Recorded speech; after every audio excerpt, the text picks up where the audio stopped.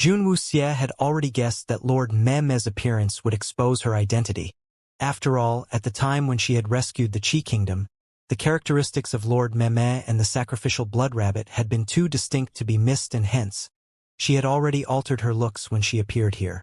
The one standing before the Chu country's ruler at that moment was the same youthful emperor with clean, delicate facial features and a cold demeanor. "Get up. There's no need for thanks," Jun Wuxie said indifferently. She had battled not because of the Chu country, but for the lower realm. The Chu country's emperor remained kneeling upon the ground and did not get up as he said, "To have received your majesty's benevolence today is truly our Chu country's fortune. With the poison men wreaking devastation here, our Chu country is too small and the army too weak. Even if we resist them to the death, we will still be unable to protect our citizens. My request might come across to your majesty as rude, but I still have to plead for your majesty to agree to save our Chu country. I beg for your majesty to deploy troops to save our Chu country, and if the Chu country's citizens are saved, our Chu country will henceforth submit to your majesty and only follow your majesty's lead." At that moment, the Chu country's emperor could not care about anything else, and he only wanted to save the Chu country's citizens. Although Jun Wuxie had defeated the poison army here today, but in many other places within the Chu country, the poison men were still running rampant. With their army's remaining strength, they really wouldn't be able to defend themselves against the terrifying catastrophe upon them. Jun Wuxie looked at the Chu country's unwavering gaze. The lower realm, when compared to the middle realm, though weaker, but the people of the lower realm were never lacking in their will to fight. "When I get back to my country, I will make arrangements for the Chu country as soon as possible." With the invasion of the poison men, Jun Wuxie was willing to lend a hand to help the lower realm defeat the enemy. But as she was still unclear about the situation in the Fire Country, and all she knew was only from the hearsay they heard along the way here about the Fire Country, the Qi Kingdom, and the Buckwheat Kingdom deploying their soldiers to rescue the countries under attack. How many soldiers they had left, or if they had enough numbers that could be sent to the Chu country, was not known to her. Everything would have to wait till she returned to the Fire Country before she would be able to decide. Jun Wuxie's words made the Chu country's emperor weep with gratitude. He knew that Jun Xie was willing to save the Chu country, and now, the Chu country would be saved. "Reporting, Your Majesty. 10 miles up front, a large army has been spotted." A Chu country soldier came running in a hurry to report. "Were you able to identify the country the army is from?" the Chu country's emperor asked, greatly delighted. "It's the Buckwheat Kingdom."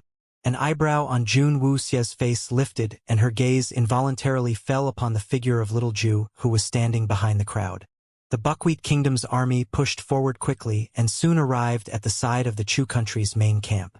The Buckwheat country was originally just a small country, but after Jun Wuxie allocated half of the Condor country's empire to them, they had grown exponentially within a short period of time. The Buckwheat Kingdom's soldiers stood in neat ranks, their gazes alight, looking highly formidable. The leading officer who led the Buckwheat Kingdom's army to reinforce the Chu country had immediately drove their horses hard towards them when they received the news the Chu country needed help. The leading officer had rushed towards the Chu country, but they were met with harassment from the poison men, causing their speed in arriving to be slightly delayed. Their hearts had been filled with worry about the Chu country's situation, but when they saw the battlefield at the Chu country filled with the corpses of the poison men, they were instantly stunned.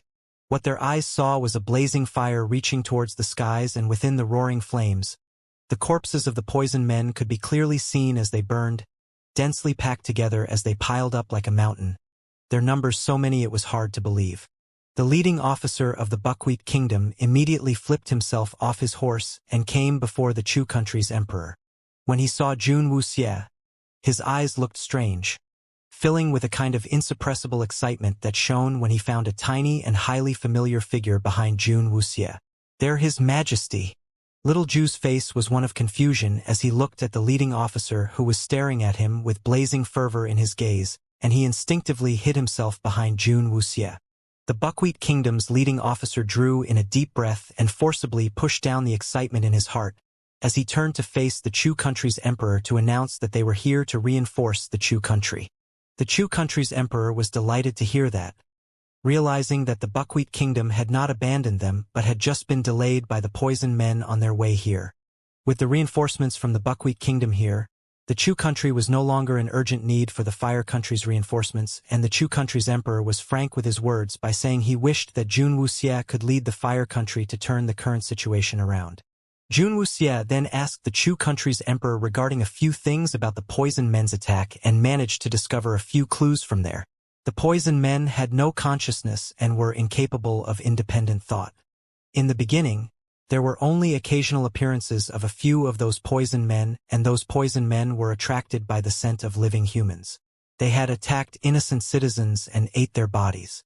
The rulers of the various countries had not taken notice of it at first, but they later discovered that the largely fragmented and scattered Poison Men had begun to become organized where then started to attack the countries. That situation was rather strange, and it was obvious that someone behind the scenes was secretly manipulating the direction the Poison Men took, turning them into a powerful war machine. Having gained the clues she needed, Jun Wuxia did not delay anymore and immediately rushed towards the Fire country with Jun Wu Yao and all the others. Little Ju was plopped by the carriage's window as he looked at the Buckwheat Kingdom's leading officer's ardent gaze, and no one knew what was going through his mind. I seem to recognize him, but I can't really remember. Little Ju scratched at his head as his head hummed, a series of blurry shadows flashing through his mind, but he could not see them clearly. Fan Zhuo raised a hand and patted Little Ju on his head. One fine day, you will remember everything. On this journey, Jun Wuxia and the companions have passed through the borders of many countries, and they have all seen the broken and dilapidated battlefields thoroughly baptized by the fire of war. The war this time had affected all the countries in the lower realm, and not a single country was spared. The Poison Men army had been like an unstoppable surging tide, seeking to obliterate the entire lower realm. In the armies of many countries who were resisting tenaciously, Jun Wuxia had seen the Fire countries, the Qi kingdoms, and the Buckwheat Kingdom's armies where they had taken on the role as reinforcements in many of those places, to assist countries who had been locked in bitter struggles. They had all tried their best to use their might to fight the Poison Men army. The moon was bright and the stars scarce when Jun Wuxia and the companions finally arrived at the Fire country's imperial capital, where it was seen to be different from the prosperous and harmonious city they remembered. The Fire country's imperial capital was missing that usual celebratory peace that was filled with song and dance, and there was instead a kind of somberness where the high-hanging bright lanterns were nowhere to be seen, the melodious voice of songstress nowhere to be heard. With the entire lands in turmoil, even the Fire country had suffered attacks from the Poison Men. But as the Fire country's military was strong and having reigned as the most powerful nation for many years, regardless of whether it was in terms of defense or speed, they proved themselves to be highly capable.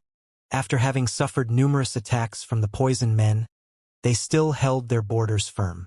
Along the way, as Jun Wuxia and the others traveled to the imperial capital, they had even seen refugees from other countries being helped to settle within various cities within the Fire country. With the entire lands in such chaos, the Fire country opened their doors to refugees from the various countries, to receive the poor asylum seekers who had had their fill of terror and tribulations, into this place of relative safety. Could be said that all that they saw along the way had rather surprised Jun Wuxia. She had not thought that the Fire country would handle everything so appropriately, and not chose to remain uninvolved to protect only themselves. All the places of entertainment were shuttered and closed, the money invested into the war. When the horse carriages of Jun Wuxia and her companions, the soldiers guarding the city's gates, asked their routine questions. But when they saw that the person sitting inside the carriage was Jun Wuxia with her looks altered, they were immediately stunned. When they recovered their senses, they quickly fell to their knees in obeisance to pay their respects, and even when the carriages had passed to enter the city, the shock to their hearts still did not fade away. There His Majesty has returned. His Majesty had returned. Jun Wuxia's return immediately caused a stir to rise in a wave throughout the entire Fire country's imperial capital. All of them could not believe that their ruler had finally returned. Although Jun Wuxia had not stayed in the Fire country for long, but every mission she embarked on had completely shocked the citizens of the Fire country right to their souls. All of them in the entire country knew that they had a powerful and young ruler. Inside the Fire Country's imperial palace, the candles in the imperial study flickered and the brows of the girl studying the dossiers furrowed up. Piled up upon the table before her were countless scrolls that requested for military reinforcements that struck fear and trepidation into one's heart. The girl had a sweet and dainty countenance, although she couldn't really be termed an outstanding ravishing beauty. Under the soft and warm glow from the firelight, the girl's side profile of her face was seen to lack a certain gentleness in her beauty, and tinged with a certain level of sharpness. The Yang country has already sent us 12 letters in succession asking for help. Your Lady Majesty, look. Should we? The palace maid standing on the side said with a worried expression as she picked up the scroll that had dropped. The girl sitting at the table lifted her head slightly, her eyes steady and calm. The Yang country possesses advantageous terrain, which is easy to defend and hard to invade into. From the very first moment they were attacked by the poison men, they had already sent us a letter requesting for help. With the might of the Yang country, it isn't that they do not possess the power to fight against the poison men army, but they just want to reduce their own losses and we do not need to bother with them. Chu Lingyu replied with a frown. Then what about the Ling country? The little palace maid asked as she looked at Chu Lingyu, who had become the Fire country's empress. Her eyes filled with reverence. I have already sent out troops to go there. Chu Lingyu muttered and buried her head to look at the scroll unfurled upon the table. Every one of them asked for urgency, the contents seemingly almost the same. Seeking for help. Seeking for help. However strong the Fire country's military was, it was not enough to split them to all the countries. Hence, Chu Lingyu had needed to select from all those letters seeking for help, picking out those that really needed help. The little palace maid stood silently on one side, not daring to open her mouth carelessly anymore. The Fire country's empress, throughout the lands under the heavens, was a girl highly filled with controversy. She was originally the young chief of the Thousand Beast City, but had unfortunately suffered the most unbearable nightmare a girl could possibly go through her entire life. And just as everyone thought that she would be despised and abandoned by the world, the young emperor of the Fire country had married her and made her the empress. In the beginning, when Chu Lingyu had just become the empress, how much of those curses of disdain had she then carried upon her back? Not just the people of the world had despised her, claiming she was unclean, but even the citizens of the Fire country had been ashamed of having her as an empress. If not for the firm and resolute decision by Jun Wuxie at that time, and the Grand Advisor, when used patient guidance and support, after Chu Lingyu was conferred the empress, she might very well have drowned from all the spittle from the citizens of the Fire country. Just as everyone under the heavens had thought that such a shameful empress would shut herself inside the palace and not be a step out from inside, Chu Lingyu had instead walked straight into the imperial court after Jun Wuxie left, to become an imperial empress who stood in place of Jun Wuxie to deal with the stately affairs of the Fire country's imperial court. The memory was still fresh within the palace maid's mind. At that time, how badly Chu Lingyu had been mercilessly berated and admonished. Those venomous curses that had been so grating on the ears. Even as a bystander, the palace maid had not been able to bear it as tears flowed down her face. What's more for Chu Lingyu herself, but Chu Lingyu had not wept, not even once. No one would have thought that the empress who once had 1,000 fingers pointed at her saying she was unclean would now turn out to become the Iron Empress who acted highly decisively, whose orders were adhered to in a flash. After the poison men invaded, she had been the fastest to decide to strengthen the defense of the borders, limit the country's spending and divert their military strength and money into the war. And she established a joint battle plan with the Qi and Buckwheat Kingdom to control the situation. Those people who had once cursed at Chu Lingyu had now all clamped their mouths up in silence. Within the entire Fire country now, no one dared to say a word of disparagement against Chu Lingyu any longer. A series of knocks upon the door interrupted the palace maid's train of thoughts, and she went forward to open the door of the imperial study. A guard knelt outside with a highly excited expression on his face. Your Lady Majesty, His Majesty, has returned to the palace. Crash sounded. Chu Lingyu had dropped the ink slab upon the table with a trembling hand.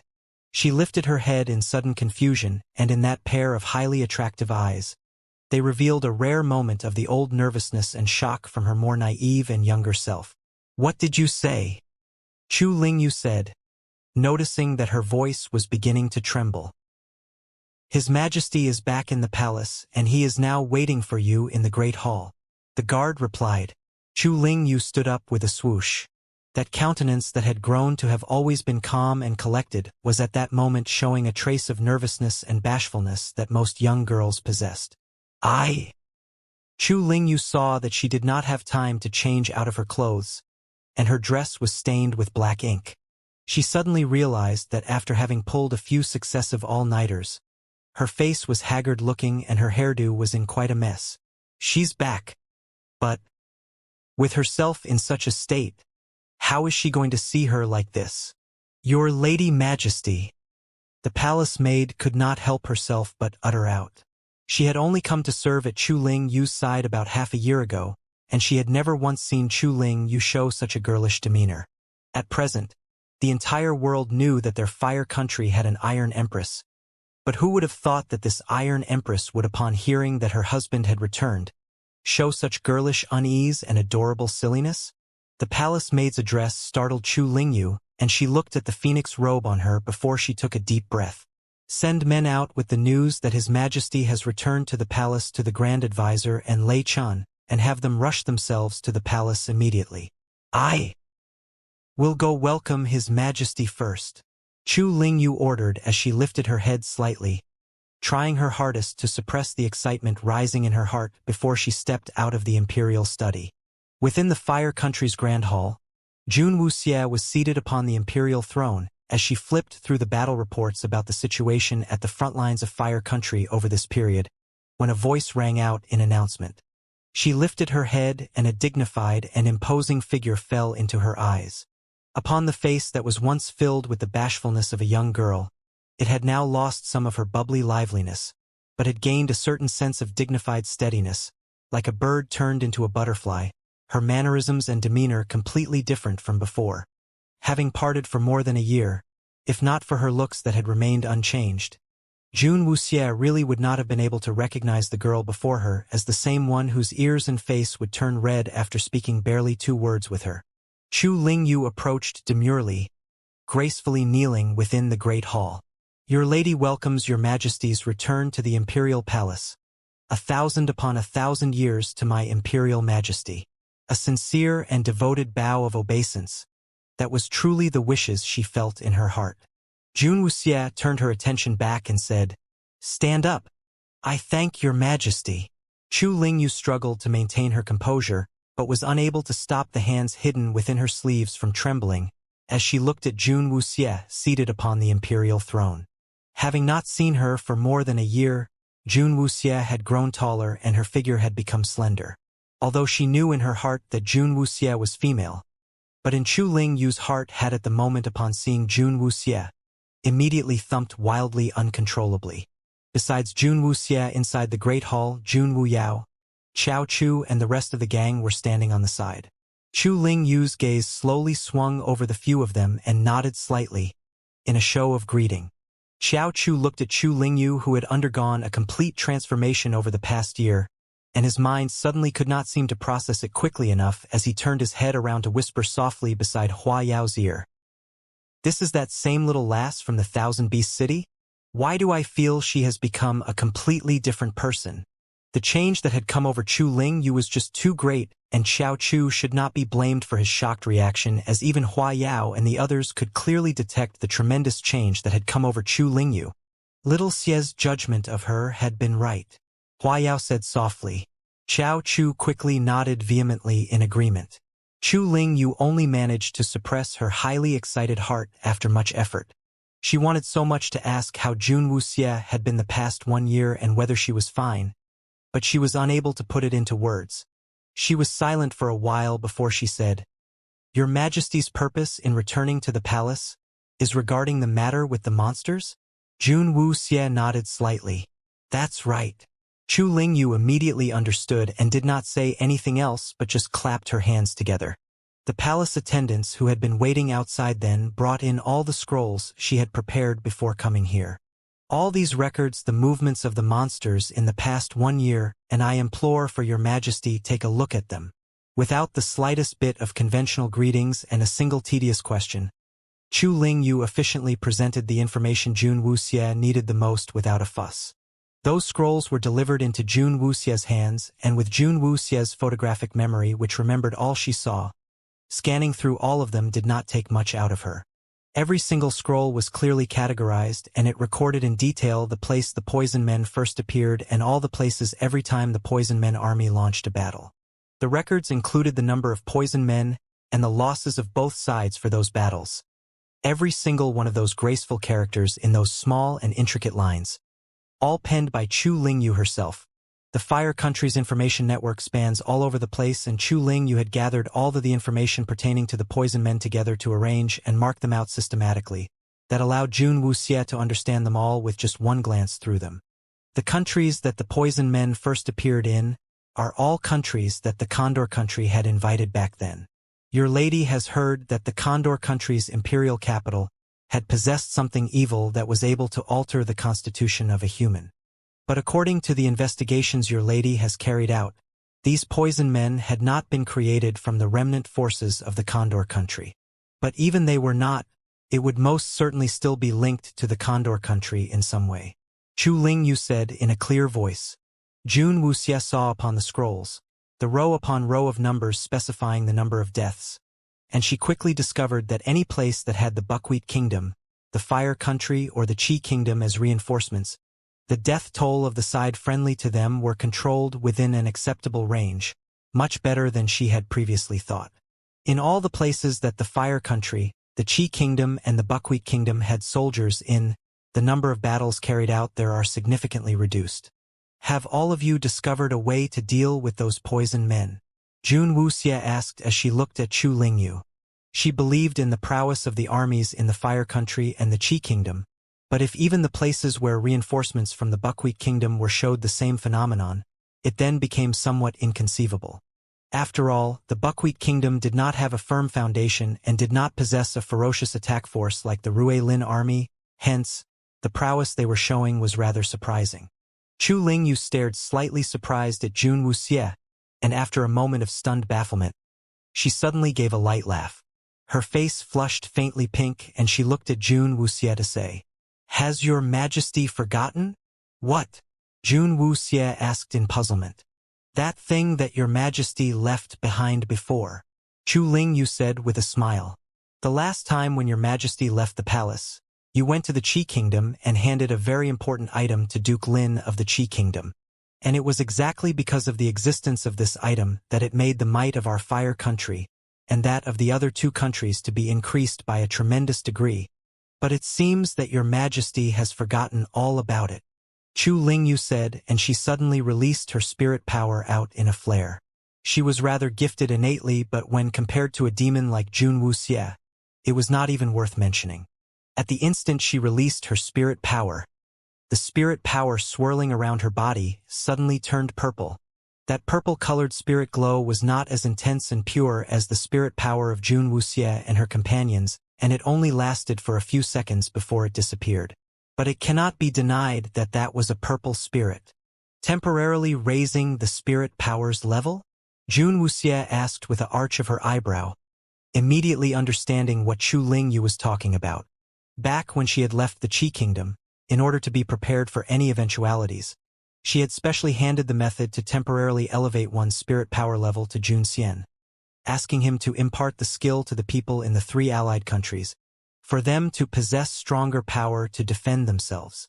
And it was Jun Wuxie's highly prudent action that had given the armies of the 3 countries the best weapon against the Poison Men. For a red spirit, the amount of time one would be able to maintain the purple spirit was very, very short. But at moments when life and death was at stake, a mere minute's explosive power would be able to turn the situation around.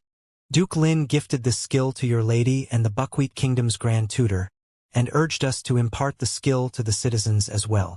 Although the time we had available for us to learn it was rather short, but we have already seen it taking initial effect. Chu Lingyu explained with a smile on her lips.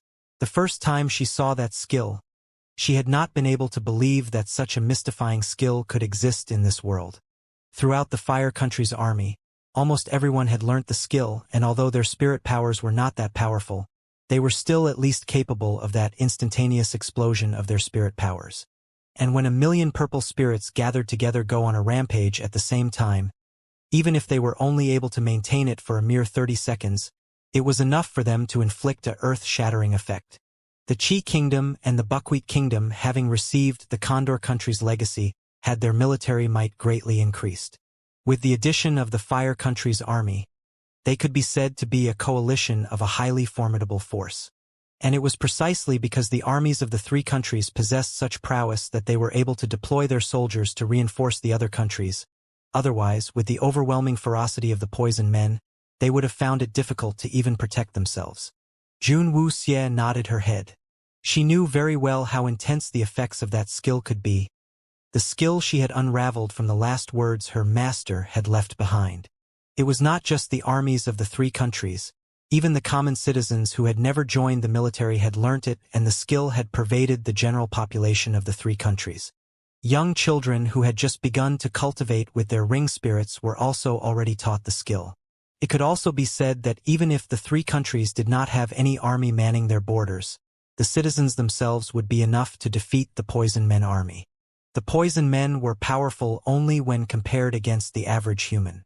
Equipped with the skill to temporarily raise one's spirit power level even for just an instant, would be enough to destroy the Poison Men.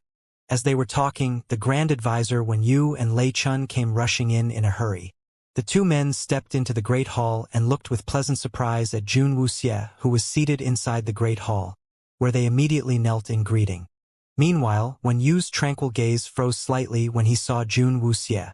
The others might not have noticed, but he could clearly feel that Jun Wuxie's current powers had already broken through to the purple spirit. In just a short year's time, she had actually grown from the blue spirit to the purple spirit. The moment that realization formed in Wen Yu's head, a guess rose up suddenly. Could it be that Jun Wuxie had really found the Dark Emperor's tomb? When you pushed down the shock within his heart and quietly observed Xiao Chu and the rest of the companions who had journeyed with Jun Wuxie, where he immediately realized that all the youths had also broken through to the purple spirit as well. But what really quaked Wen Yu was, instead from the one standing at the side of Jun Wuxie's throne, a man who looked devilishly engaging. Even with the level of his own powers, he was actually unable to detect that man's powers. In such a situation, it could only mean that his powers was far higher than him by several times for that to happen. At Jun Wuxie's side, there was actually such an expert hidden. "I've not seen your majesty for quite a long while. Are things fine?" Lei Chun asked with a smile, completely oblivious to the changes in Jun Wuxie's powers. Jun Wuxie nodded. "Grand Advisor, Prince. His Majesty returned because of the incidents with those monsters, and you need only tell His Majesty all that you know about them, and that will do." Chu Lingyu said from the side, her tone of voice clearly different from when she had been speaking to Jun Wuxie. Lei Chun nodded and secretly looked at Chu Lingyu, whose personality had changed completely.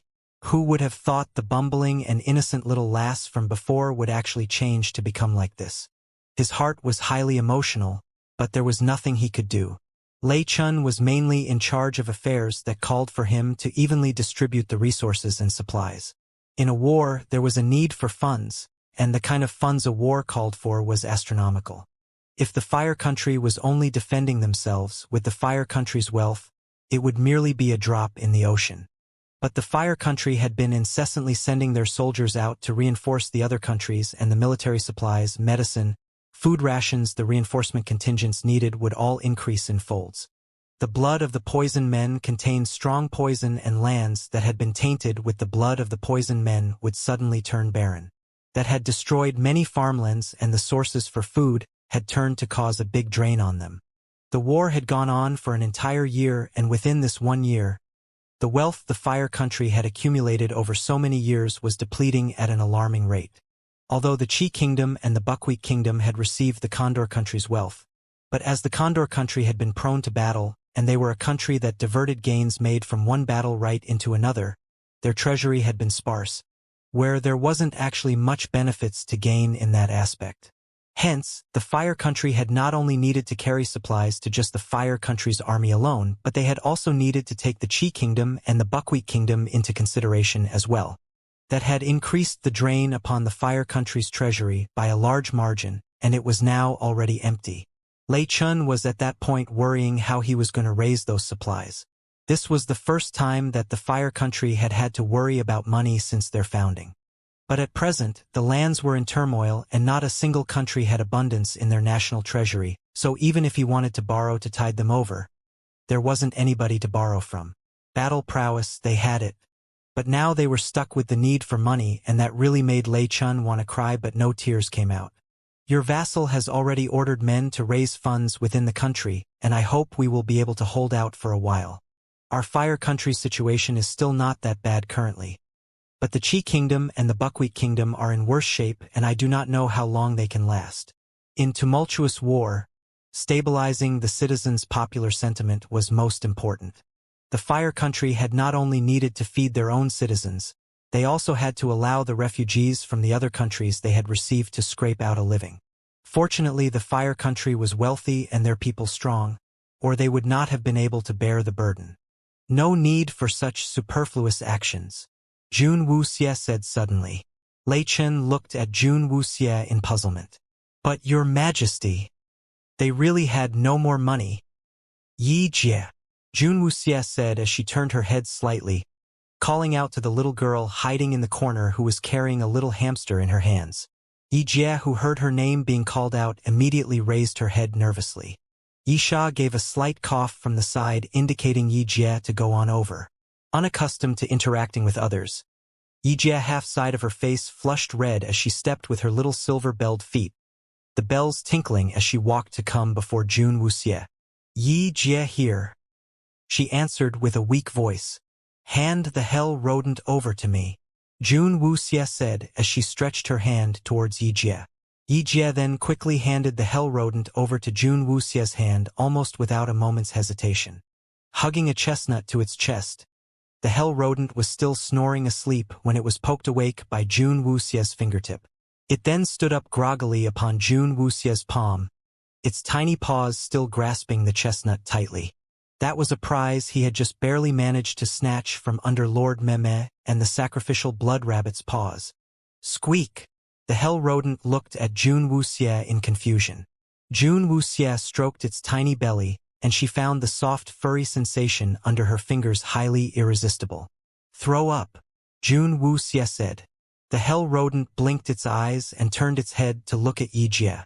When it saw Yi Jie nod her head, it finally released that chestnut in its paws, and after carefully placing it on Jun Wuxie's palm, it opened its little mouth and dug its paws into its mouth.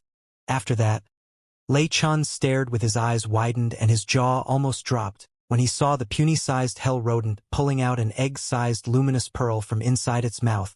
Squeak! The hell rodent held the luminous pearl before Jun Wuxie's eyes. But Jun Wuxie still shook her head. The hell rodent stuffed the luminous pearl back into its mouth and then pulled a beautiful piece of jade out from its mouth. The eyes of little Ju standing on the side immediately lit up. Squeak! Shook head. Magical artifact. Squeak! Shook head. After seeing the things the hell rodent pulling out from its mouth becoming more and more mind-blowing, Jun Wuxie then simply pointed at the glittery golden dragon throne she was seated upon. The hell rodent immediately understood what Jun Wuxie meant as it pulled out a gold bar from inside its mouth with a flourish. Jun Wuxie then nodded her head in satisfaction. Continue. Hence. The hell rodent then leapt off from Jun Wuxie's palm and stood upon the dragon throne as it pulled solid gold bars out from its mouth continuously. In just the blink of an eye, the gold bars accumulated at Jun Wuxie's feet had already covered past her ankles. Lei Chen's eyes were fixed upon the scene before him, already stunned way beyond words. Great lords! Could that fat rat that be the legendary bottomless treasure trove? The heavy clunks continued to fill the air as the hell rodent went on to pour gold bars out from its mouth. The entire floor of the great hall was soon completely filled with gold bars that slipped all over the place. Seeing such an enormous amount of gold bars was just too incredible to believe. and the hell rodent did not seem to be slowing in the slightest. It wasn't till the gold bars filled every last corner of the enormous great hall and was about to spill out over the threshold at the door that Jun Wuxie finally said, "All right, just throw up these for now." The hell rodent immediately clamped its mouth shut and tottered its way back onto Jun Wuxie's hand to hold the sad and miserable-looking chestnut as it happily scuttled back onto Yi Jie's shoulder, acting as if all those countless number of gold bars on the floor was not even the least bit more valuable than the tattered and badly chewed-up little chestnut that was all covered with holes and tiny bite marks. "Take these first to deal with the immediate needs. If it's not enough, just go to Yi Jie. She'll have enough," Jun Wuxie said generously. Lei Chen's eyes were already almost blinded by the sea of brilliantly glittering gold right before him, with his jaw still upon the floor, unable to recover himself. This was the first time that he discovered His Majesty was actually so unimaginably rich. That fat rat there really isn't a bottomless treasure trove. Chu Lingyu stifled a smile as she looked at Jun Wuxie, her eyes filled with awe and reverence. Like no matter what kind of earth-shattering deed Jun Wuxie did, it was as it should be in Chu Lingyu's eyes, because Jun Wuxie in her heart was just omnipotent. Xiao Chu looked at Lei Chun looking completely flabbergasted, and he felt completely well satisfied. If Lei Chun only knew that what he was seeing before his eyes was merely the tip of the iceberg, he wondered what Lei Chun would then think. Before they had left the Dark Emperor's tomb, Yi Jie had gotten the hell rodent to swallow up all the treasures within the place into its belly, and the Dark Emperor's tomb now was just an empty shell, as even the Dark Emperor's coffin had been swallowed up by the hell rodent as well. Whenever he thought of the fact that the people from the Middle Realm were still blindly searching for the famed legendary treasures, stumbling over each other in incessant waves and dying as martyrs, Xiao Chu would feel an evil sense of satisfaction in his heart. Who would have thought that all of the riches the Dark Emperor once possessed would now be stuffed up within the belly of that tiny little innocent-looking hell rodent? With the riches the Dark Emperor had, there's no need to even talk about rescuing the Fire Country's treasury. Even if they wanted to arm everyone within the entire lower realm from their toes up to every single strand of hair on their heads, it could easily be accomplished. With the injection of that mountainous pile of gold bars from Jun Wuxie, Lei Chun was finally able to heave a sigh of relief and did not have to worry about money. The Fire Country's situation was still rather stable, and when you then went on to report to Jun Wuxie about the current situations of the Qi Kingdom and the Buckwheat Kingdom, the Qi Kingdom's military strength had been badly depleted by the war from before, and fortunately they still had the Rue Lin army holding the fort. Within one short year, the Qi Kingdom's military strength had bloated up by 10 times, and their battle prowess had grown to be a match to that of the Fire Country. The Buckwheat Kingdom had an adequate strength in numbers, but in terms of training, they were not as well practiced as the Lin Palace, and hence Chu Lingyu had sent Lei Shi to the Buckwheat Kingdom to prop them up. Lei Shi had silently endured himself for many years, painstakingly seeking for an opportunity to exact revenge. He actually possessed rather great talent and had an exceptional understanding in military tactics and strategies. The Qi Kingdom had also temporarily sent Long Qi to help the Buckwheat Kingdom, and with the addition of these two people, it had allowed the Buckwheat Kingdom's army to be elevated up a few levels in battle prowess. The poison men's numbers are just too numerous, and seeking to completely eradicate them in a short span of time would pose to be rather difficult. The biggest headache we have facing us now is that we had not been able to pinpoint where the nest of the poison men really is. I am of the belief that behind these attacks from the poison men, there is definitely someone masterminding it all from behind the scenes. Those poison men were originally just common citizens, and because they were inflicted with the poison, they lost their humanity and turned into puppets manipulated by someone's unseen hands. If we are not able to sniff out the hidden mastermind behind all of this, even if we defeat the poison men armies every single time, as long as that person still remains, he would be able to constantly take advantage of the chaos and turmoil sweeping across the lands to create even more poison men. When you said with a faint sigh, towards the calamity that struck the lower realm this time, he already had his own guesses about it in his heart, but it was not convenient for him to share it with Chu Lingyu and the others, while he was sure Jun Wuxie knew exactly what he was driving at. With the entire lands in chaos, every country was bitterly fighting to hold out. When the smoke beacons of war rose, People everywhere were not able to live and escaping refugees were all over the place. Those refugees would easily be targeted by some people. For this matter, I will deal with it, Jun Wuxie said as her eyes narrowed, completely understanding what Wen Yu was telling her. Without eradicating the source, it will still be merely treating the symptoms and not the root. Dumb Qiao, Jun Wuxie said suddenly. Here. Qiao Chu immediately stepped forward. You and Brother Hua stay here and guard the Fire Country, while Little Yen and Little Ruo will make your way to the Qi Kingdom. Fan Zhua, you will bring Little Ju to the Buckwheat Kingdom, and if any situation occurs, you can just strike. If you discover any news about the mastermind behind all this, investigate carefully into it. Jun Wuxie instructed firmly and decisively. Yes. Qiao Chu and the other companions immediately acknowledged. With their current powers, even if they were trapped deep within the Poison Men army, they would be able to escape safely. Wu Yao, you shall then come with me to look into the powers of this mastermind behind the Poison Men army. Jun Wuxie then said as the corners of her lips curled up into a chilling smile. Against one who dared to stir up such a storm here in the lower realm, he really couldn't blame her for being harsh towards him. To sniff out the mastermind hiding behind the scenes, one must first find his location. That person was very intelligent. Until now he had never once shown his face before. Although the ruler of the various countries had their own guesses, they were however still unable to identify the person. For Jun Wuxie to locate that person within the entire lower realm, it would be like finding a needle within a haystack. But it was not completely without clues. Jun Wuxie had marked out the few main areas around the spots the Poison Men had first appeared in the beginning and intended to start her search from those places. Having just returned but was immediately about to part again, Chu Lingyu's heart was suddenly feeling highly reluctant, but she was not able to speak a single word urging her to stay, having to wish her success in her endeavors instead. Xiao Chu and the other companions went about preparing for their own assignments while Yi Sha, Yi Mei and Yi Jie followed Jun Wuxie and Jun Wu Yao.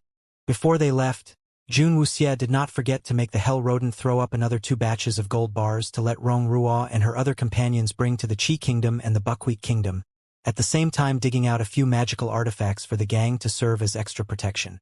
When they were left the Fire Country, in order to deal with everything in the shortest time possible, Jun Wuxie unabashedly used Jun Wu Yao as her mode of transportation. As with Jun Wu Yao flying, his speed was more than 10 times faster than a horse carriage. In an extremely short time, Jun Wuxie made her way to the spot where the very first incident had occurred. Those places were by now completely uninhabited and the houses had all fallen into ruin and disrepair, and Jun Wuxie did not manage to gather any useful clues from there. Her initial guess was almost denied of any possibility at that moment, and Jun Wuxie had no other leads to continue to work on. We will definitely find it. Do not be too anxious. Jun Wu Yao soothed with a slight sigh when he saw Jun Wuxie's brows frown up. The worries in his little one's heart was really becoming more and more. There must be a problem somewhere. It shouldn't become like this, Jun Wuxie said as she sat down upon the dilapidated stone step. The city before her eyes was the place the Poison Men were first spotted, and the entire city was completely abandoned where not a single person would be found within a surrounding 10-mile radius of here. The city had been destroyed by the Poison Men, and it lay here empty with a heavy silence hanging over it except for the sound of the wind blowing past her ears. They had searched through more than 10 places consecutively, and it still had not yielded her any results. Jun Wuxie kept having a feeling that she was misunderstanding something somewhere, and she took out the map of the lower realm to spread it onto the ground. She then used a charcoal pencil to mark out all the places the Poison Men had appeared before one by one. She had visited every single place marked out upon the map, and besides complete desolation, she had found nothing else from them. Everything seemed to have bloomed from within the places the incidents had occurred themselves, done so cleanly that it would puzzle anyone. Jun Wuxie stared at the more than 10 black dots before her and fell deep into thought. Actually, in this whole incident, there is something odd about it. The 12 palaces becoming anxious being pushed to the wall is understandable, but why are they taking such great pains to do this? Do they seek to destroy the entire lower realm? All the places that young Miss gathered the maps from previously have also been searched, and nothing unexpected had happened in those places. When those people lost the maps, They did not go search for them after that. Yisha voiced out his own doubts with his brows slightly furrowed.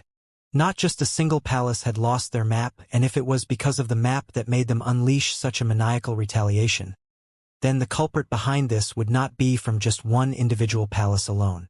Yimei added. Yimei's words fell into Jun Wuxie's ears, and something suddenly seemed to flash within Jun Wuxie's mind. She immediately reached out her hand and picked up the map from the ground to carefully study it once again. Suddenly, Jun Wuxie discovered a place that was suspicious. Wu Yao, look here, Jun Wuxie said as she placed her finger on a spot upon the map. Jun Wu Yao looked at the spot Jun Wuxie's finger was pointing at, and his brow lifted slightly in thought. The places that Jun Wuxie had marked out did not focus on any particular area, and it could even be said to be highly scattered.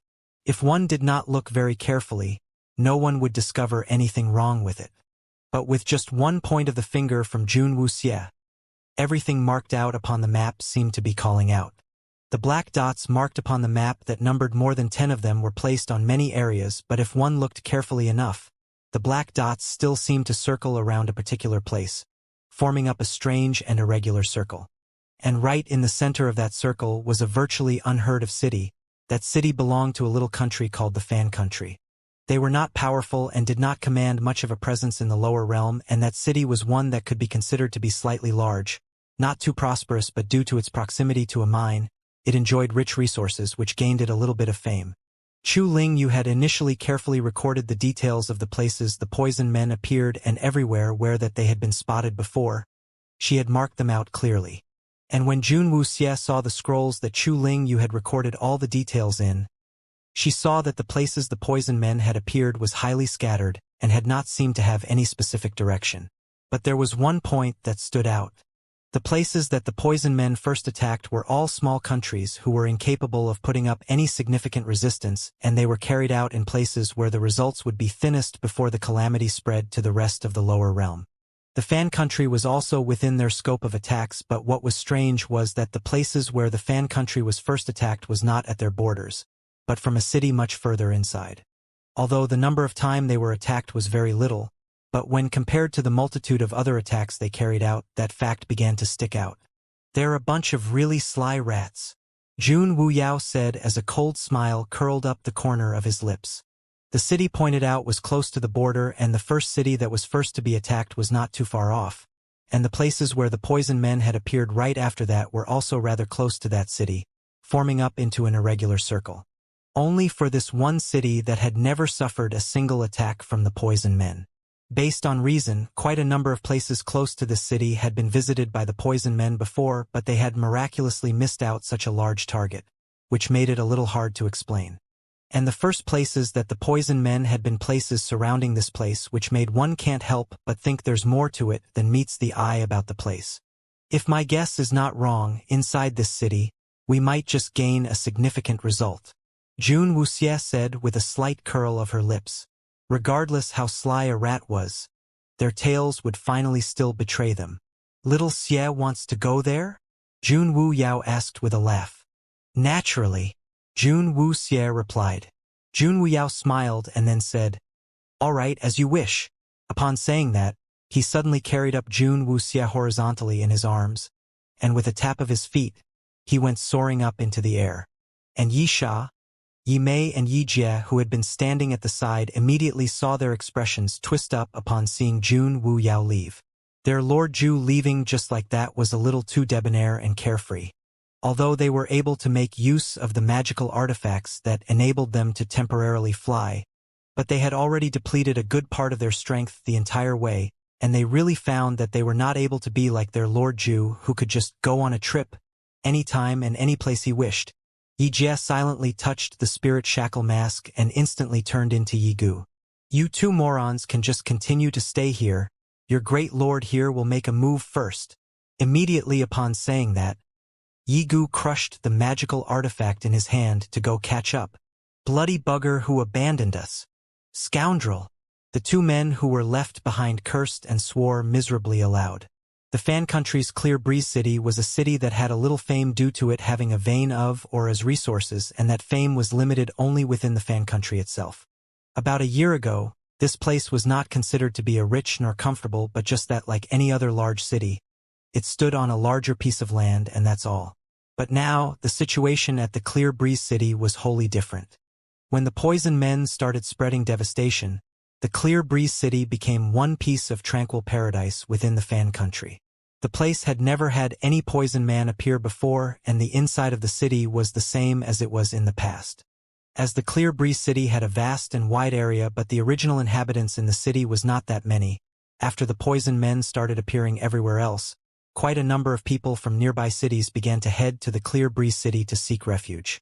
Although these people were escaping from calamity, what these people encountered was just small waves of attack from the Poison Men. They had sustained losses, but it had not hurt them right to their bones. After they came to the Clear Breeze City, they had spent quite an amount of money to settle down in there, which made the situation in the Clear Breeze City take a big turn in fortune, to the extent that in certain aspects, they had even overtaken the fan country's imperial capital in terms of prosperity. The walls of the Clear Breeze City were high and mighty, as it was originally the capital city of the fan country when it was founded. Over time, as the fan country's lands increased, the ruler had better choices, and he had then moved the capital elsewhere. But having been once the capital city, the construction of the Clear Breeze City was highly secure, and that became one of the reasons that many people grew to firmly believe why the place would not fall under the attack of the Poison Men. With the lands under the heavens in chaos, refugees frequently escaped to the Clear Breeze City seeking protection, and the soldiers guarding the city were highly used to seeing that. They would let a batch of people in every day and would fish for bribes from there.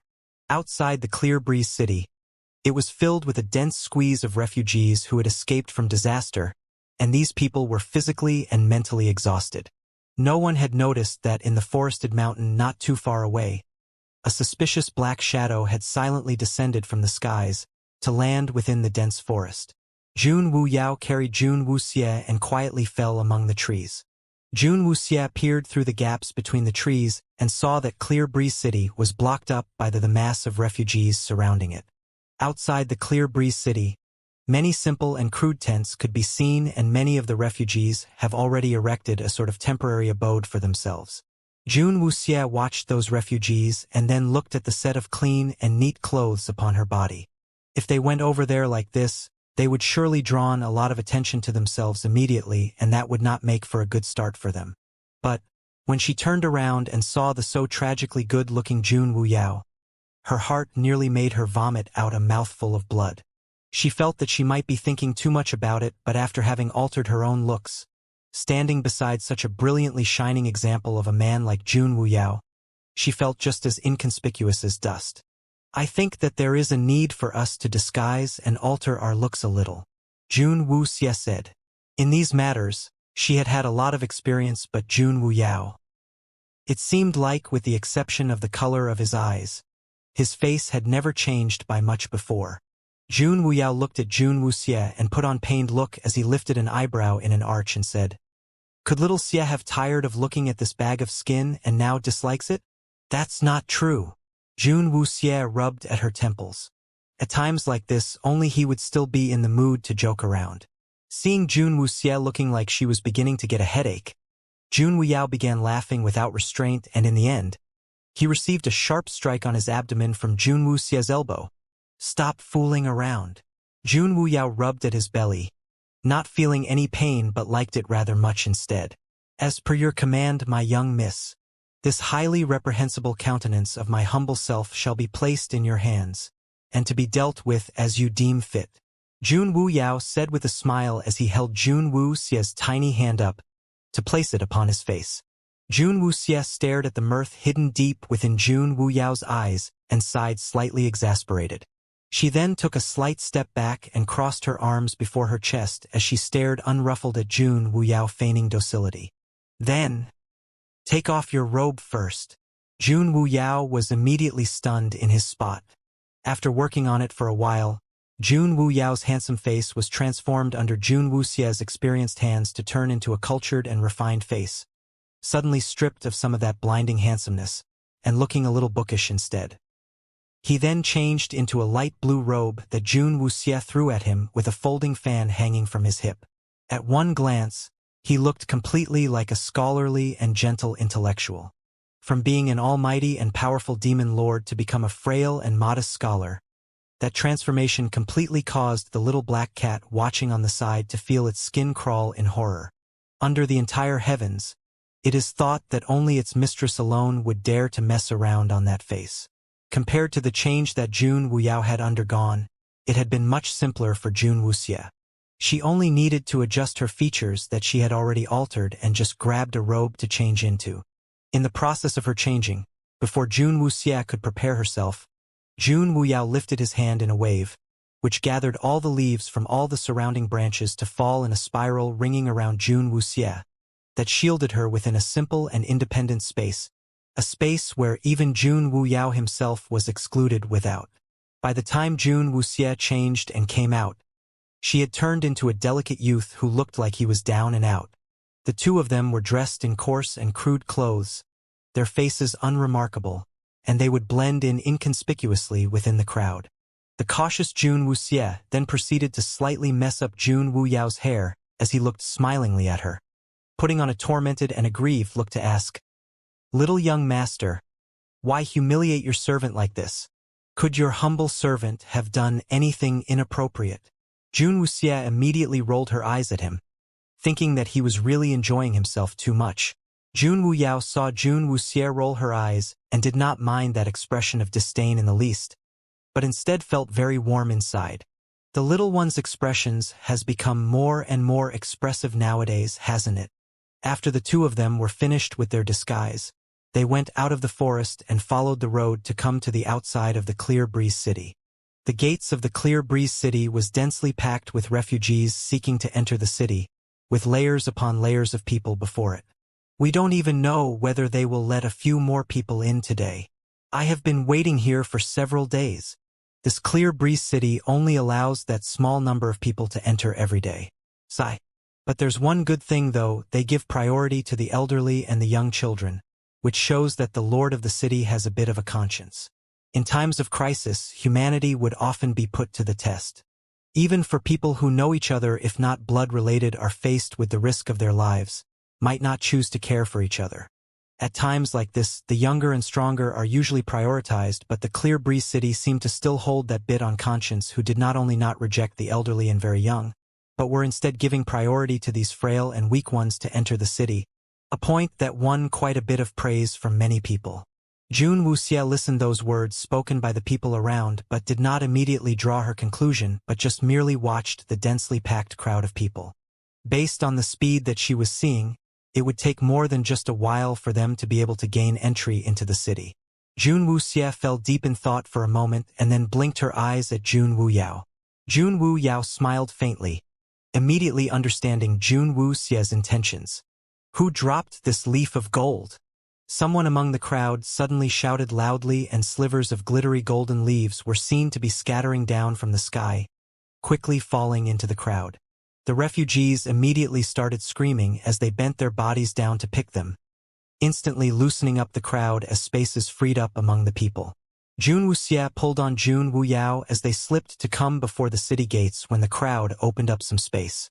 The soldiers at the city gates were a little stunned when they saw the commotion within the crowd, never having thought that leaves of gold would really fall from the sky out of nothing. When they turned their heads and saw Jun Wuxie and Jun Wuyao standing right before them, the brows of the soldiers immediately creased together. "Where are the two of you from?" Jun Wuxie took a step forward and quietly slipped 2 gold ingots into the hand of the soldier, which caused the eyes of the soldier to stare at them incredulously. Soldiers that were assigned to guard the city gate usually did not hold much authority or influence, where they were not able to accumulate much in the way of bribes within the city. Hence, they were sent to this place to stand under the sun and rain. They had never seen so much money, and the eyeballs of the 2 soldiers were almost popping out of their heads. "My 2 big brothers, we are from a nearby city, and the days were becoming too hard for us. We heard that the Clear Breeze City is safe, and we rushed all the way over here. I beg that my 2 big brothers here could find it in your hearts to make it a little more convenient for us in this situation," Jun Wuxie said. The eyes of the 2 guards were already shining upon seeing the brilliant gold. Seeing that everyone else was still bent over picking the golden leaves and no one was paying any attention to this side, they immediately waved the 2 of them through quickly. Go in quick. Thanks. Jun Wuxie nodded slightly but was not in a hurry to enter but went on to say, It's our first time coming here and are not familiar with the place. I wonder if Big Brother will be able to share a thing or two about the city with us. Upon saying that, she pulled out another gold ingot. The guard at the gates was swallowing hard as he stared at the gold, and he quickly got someone to replace him at a position without a care before he led Jun Wuxie and Jun Wuyao into the city. Money makes the world go round, and Jun Wuxie knew that well. From the way the two of you look, it doesn't seem like you have suffered much. Now that you've come into the Clear Breeze City, as long as you have enough silver, you're guaranteed a good life. Having accepted the money, the guard who led the two of them into the city was naturally telling them things straight and was not going to be overly courteous with his words. Usually we will not let people like you guys into the city, but as our little brother here has been highly persuasive, I have made an exception just for you and make another 2 friends today. If there is anything you do not understand in the future, you can jolly well just come find me. The guard said with a smile, his words lofty and grand but was actually eyeing the fact that these 2 people were highly generous with their money. Usually not let in? What does that mean? Jun Wuxie asked, feigning ignorance. The guard then told her, Our city lord has instructed us to only allow 300 people into the city every day, with priority given to the elderly and children. For people like you two, you'll have to suffer a long wait. Is that really possible? At times like this, shouldn't it be best that the city takes in younger and stronger people? Jun Wuxie asked. Although what you say makes sense, but who asked our city lord to be such a kind man who is unable to see people suffer? Didn't you notice that the people still plopped outside before the gates are a bunch of men in their prime? The elderly, women and children have already been allowed inside. One other thing, if you are seeking to find a place to live in, I think you'll have to wait a few days.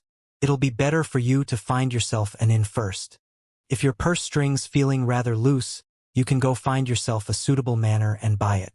But the land in this city is currently an inch of gold for an inch of land, highly expensive. If you do not have money, you can report to the magistrate's office and someone will arrange a place for you to stay after a few days. The guard was at least forthright, sharing everything that he thought he should, and even leading Jun Wuxie and Jun Wuyao to an inn, only leaving after he saw that they were settled in. Jun Wuxie and Jun Wuyao booked 2 guest rooms and then went ahead into their rooms to rest. The city lord is kind? Jun Wuxie muttered to herself as she sat in the room, thinking over what the guard had said, finding it just hilarious. If he was truly kind, why would he only let in 300 people a day? Consistently letting people in like this made it clear to see that the Clear Breeze City was still able to accommodate more people, but they still insisted on only releasing a small number in intermittently. Moreover, the refugees staying within the tents outside in tents were not cared for in the least. This seemingly kind act before Jun Wuxie's eyes was just a highly clumsy attempt at pulling wool over the eyes of people. When she had entered the Clear Breeze City earlier, Jun Wuxie had already noticed that the streets and alleys inside the Clear Breeze City were not that highly packed with people, and it was clear that the city was not yet filled to capacity, and it would even be said that they still had a lot of SPSE. On the streets that she Parastat said, she had not seen that many elderly and children either, and the population mix had looked very much like what it normally was in an average city. If things had really been like what that guard had told her, then the Clear Breeze City had always given priority to the elderly and very young to enter the city. Then the amount of elderly and young children in the Clear Breeze City would surely differ far from that small number she had seen. Moreover, the poison men had been carrying out their attacks for more than a year, and the Clear Breeze City had started to accept refugees from more than 6 months ago. Calculating based on the rate of 300 people a day, the city should have a minimum of an additional population numbering tens of thousands at least. With the singular type of people they claimed to prioritize entry for, it was impossible that it could result in what she had seen in the city. There is something strange with this city indeed, Jun Wuxie said with a sneer as the edges of her lips curled up, her chin propped up with a palm as she leaned upon the table while looking at the little black cat upon its surface. Mistress, the little black cat said as it licked at her paws. Haven't you noticed what we're missing? The little black cat said lazily. Jun Wuxie was slightly startled as she thought about it a moment before she shook her head. The little black cat sat upright and looked into Jun Wuxia's eyes as it said in a calm voice, "Yi Sha? Yimei, Yigu?"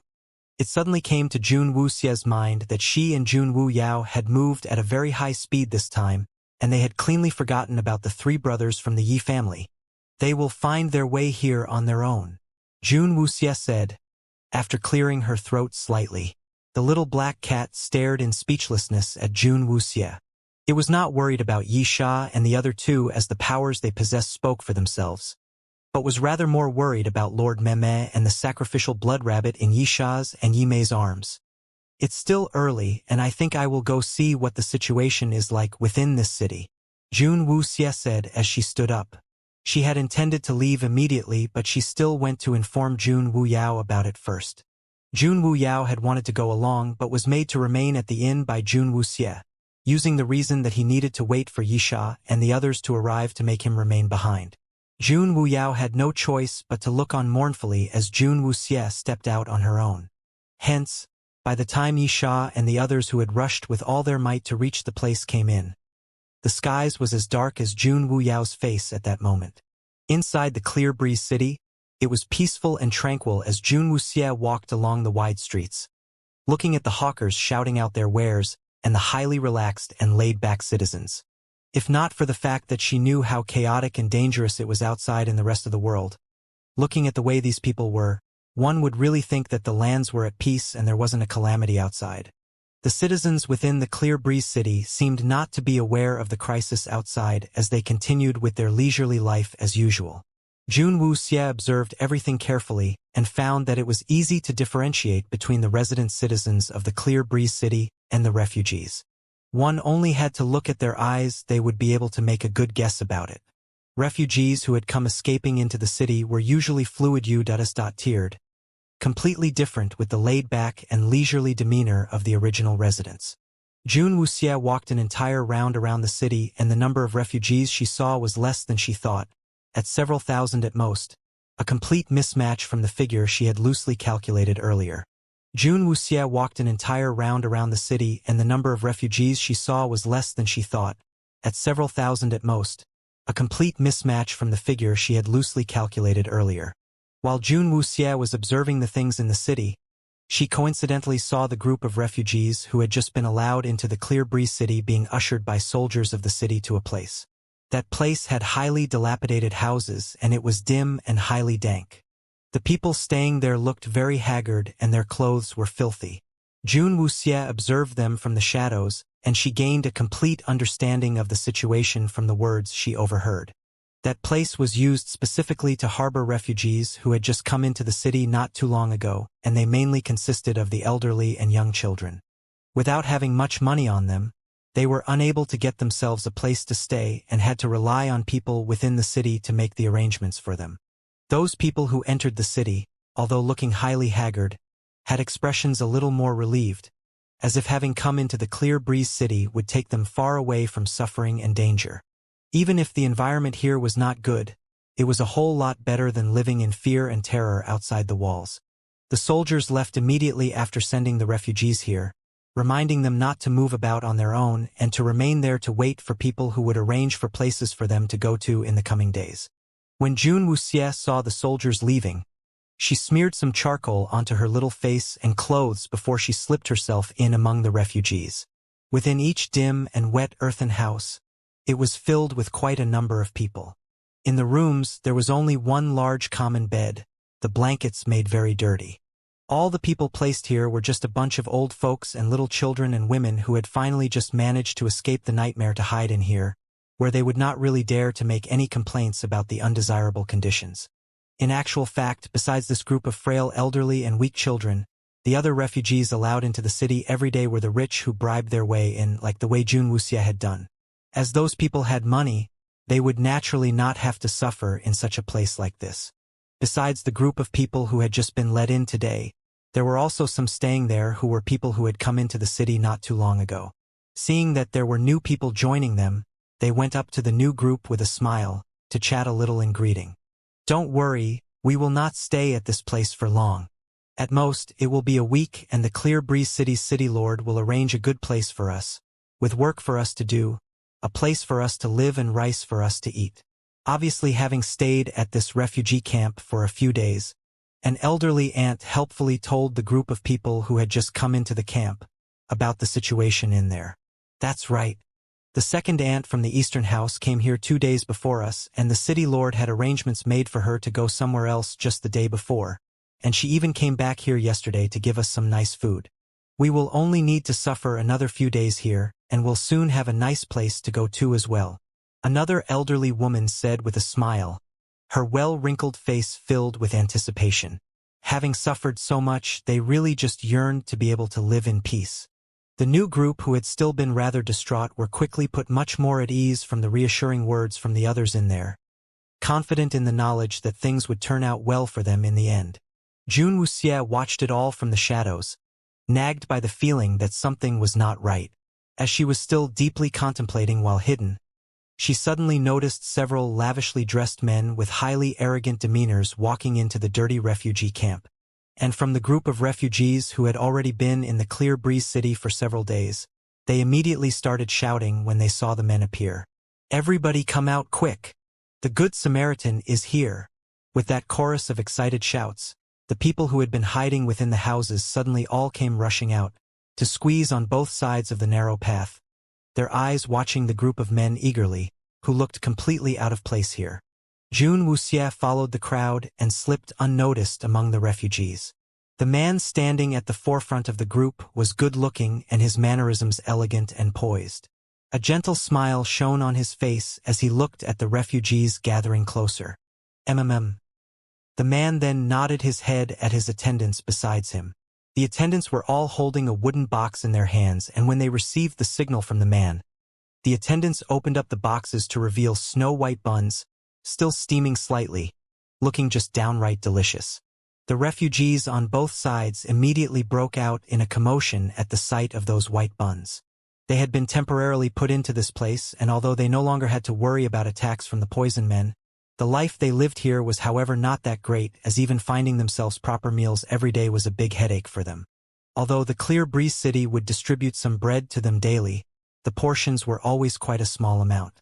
Everyone could get at most 2 of those bread every day, and if that bread that was smaller than their palms were expected to sustain them for an entire day, it was really rather hard. With just the paltry amount of food sent by the Clear Breeze city, many of them had to go hungry. Having not enough to eat for the past few days and suddenly seeing someone bring so much food here, the refugees were naturally unable to contain themselves. They wished they could immediately leap over to snatch all those buns up, but they had no choice but to hold themselves back and just stare longingly at the lavishly dressed group of Good Samaritans with their eyes. The attendants quickly delivered the buns into the hands of the waiting refugees surrounding them, giving them 1 each. Although it wasn't too much, but the buns filled them up so much better than the dry and hard bread from the city. The refugees held the buns in their hands and quickly offered their thanks to the good-looking leader of the men, every one of them expressing deep gratitude. The man nodded and smiled at the elderly and young children alike, his smile gentle as the spring breeze. Besides the buns, the wooden boxes also contained some simple snacks that was put into the children's hands. The snacks were not that exquisite, but to the homeless and destitute children, they were prizes extremely hard to come by, and the innocent and happy laughter of the children quickly pealed within the refugee camp. "Have things been well these past days?" the leader of the men asked as he looked at the close to 200 refugees surrounding him, his face looking all smiley and friendly. "Allowing us to come into the city was already a big privilege for us. How could we still complain whether it's good or not in here? We are already old and weak, and we're content to just have a mouthful of rice to eat. We just pity these children, as they are still so young." Some of the old women replied, unable to help the sadness that crept into their hearts looking at the children. They were already well advanced in age and were not far from death. But these children, who were their grandkids coming into the city with them, had quite a number of them fall ill due to the harsh toil from the journey they had to make while escaping. Now that they were in the Clear Breeze city, due to their embarrassing situation in their purse, they really could not afford to let the children have their sickness looked at. The man looked at the weak and sickly children, and his eyes narrowed up, glinting with a malicious flash, so quickly it did not allow people to capture, before immediately reverting back to the gentle smile from before. These little ones are sick? The man then asked in a worried tone. Several women holding young children in their arms wiped at the tears in their eyes. That's right. These children are still so young and their bodies still frail. After suffering consecutive bouts of fright and terror, a demonic wind might have slipped into their bodies. The old woman said in a highly pained voice, her tone hesitant as she looked at the Good Samaritan before her. The man sensed the old woman's intentions and he then said, I have some medicine here. It's nothing that great, but it might help alleviate or provide some relief from the child's ailment. Upon saying that, he got one of his attendant to bring over a bottle of elixirs to put into the hand of the old woman. Here, let the children take these together with water. They should feel better after. The man said reassuringly with a smile. The old woman thanked the man profusely. She had not held much hope, but the man had unexpectedly responded to her unspoken request. Most benevolent benefactor, you're really a good person. If not for you here, these children will have to suffer more. Let this old one thank you, most benevolent benefactor, on everyone's behalf. This bunch of elderly folks and 2 young ones here really do not have much we can repay your kindness with, but please accept a deep bow from this old woman at least. Upon saying that, the old woman was going to kneel and bow but was held back by the man holding her by both her arms. Your words are making me feel highly ashamed. With the lands in crisis and my arms too weak to kill the enemy to save the country, I can only remain here to help those who need help. So, elderly one, you do not need to be so courteous.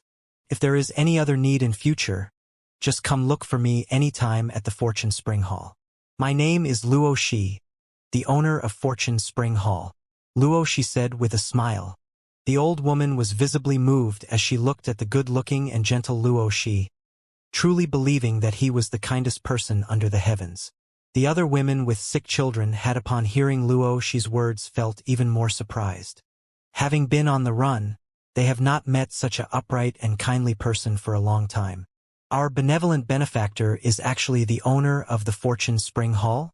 The Fortune Spring Hall is the biggest medical shop in the Clear Breeze City, and I have heard about them. It was said that the Fortune Spring Hall frequently provides help to the refugees. Just recently, a family's child fell very ill who came here as refugees having escaped from another city. They did not have a single copper on them, but when they pleaded with the Fortune Spring Hall, the Fortune Spring Hall saved the child without taking any money from them. They even accepted the entire family to help out at the shop, and the family is doing very well now. Someone who knew what happened immediately announced the good deed that Luo Shi had done. The group of people who had just come into the city were immediately highly envious upon hearing that. Seeing the way Luo Shi was dressed, they could see that he was from quite a prosperous background. Coupled with such a good heart in him, the group quickly developed a kind of trust towards Luo Shi subconsciously. After all, as refugees, they had no money and no power. Hence, there was no need for Luo Shi to put on a show for them, as they had nothing they could give him. Luo Shi remained within the refugee camp for a while more before he left with his attendants. When they left, the refugees were seeing him off the entire way, their words of gratitude incessantly filling up Luo Shi's ears. However, not long after Luo Shi walked out from the refugee camp, the gentle smile upon his face quickly disappeared in an instant, his straight brows immediately creasing together as he stared at his own 2 hands to say in disgust, "That was just so filthy. Young master, here." An attendant immediately delivered a clean handkerchief to him. Luo Shi snatched it from the attendant's hand and wiped at his hands furiously for a while. It was so dirty it was nauseating. Why is the stink in that place so bad? Damn it. That old hag who lived too long had nothing better to do but had to decide to want to kneel, forcing me to have to feign concern to hold her up. That was just absolutely disgusting. Luo Shi's face twisted up with utter and unabashed contempt. A completely different person from the one before, gentle one in the refugee camp earlier. Young master, quell your rage. Why would you need to get yourself riled up with an old hag like that? Your subordinate will get someone to put an end to her tomorrow. The attendant standing right beside him said. Luo Shi said with his face still creased in a frown. No need. Let that old hag remain alive a little longer. Wait till the new ones that come in know how good I am first, and it still won't be too late to get rid of her at that time. She is still of some use now. Right. Alright, let's hurry on back. We don't want to keep the master waiting too long. Luo, she said as he tossed the handkerchief onto the ground as he strode off quickly. His bunch of lackeys then quickly followed behind eagerly. Unfortunately, the evil-hearted Luo, she had not noticed in the slightest that every single word and action of his had been seen by someone else. Jun Wuxie stood hidden within the shadows as she watched Luo, she's highly contrasting character before and after, and the corners of her mouth curled up into a chilling smile. Hypocrite. The little black cat lay upon Jun Wuxie's shoulder said, "This man is really evil-hearted. She was just offering her gratitude and he wants to take her life instead. How vicious is that? Mistress, there's definitely something wrong with this one. He must be a scoundrel from the 12 palaces for sure." Jun Wuxie stared at Luo Shi's retreating back deep in thought. After breaking through to the purple spirit, her senses had become highly sensitive to detecting the spirit powers on others. As long as the other party's spirit powers were not higher than hers by too much, she was able to ascertain their spirit power level. Jun Wuxie had sensed that the spirit power on Luo Shi was pathetically low, at only the red spirit level.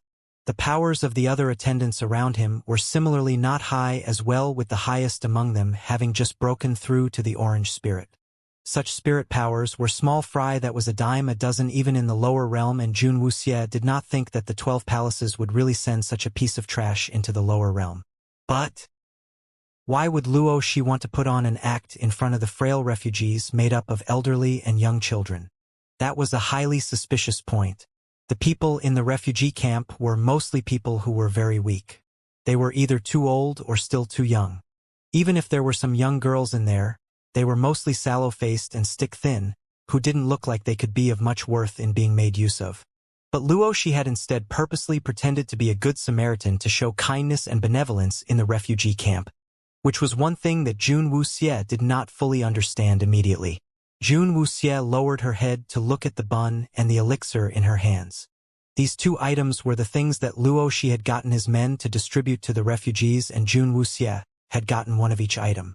The two items looked very normal on the surface.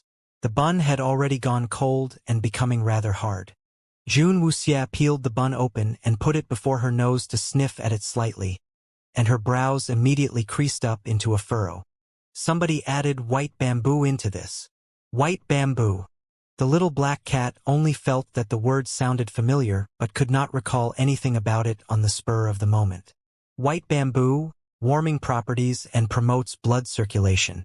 If a person takes it for long periods, it would cause a surge in the blood and make one highly alert but easily excitable. In the 24th century, this had already become a substitute for stimulants. Jun Wuxie said, her mouth curling up in a sneer. White bamboo was a herb that she knew so well that she could not become more familiar with. From white bamboo, one could extract something that could make a person incomparably excited for a short period of time, and when induced into the body, it was extremely difficult to detect. It was a substitute stimulant in the 24th century and was often used by people with evil intentions in competitive sports. And such herbs were very frequently seen in the organization, where almost every single member had a portion. It was prepared in case of emergencies. If they encountered a crisis and their bodies were not feeling in good shape, they only needed to drink the extracts of white bamboo and they would instantly be restored to their peak. But after Jun Wuxie was reborn, she had not seen the white bamboo once.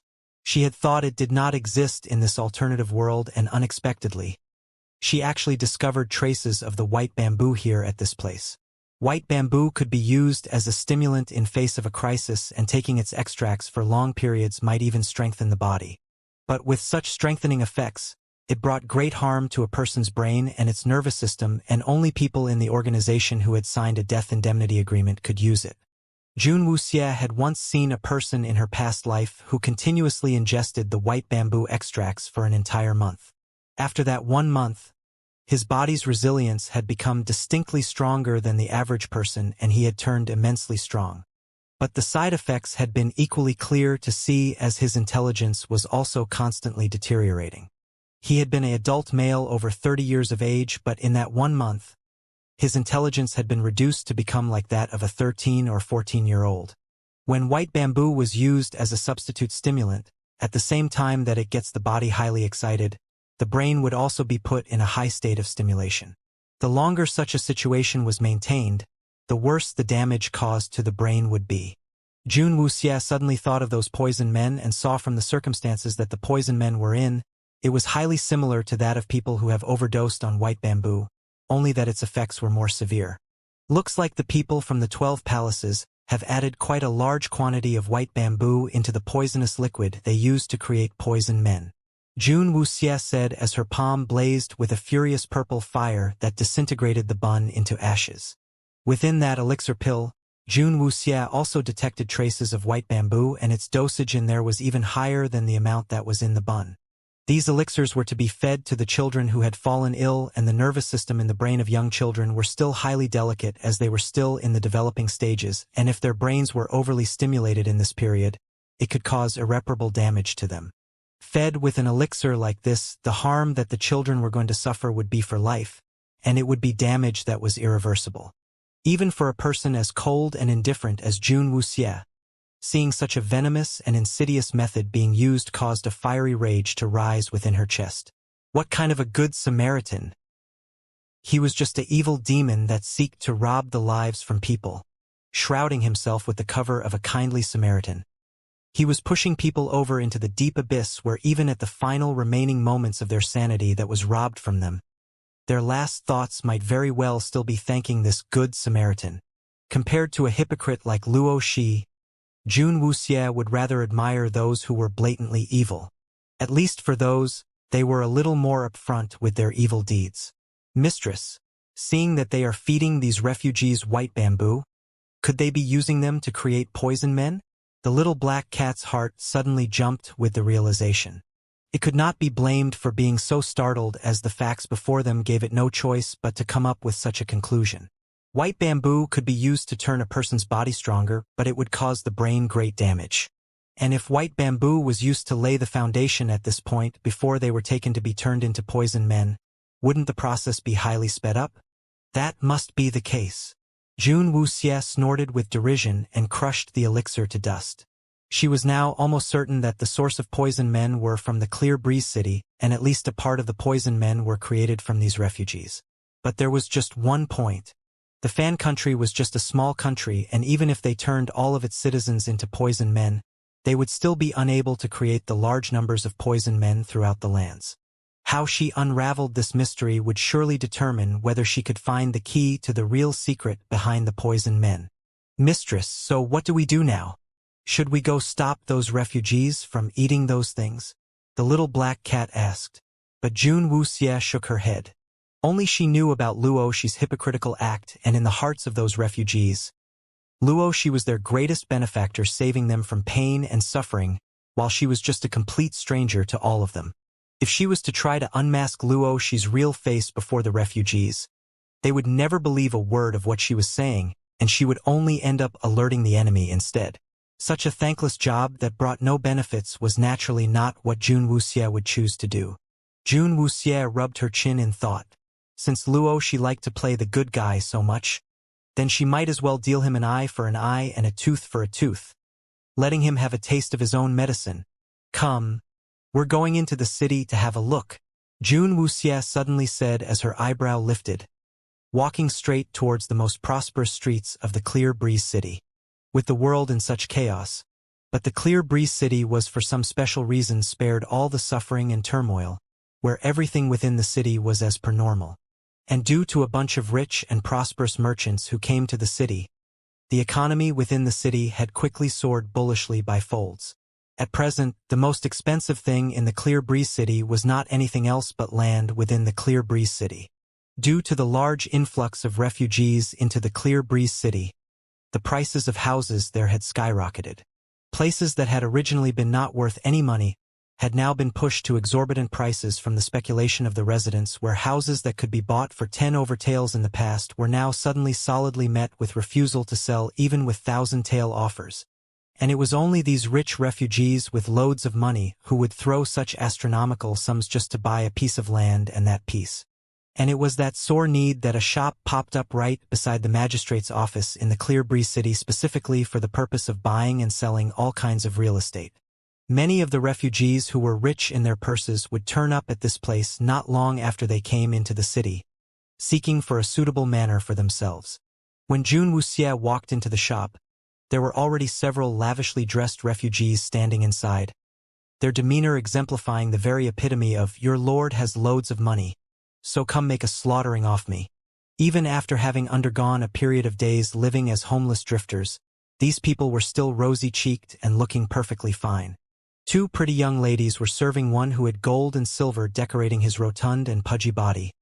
A prosperous merchant dressed in a fully brocaded robe as he listened to the two petite voices making incessant introductions. Upon the two hands of that man, all 10 of his fingers were wearing big rings of glittery gold, and he looked every inch a fat sheep about to be put to slaughter. "Old Master Lu, what we have here are some of the best manors in this area, and not only does it sit upon a vast piece of land, the constructions in the courtyards are also highly ideal. Look, there's even a lily pond where you would be able to relax and sip on wine by its side when the weather gets warm in summer. You will surely find it ideal for your needs," the pretty assistant in the shop said, already having acquired the skill to speak the right words to suit the occasion. Upon seeing this highly gaudily dressed old Master Lu with his coarse and uncouth mannerisms, who had just come to the Clear Breeze city today coming straight to this place, it had made the two little ladies at his side stumbling over themselves to gush and fawn upon him, seeking to deal a big deal today. "The place is not too bad, but it's still a little too small. Do you have anything bigger in this place?" Old Master Lu said with an exceptional flourish, his face putting on a contemptuous look to show he had no lack of money, causing the two pretty ladies to gush coyly. He was originally a grain merchant in the Fan country, and when the poison men had just started to spread chaos and turmoil, he had taken the opportunity to raise the prices of his grains and made a big killing. But alas, the place he had been residing in had also finally been taken down by the poison men, and in order for him to save his own life, he had uprooted his entire family, and they had all come to the Clear Breeze city. He had then spent quite a bit of silver before he had been able to get everyone within his family inside the Clear Breeze city. Having gotten used to living a life of kleptocracy through abuse of the people for so many years, old Master Lu wasn't about to make himself suffer. After all the money in his hands were ill-gotten gains, and he did not feel the slightest heartache splurging it. When the pretty assistant heard old Master Lu's words, their laughter grew more shrill as they turned and went to look for the painting album of bigger manners. When Jun Wuxie stepped into the shop, not a single assistant went forward, all of them ignoring her. Even those who were standing around idle did not bother to ask her a single word. Jun Wuxie had just come over here from the refugee camp, and she was dressed in coarse and crude clothes, with the added fact that she had infiltrated, and in order to blend herself in with the others' refugees, she had smeared charcoal upon her clothes and her face covered in dirt. Looking one glance at her, she would not look in the least like she would have much money. Moreover, she was very young with a petite and thin body, and she did not have a single attendant accompanying her. She had most naturally been looked upon as the most unwelcomed kind of guest in that shop. But Jun Wuxie herself had not noticed that at all.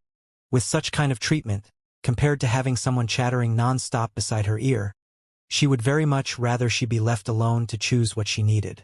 After all, upon the shelves in the shop were already displayed albums filled with paintings of the manors up for sale, and the shelves themselves already segregated the approximate sizes of the manors systematically, so it wasn't too hard for her to pick from them. Jun Wuxie quickly disregarded the albums for those with only a single house and turned her attention directly onto the manors with larger pieces of land.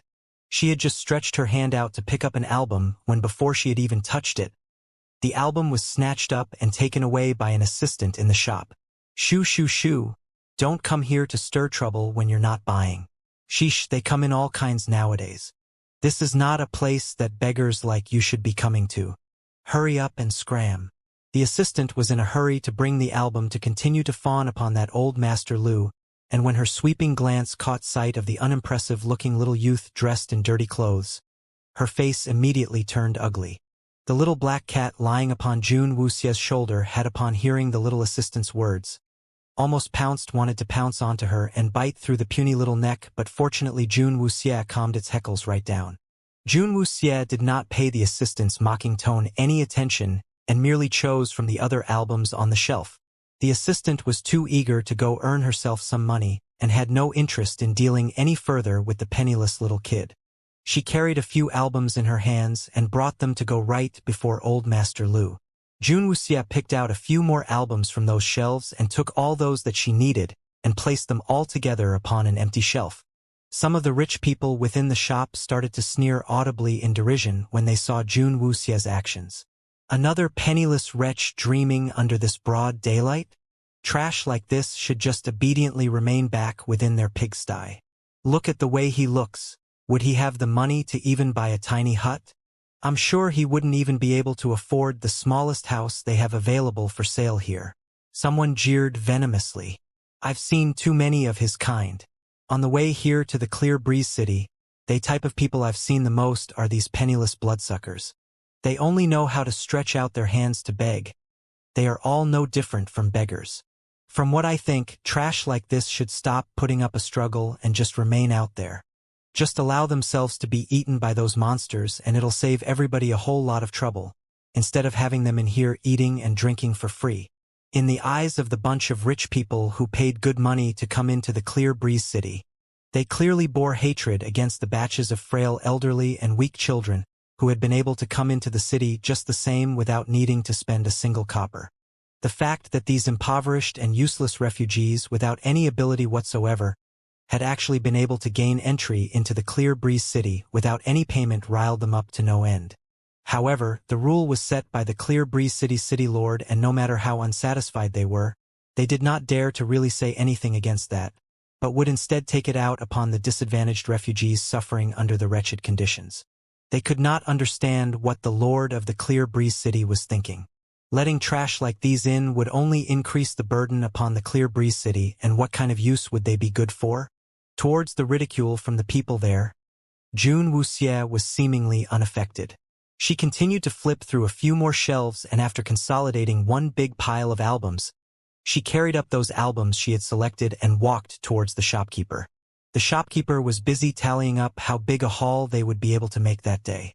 All the houses and mansions were exorbitantly priced, and having them entrusted to be put up for sale here, he was also able to charge a part of the price as commission.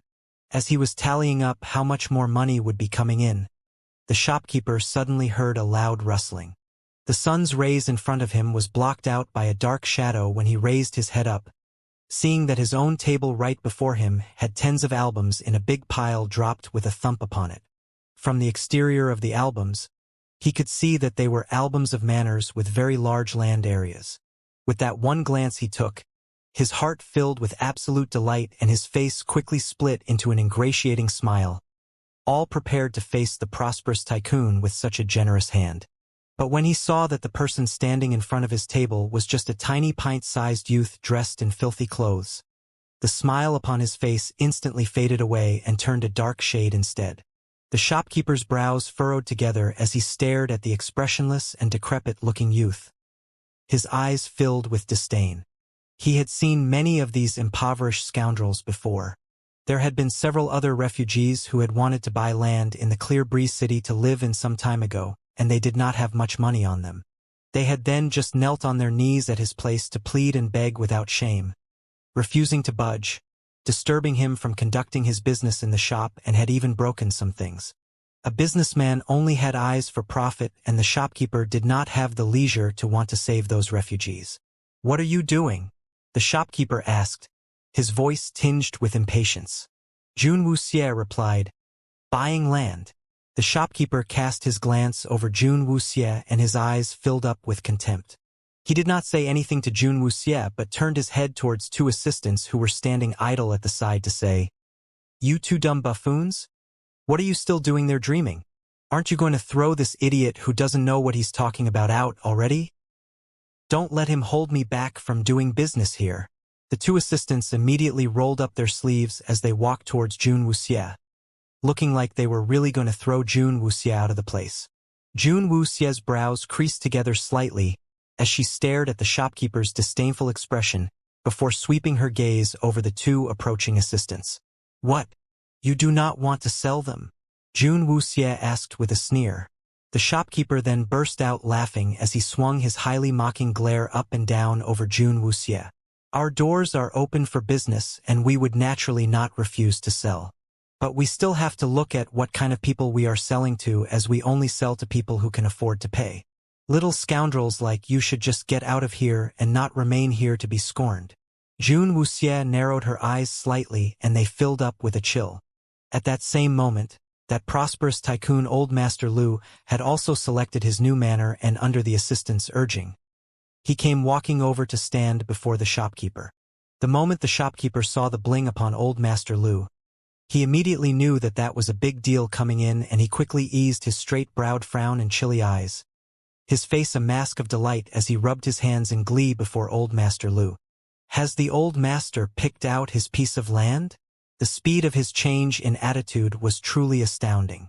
Old Master Lu nodded his head arrogantly, his pudgy arms happily slung around the assistants on each side of him as he said, "It's all right, I guess.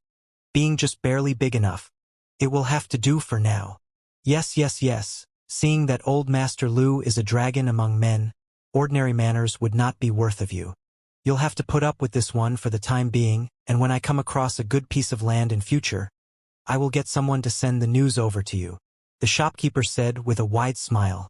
Old Master Lu nodded in satisfaction. Meanwhile, the completely disregarded Jun Wuxie at the side had a chilly expression on her face. The two assistants had already reached her sides, and they reached the hands out, wanting to throw her outside. Jun Wuxie's eyes flashed with a chilling glint. In an instant, two howls of anguish rang out within the shop. Arg! Those howls that sounded just like the squealing of pigs immediately attracted the attention of others within the shop. Even the shopkeeper, who was busy entertaining the expensive customer, was shocked by the sound, and he immediately turned his head over to see. But that one look completely caused his heart to jump. He saw the two assistants fallen onto the floor and grabbing at their elbows tightly, rolling across the floor in pain. The garish white of bones could be seen protruding out, pierced through their arms. A large pool of blood flowing across the floor, the thick stench of blood immediately filling up the entire shop. Jun Wuxie still stood chillingly in her original spot, her glacier eyes piercing into one's soul as she stared at the pale-faced shopkeeper. "You! What do you think you are doing?" the shopkeeper said as his heart thumped loudly. The shopkeeper stared at the shop assistants fallen to ground, and his back broke out in cold sweat. He had not thought that the seemingly frail and weak little youth would possess such amazing skills. But although he was still feeling the shock in his heart, the shopkeeper had not been fully intimidated. "Kid, let me tell you this. This is the Clear Breeze City here. I do not care how you manage to sneak into the city, but when you're here in the Clear Breeze City, you will have to adhere to the Clear Breeze City's rules. This is not a place you can run wild with your unruly behavior. The magistrate's office is right next to us, and I will just have to give a shout. You will then find your damned self being thrown out of here," the shopkeeper said through gritted teeth as he glared at Jun Wuxie, thinking he really had never met such an unruly refugee who dared to stir up such a ruckus in his shop. Old Master Lu was also shocked by the scene before his eyes, but it was different from what the shopkeeper was feeling. He was instead finding Jun Wuxie rather interesting. "I see that this little brother here has some great skills. Why don't you come with me instead? You can just become my personal attendant for now on and ensure my safety. You will then not have to worry about not having a place to live, as I have just purchased a large manor and I will give you a room in there." Old Master Lu's words were intended to sound charitable, as from what he could see, unruly and fierce youths such as this were all financially embarrassed, and they had no choice but to fight. As long as he gave them some benefits, they would immediately become tame like a dog to stay by his feet. "No need," Jun Wuxie said, shooting a cold glance over at Old Master Lu. Old Master Lu had not expected that Jun Wuxie would reject him so cleanly, and his face immediately showed slight displeasure. "I'll say this, you brat. You had better not reject the offered wine and end up being given wine in punishment. This is not a place that you can afford to do as you please. The shopkeeper will just have to holler once and you will then be in trouble." June Wuxie stared at the disgustingly obese pig before her eyes with a cold glare, and then turned to look at the shopkeeper standing there looking highly infuriated, where she then pulled out 2 gold bars that were each the width of 2 fingers and threw them upon the bodies of the 2 men still howling upon the ground. Enough! The 2 dense thunks sounded, accompanied by the 2 syllables that June Wuxie spat out coldly, crashed upon the bodies of the 2 assistants. Where would the 2 assistants have ever seen such a big gold bar, and they immediately became flabbergasted with their eyes staring widely, the pain seemingly having disappeared without a trace in an instant. Enough! It's enough! The 2 assistants very quickly used their uninjured hand to clutch the gold bar tightly against their chest and nodded their heads vigorously. You 2 had voluntarily asked to be beaten up here. Is that understood? June Wuxie said coldly, not even bothering to look at them. We had volunteered ourselves. We had volunteered ourselves. The 2 assistants immediately chorused together. And that scene had everyone within the shop watching them stunned into silence. Who would have thought that such a decrepit-looking young youth would throw out 2 solid gold bars so carelessly? The other shop assistants, who had been secretly laughing at the unfortunate pair, who had their blood spilled, were at that moment suddenly wishing they could take their places to suffer a beating from June Wuxie. That was just too damn generous. Those were solid gold bars, for heaven's sake. The shopkeeper was also stunned speechless, his eyes wide with amazement. His finger that was pointed at June Wuxie completely frozen in midair, the expression of rage on his face twisted up by utter shock. Thunk, thunk, thunk.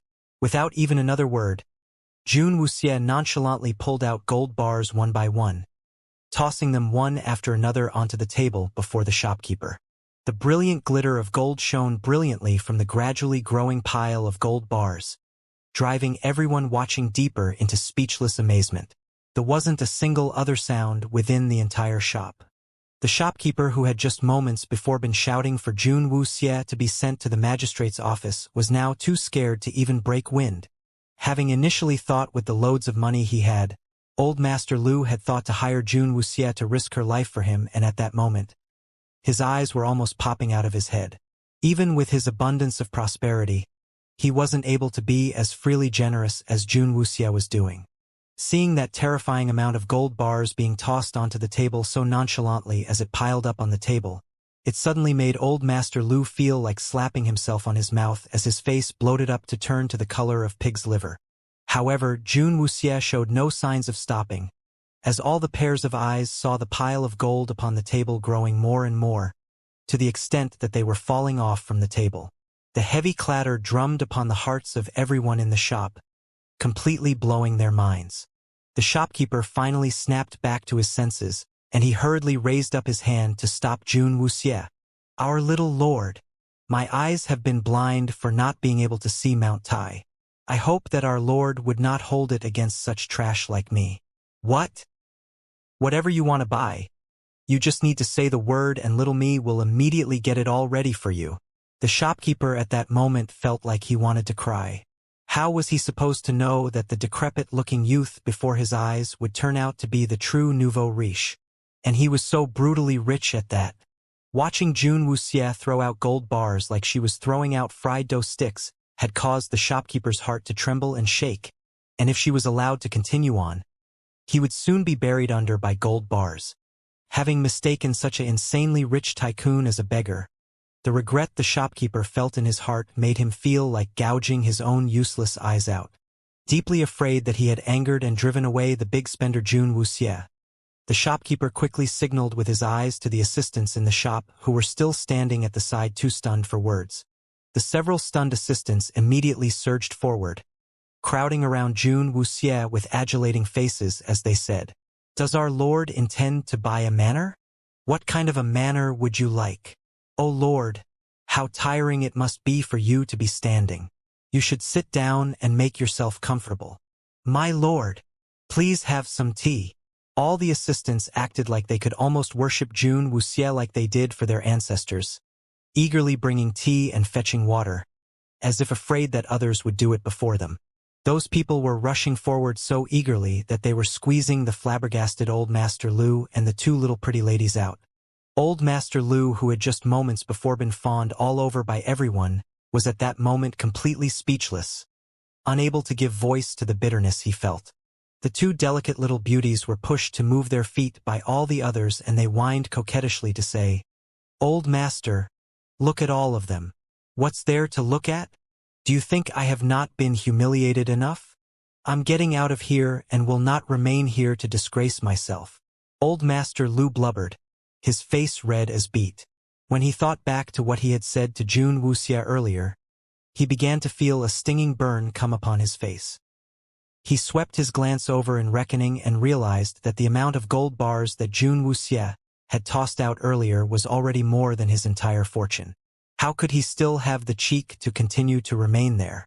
In an instant, he no longer wanted to buy the manor anymore, and Old Master Lu slipped away silently without a word.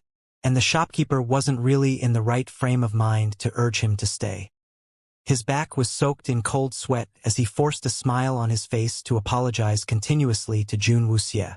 Jun Wuxia sat upon a chair and looked at the shopkeeper, who had a forced smile upon his face, her eyes chilly. "My lord, I have seen all the albums that you have picked out, and I must say that you have a killer eye for these things. They are all located in the best areas within this city of ours." The shopkeeper gushed, hurriedly sticking out a big thumb. The shopkeeper's words weren't really all just feigned flattery. Jun Wuxia had indeed picked out rather good locations, and they were all gathered together in the same district. That was originally an inconspicuous area in the Clear Breeze city, but as refugees came pouring in continuously, the courtyards and manors there had been reconstructed, but the selling prices for them were extremely high, and they were not something normal people were able to afford.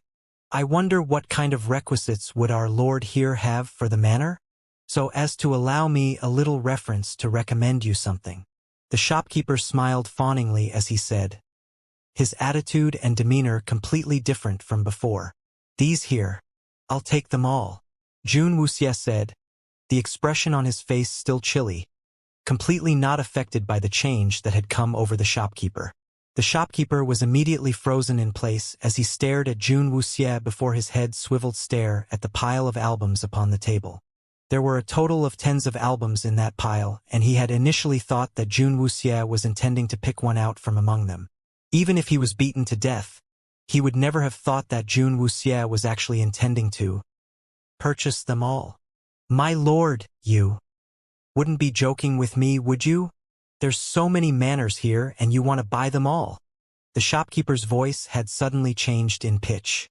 "Yes," Jun Wuxia said coldly. The shopkeeper's face immediately changed in color. He had thought that it was an immensely rich tycoon before his eyes, but it was at that moment that he realized that it was the god of fortune himself. His face paled as it dawned on him that he had just very nearly run this god of fortune out of the place. He suddenly found himself bathed in cold sweat. "Please wait a moment here, my great lord, while I go tally up the total price." This was the first time that the shopkeeper was seeing a person purchase luxurious manors in such an indifferent manner, like he was merely buying pieces of bean curd. But no matter how shocked he was, he didn't dare say a word, but instead rushed to pull out his abacus to calculate the total. When the assistants on the sides heard Jun Wuxia say those words, the astonishment drove them to tears. They were already bowing their heads and bending their backs over, and from that instant, they became even more obsequious and deferent. With the whole pile of gold bars that Jun Wuxia had nonchalantly tossed upon the table glittering so brilliantly, they believed that the lord wasn't just paying lip service and really meant every word she said. In just a few short moments, the shopkeeper had already tallied up the total price for the several tens of manors. The price was so astronomical that just the commission from this sale alone would be able to overshadow what he had earned in total for the past half a year. By then, the shopkeeper was worshipping Jun Wuxia like he would his ancestors and did not dare tarry a moment before her. "The total is 780,000 taels of gold. As our great lord is buying so many at a time, we'll round it down just for you and make it just 700,000 taels of gold," the shopkeeper said with a blooming smile upon his face, the hands upon the abacus beginning to tremble. Jun Wuxia turned her eyes to look at the shopkeeper, who had an absolutely greasy and sycophantic smile upon his face, and said, "I'll give you 3 times that. WH. What? The shopkeeper could not find any words to reply. That's not the way to play the game even if you have too much money, you know? Just by opening his mouth, he had actually increased the price by 3 times. I do not want just the deed to the manors. I want the deed for the land as well. For the next 50 years, the lands that these manors sit on will belong to me. Yes or no? Jun Wuxie asked in a cold voice. The shopkeeper swallowed a big gulp, thinking that this lord's mind was not working too well. Usually when a deed for the house was sold, it would basically mean that the supposed land deed was already included together with it but was just not explicitly stated in writing only. After all, the house already belonged to the purchaser, and as long as the house was still there, the purchaser would be able to stay there as long as he wanted. Nobody had ever picked on such a thing as the deed to the land and made it a separate issue. Jun Wuxie was the first and only person to ask for the deed to the land underneath. But one who refuses money they can earn are idiots. Suddenly being given another 2 times of the price to him, the shopkeeper must be nuts to reject it. Of course. No problem. I'll give you the deeds to the manor and the land together, the shopkeeper said in hurry, afraid that Jun Wuxie would change her mind. He turned his head and immediately got the assistants to bring out the chest containing the deeds to the houses and land, quickly digging out the deeds to the manors and the land that Jun Wuxie was buying. He then laid them all out neatly to allow Jun Wuxie to verify them. After Jun Wuxie checked through the things one by one, she asked the shopkeeper another few questions. The shopkeeper had thought that Jun Wuxie wanted to ask about the manors themselves and had not expected that Jun Wuxie would actually ask him where she would be able to find people to build houses and lofts. That question had made the shopkeeper's heart jump. This lord that had just spent such an unbelievably astronomical sum of money to purchase the manors had not even gone to the site, and he was already thinking of tearing them down to reconstruct? My lord, the entire stretch of manors you just selected were all just newly constructed this very year and completely spanking new, never occupied by anyone. Is there really a need to spend more money to have them reconstructed again? Why don't you just reside in it for a while and see first? And if it's not suitable, it still wouldn't be that late to do it then. Even the shopkeeper was feeling the pinch for Jun Wuxie, who had just splurged more than 2 million taels of gold, and the lord was thinking to throw his money out again. Having money didn't mean that one could be so willful as to tear down manors just for fun, could he? Jun Wuxie could not be bothered with the shopkeeper's nonsense and slapped 2 more gold bars upon the table. If it can be done, take them. If not, I'll get someone else. I'll bring you over there right this instant. The shopkeeper gave up, caving in to Jun Wuxie's demands. Never had he ever seen a tycoon behaving so ostentatiously, throwing good money so carelessly. The shopkeeper was a man of a little standing in the Clear Breeze city, and it was not difficult for him to find a bunch of people who could reconstruct houses. But Jun Wuxie's demands was highly extreme. She demanded for both speed and quality to be ensured. In 7 days, the stretch of manors had to be flattened and multi-storied lofts were to be built, with every single one reaching 7 stories. Such a massive undertaking immediately threw the shopkeeper and the people for the construction into a state of shock. Those demands were just terrifying, and they had never heard anyone making such a maniacal request before. But when Jun Wuxie once again made another example of her unbelievable riches by throwing out gold bars like tiles that began to fill the floor, the bunch of men were utterly convinced and they accepted the job right at that instant according to Jun Wuxie's demands. Having accepted the deposit, the men went around in a hurry to gather men, preparing themselves to embark on a big one. The shopkeeper, after gaining some benefits from Jun Wuxie, then made himself scarce, laughing happily. After having busied herself an entire round, Jun Wuxie finally had time to return back to the inn. By the time she got back, the skies were already dark, and the little black cat plopped upon her shoulder had become numbed by the way its mistress had been scattering gold bars everywhere the entire day. In reality, Jun Wuxie's expenditure today, when calculated against the riches they had gained from the Dark Emperor's tomb, was merely a hair off the bull's back. Even if she spent at this rate every day from now onwards, the money they had would be able to sustain her splurging for a few lifetimes and more. The amount of gold bars that Jun Wuxie had in her cosmo sack was merely just a speck of the spittle that the hell rodent would be able to spit out through the gap between its teeth. Young Miss. Jun Wuxie had just come upstairs when she saw Yisha and Yimei standing before Jun Wuyao's door, the complexion on their faces not looking too good. Having just been shown a highly darkened face by Jun Wuyao, the two of them had been tiptoeing around their lord with tails between their legs. When Jun Wuxie saw Yisha and Yimei, she then recalled about having completely forgotten about them earlier. She nodded slightly at them and then seemingly looked like she just remembered something before she pulled out the stack of deeds to the houses and land to toss them to Yisha and Yimei. The two of them were at a complete loss with the entire stack of papers before their faces. They picked them up and then saw what was written upon them. But they became highly curious about why their young miss had suddenly become so interested in buying up these manors, and she had even bought so many at one go as well. Would they be able to fill up all that space? A pity Yisha and Yimei had never witnessed the kind of speculation in real estate during the 24th century, or they would only think that Jun Wuxie had discovered another way to enrich themselves beyond belief. Jun Wuxie had just returned to her room and sat down when Jun Wuyao came walking in, not even bothering to knock, and just entered the room. "Did you manage to find out anything?" Jun Wuyao asked as he sat down at the table, turning to look at Jun Wuxie, who had just unbuttoned her robe and was about to change. Jun Wuxie immediately froze. That person was just sitting there leisurely and looking completely at ease, his attitude so nonchalant, like he had every right to be sitting there. But she wanted to change. Feeling all stinky, Jun Wuxie only wanted to immerse herself in a good hot bath and change herself into a clean set of clothes. But that somebody just had to deny her of that self-awareness? Jun Wuxie's gaze clearly showed Jun Wuyao of the impropriety, and her eyes were asking him to get out, but Jun Wuyao, who had been abandoned and left in the inn for the entire day, was oblivious to all of this, even pouring out a cup of water for himself as he sat there with his long legs gracefully crossed, seemingly intending to admire the beautiful sight before his eyes.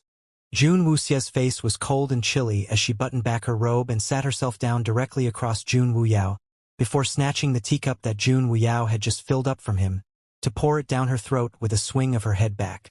Jun Wuyao looked at her in amusement but did not say anything. Jun Wuxie had moistened her throat, and she then told Jun Wuyao about all that she found out today. White bamboo. That is a herb that can be found only in the middle realm. There isn't any of that in the lower realm here, but it's very commonly seen in the middle realm. Jun Wuyao commented as he rested his chin in the palm of one hand, watching Jun Wuxie's tiny face with her serious expression. I do not think that Luo Shi is from the 12 palaces. Based on his circumstances, he should just be a pawn of the 12 palaces like the others and is just being used by them. The real mastermind behind all of this must still be hiding behind in the shadows. I had taken a look around to look on my way back but did not make any special discovery. If those people are not within the Clear Breeze City, they must have hidden themselves very deeply and would not be easily discovered. Jun Wuxie had pondered deeply upon it on her way back, and she was sure that the poison men must be linked in some way to the Clear Breeze City. Oh? Then how does little Xie intend to drive those rats from the hole they are hiding in? Jun Wuyao asked with eyes narrowed together. Jun Wuxie did not intend to hide anything. They need those refugees coming into the city. Although I am still unable to ascertain what their reason is, but what the enemy needs most will be what I will destroy. Once I disrupt their plans, the rats will panic and be forced out from hiding. Buying those manors were just the beginning. She will slowly crush the plans of those culprits hiding within the shadows behind the Clear Breeze City and force the mastermind to come out. Once the enemy shows himself, that would then be the best time for her to strike. When Jun Wuxie had dealt with the 12 palaces in the past, she had mostly carried it out covertly with the enemies clearly seen while she lurked in the shadows, but this time she intended to change the way she played the game. She wanted to crush the crisis right upon the faces of the people from the 12 palaces, and they would surely not be able to hold themselves back but come jumping right out. Then, I'll just have wait and see? Jun Wuyao asked with a light laugh. Yes, just wait and see. Jun Wuxie said as her eyebrow arched, her chilling eyes flashing with a glint of confidence and resolve. With so many large manors in the Clear Breeze City having been sold at one go and they were all clustered within the same area, it would very soon attract the attention of the residents there. What puzzled those people more was that before anyone had moved into those completely brand new manors, a whole bunch of towering burly men had come in to smash them into the mud, to immediately begin constructing new multi-storied lofts. In an instant, everyone within the Clear Breeze city became highly curious about the lunatic who had been so willful to tear down completely brand new manors to rebuild. The large group of burly men were all squeezed within that one area, working tirelessly through both day and night to speedily rebuild the houses they had just torn down at a speed that was almost visible to the eye. 7 days later, a large area in the northern side of the Clear Breeze city was suddenly presented with the sudden appearance of high multi-storied buildings. Tens of the massive-sized, highly quiet and tranquil manors had now become many 7-storied loft buildings. The facade of all the buildings were the same, and they all stood in neat rows looking very eye-catching as many of the nearby residents there gathered around them to gawk in curiosity. Initially, they all felt that the little lofts looked a little strange, but after a while, they seemed to somehow feel rather nice. The houses in this world were mostly stood independently, detached from other houses, and there were seldom houses with 2 levels. Usually, only inns and in some specific places would construct buildings higher than 2 levels, and it was highly rare that it would be like this in residential areas. Towards this new and bizarre idea, many of the residents in the Clear Breeze city gathered to take a look at it. Even the group of men who had built these lofts had no idea what the owner of the buildings intended to do with them. If they only knew what kind of living environment people in the 24th century lived in, they would not be so surprised by all this. June Wuxie did not know that much about building and construction, and she did not have the time to go research into it. She had merely copied the idea from the buildings that was most commonly seen in the 24th century and duplicated it here. The biggest advantage of such construction was the land area it took was small, while its holding capacity for people was large. Tens of the loft buildings were inspected and received by June Wuxie, and she generously showered the burly men who were already completely exhausted with loads of gold bars. She then went to seek out several of the biggest carpentry shops within the Clear Breeze city and moved all the furniture that consisted of tables, chairs, stools, and wardrobes she had ordered earlier into the little loft units. The residents who were gathered around to see modern architecture saw before their eyes the horse carriages delivering large batches of furniture into the little loft units. The design of the pieces exactly the same, looking like they had been mass-produced. But judging from the quality of the wood used, they could see that they were not crudely made pieces, but just that they looked rather unique. How? After June Wuxie had everything within the little loft units all prepared, she had invited June Wuyao to come forward to have a look around. June Wuyao looked around at the clean and neat rooms, the layout and furnishing within every one of those rooms exactly the same. But he found that the beds looked different from what he usually saw, where they were split into an upper and lower level. Every bed could accommodate 1 or 2 people to rest, and every room had 2 of such beds. They looked a little strange to him, but overall it was not that bad. For someone who had been afflicted with autism and being able to import all these ideas for furniture from the modern world to be used in this alternative world, June Wuxie's ability at copying wholesale was able to be put to very practical use. All these things, you've prepared them for the refugees?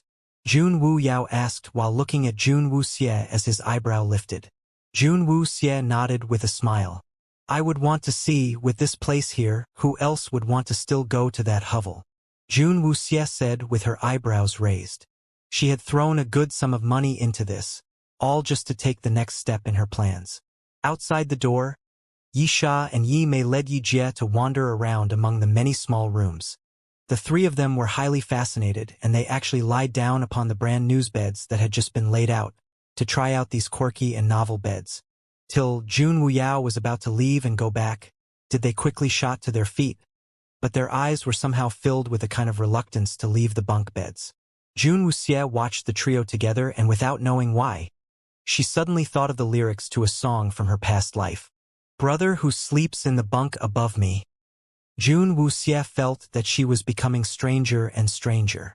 The refugee camp within the Clear Breeze city had always remained a dark and dank environment.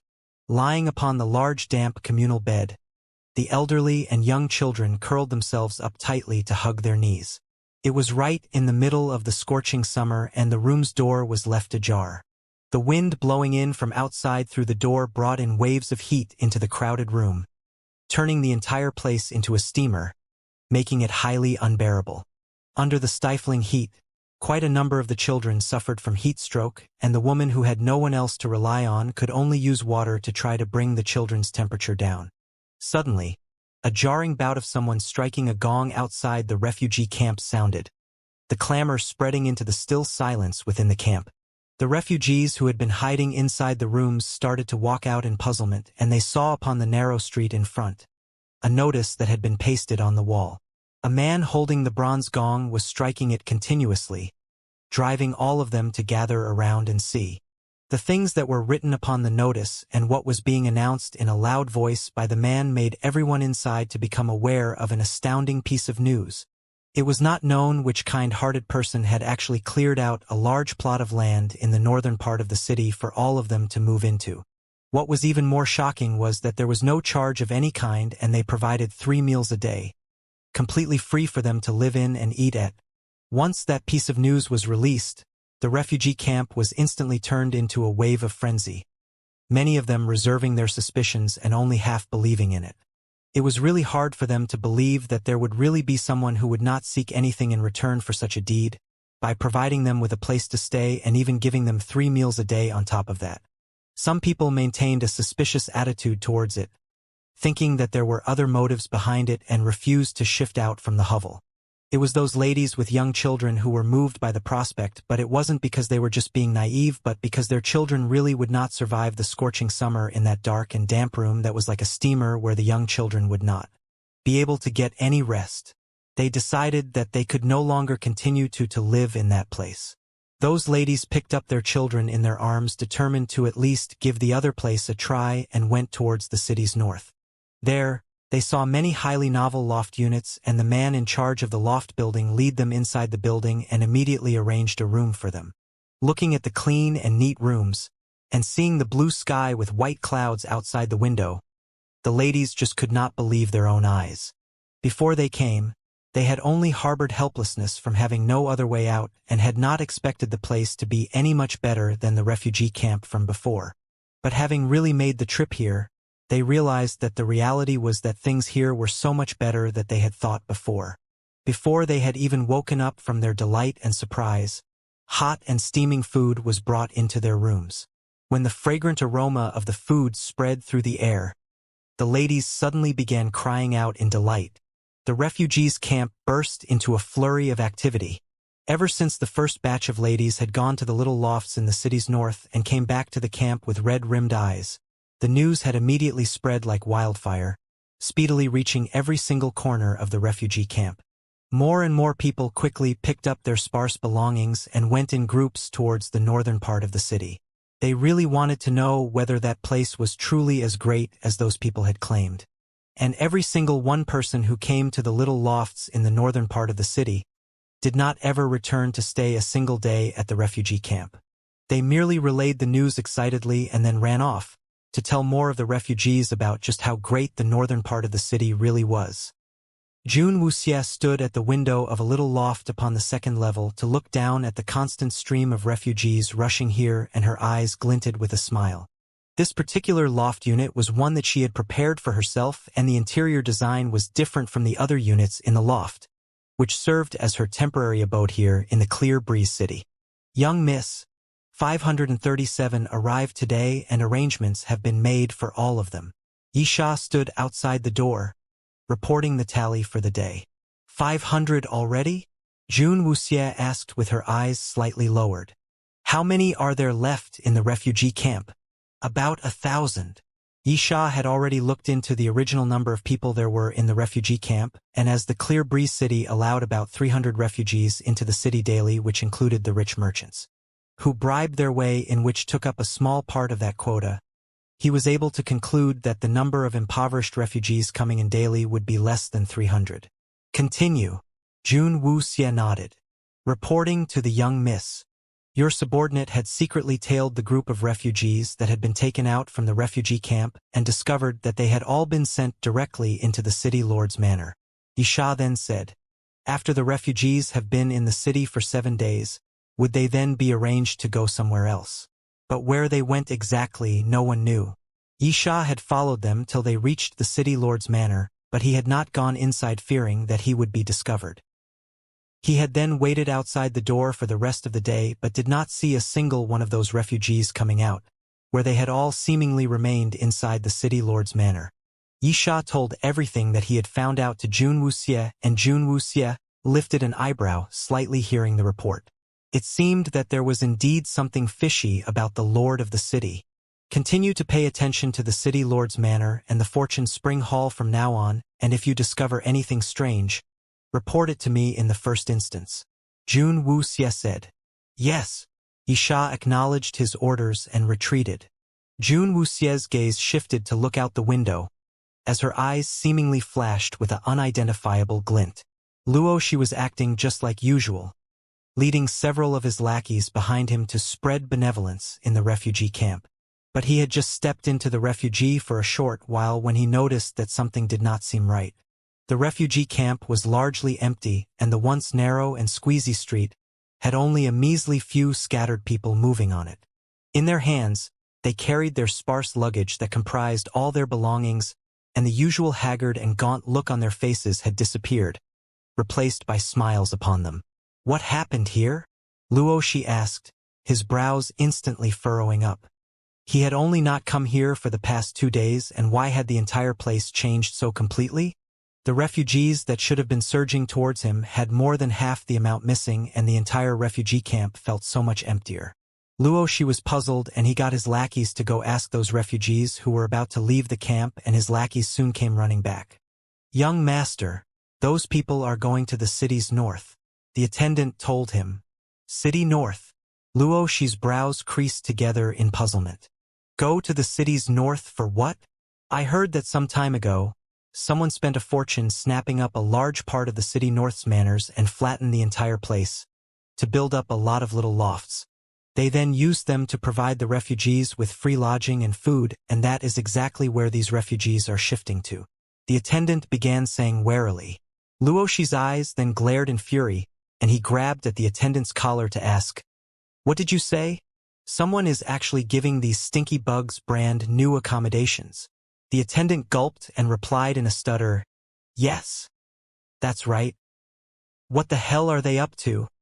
Luo Shi's brows gathered together alarmingly. Do you know who is behind everything up at City North?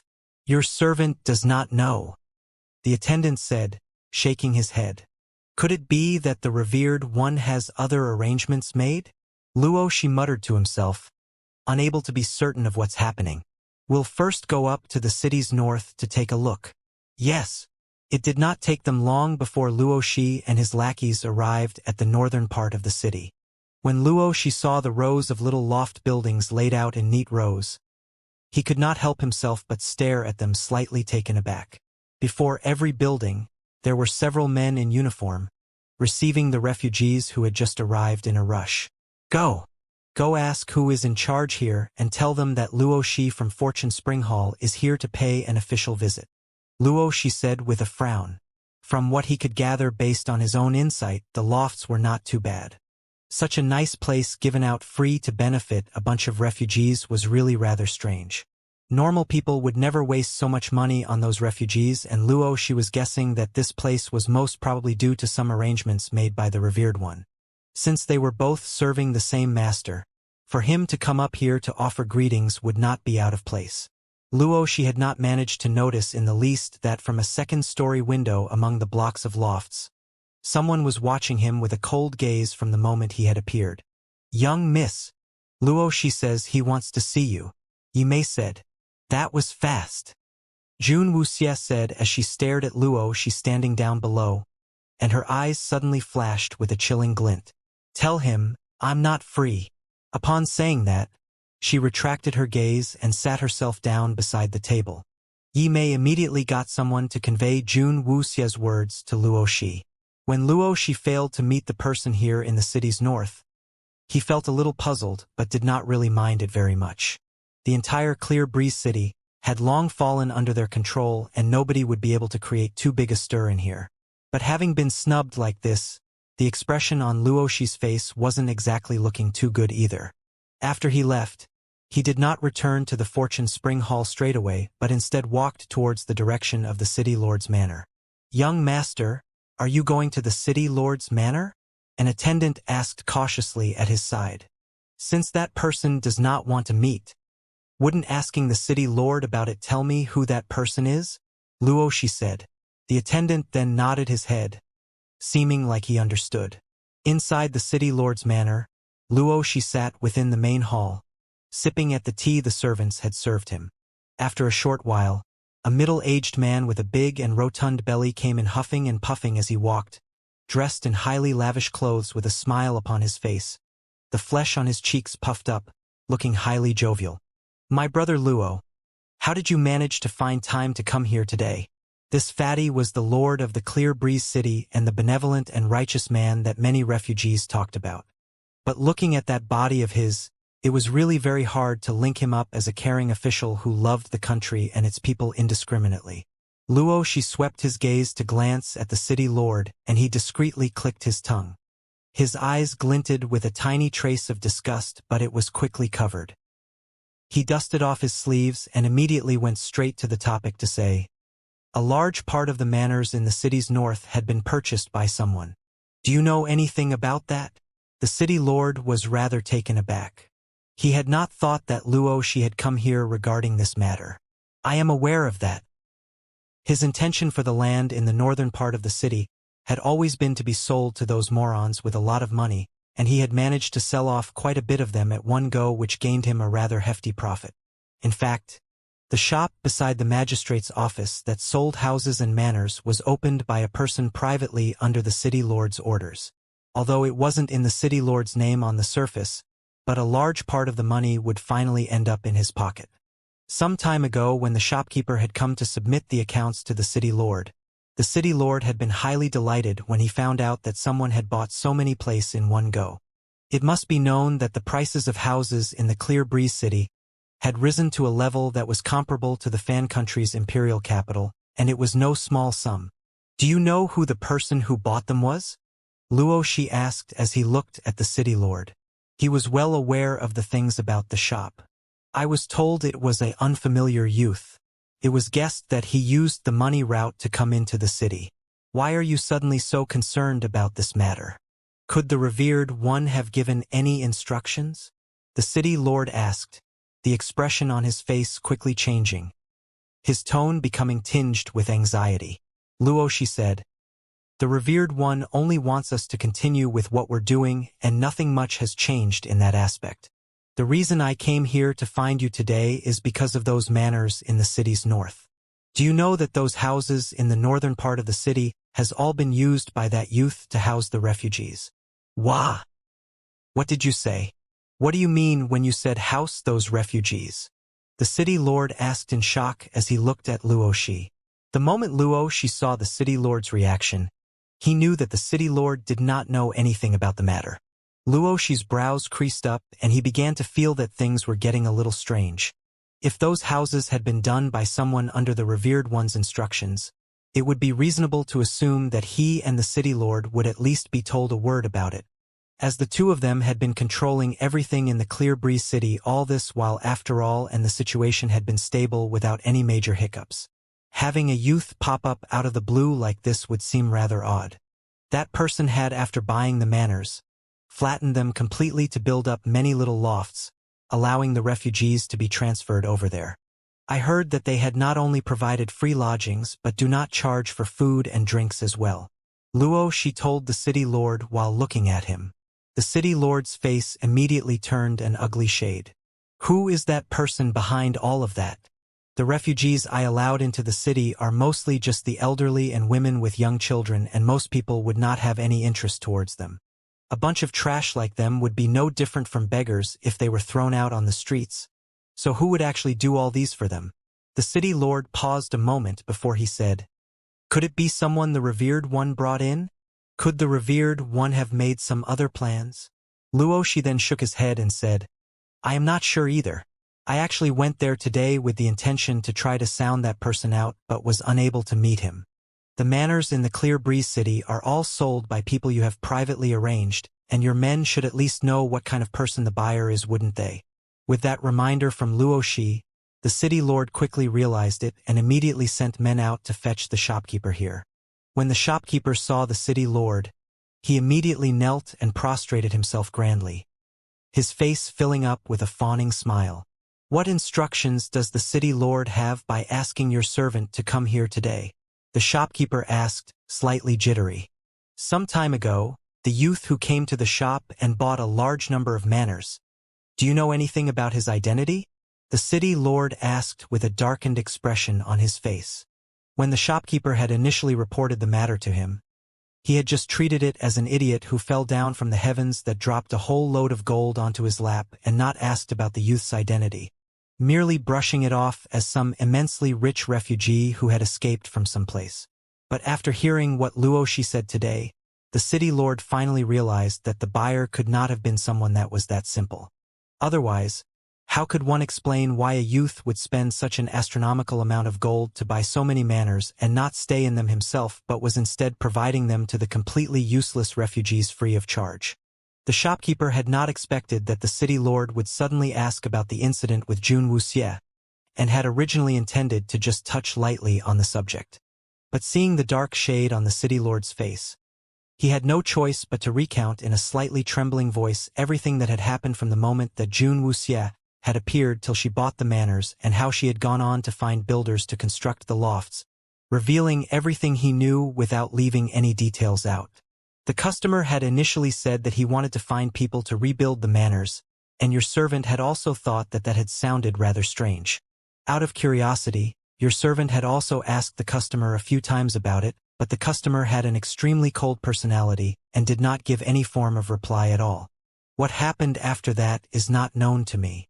From what you are saying, that person had intended to do this right from the start?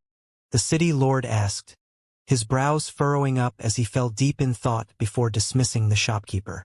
Spending such a large sum of money to buy manors and then taking the effort to rebuild them completely for the refugees as accommodation. This person's motive are definitely anything but innocent, the city lord remarked thoughtfully. The corners of Luo Shi's mouth curled up with a trace of a sneer. "I do not know what his motives are, but there is one thing that I can be certain of right now." "What is it?" the city lord asked quickly. Luo Shi said with a cold snort, "That person doesn't work for the revered one." "How can you be certain?" the city lord asked a little confused. Luo Shi swept a glance over the city lord and his eyes flashed briefly with disdain, but was able to cover it well. "Simple. Just how powerful is the revered one? And the Clear Breeze City is now already under the control of you and me. If the revered one had wanted something done, why would he go through so much trouble to have someone spend such a great amount of money to buy the manors? If the revered one wanted them, he could very well have just told you to handle it instead of spending all that gold." It finally dawned upon the lord of the city as he realized that the sum of money Jun Wuxie had spent on those manors had indeed not been a small sum. Moreover, there is one more point. You and I know very well the reason why the revered one asked us to let those refugees into the city. With these kind of conditions provided to the refugees now, wouldn't that go against the very intentions of the revered one? Don't tell me that the revered one really wants to rear the refugees till they become strong and healthy before sending them to their deaths with the poison somewhere else. Luo Shi's mind had cleared up in just a moment. He had not known how much the amount that Jun Wuxie had spent to buy those manors before was, and when he heard the shopkeeper mention the figure earlier, he had been greatly shocked. That had almost made him certain that the person up in the city north was not someone sent here by the revered one. Damn it! If that person is not sent here by the revered one, what is that fella really up to? The city lord said, highly exasperated. Luo Shi shook his head. He was not able to ascertain that point as the other party was only providing accommodation for the refugees now and had not revealed anything else besides that. Why not? Let that person carry on with it for now. After all, the daily expenditure needed for the refugees is no paltry sum. Since he is willing to help us rear those refugees, isn't it good that we will be able to save some expenses? The city lord's cunning ploy was all upon his face, his eyes unable to hide the undisguised greed. Luo Shi snorted in disgust and his expression instantly became stern. That's just wishful thinking. What those refugees usually eat every day are just some bread. What much would that cost you? The revered one asked you to allow 300 elderly and weak females with young children into the city every day, but you have been secretly asking your men to accept bribes to allow those rich merchants to enter the city for no reason, which takes up quite a bit of the quota. Do you really think that the revered one is unaware of all that? The city lord's heart thumped. Allowing the rich merchants in was a private decision he made in secret behind the back of the revered one, and when the city lord thought about the kind of power the revered one had, his back immediately became drenched in cold sweat. Young Master Luo, look at what you're saying, the city lord said with a forced laugh. Ha! Let me tell you. The revered one knows very clearly the kind of inclinations you have in your mind, but he is just choosing to close an eye towards them and allow you to make some monetary gains. But if you dare to mess up the revered one's plans, the consequences are not what you will be able to bear. The revered one wants those frail and sickly old fellas to remain in the refugee camp and just kept alive. If they are well fed with food and drink, do you think that they will still be easy to control after that? You'd better keep that thought to yourself. It's just slightly more than 1,000 refugees, and you even want to stinge on that small bit of money. Have you really tired of living? Luo, she could not stand seeing the insatiable lust for money of the city lord, and if he had not been carrying the title as the lord of the Clear Breeze city, Luo, she wouldn't have chosen to mix with a person like him. Having been admonished by Luo Shi, the city lord's face instantly turned pale. Regarding this matter, I'm leaving it to you to deal with it. If you do not handle it well, you can explain it to the revered one yourself. Don't forget, it was your henchman that sold those manners to that youth. Luo, she immediately stood up and left upon saying that, not wishing to remain in the city lord's manor another moment. The color on the city lord's face had turned highly ugly, but he still put on a forced smile as he saw Luo Shi out the door. Luo Shi's lead foot had just stepped out, and the city lord could no longer hold himself back as he shouted. What dog's fart plaything does he think he is? Just because he is slightly closer to the revered one and he thinks he calls the shots here. Shouldn't he take a look and see what he is himself? If not for the revered one behind you, this lord here knows of many ways to squash the life out of you. There is no need for the city lord to be so angry. Luo Shi is merely just a dog at the revered one's foot, and the city lord is merely giving face to the revered one, that's all. A servant at the side quickly rushed forward to say appeasingly, "Humph, I can't be bothered to get angry with a hypocrite like him," the city lord said through gritted teeth. "I don't have to bother with that bastard Luo Shi, but what the revered one had instructed us to do must not be delayed. That place up in the city's north must not be left alone like this, or it will be difficult to explain it to the revered one." The city lord's eyes turned and he waved to the servant at his side. "You mentioned that the cluster of houses up in the city's north had been built into lofts that are 7 stories high? That they did. Your servant had even secretly gone to take a peek, and they were rather interesting.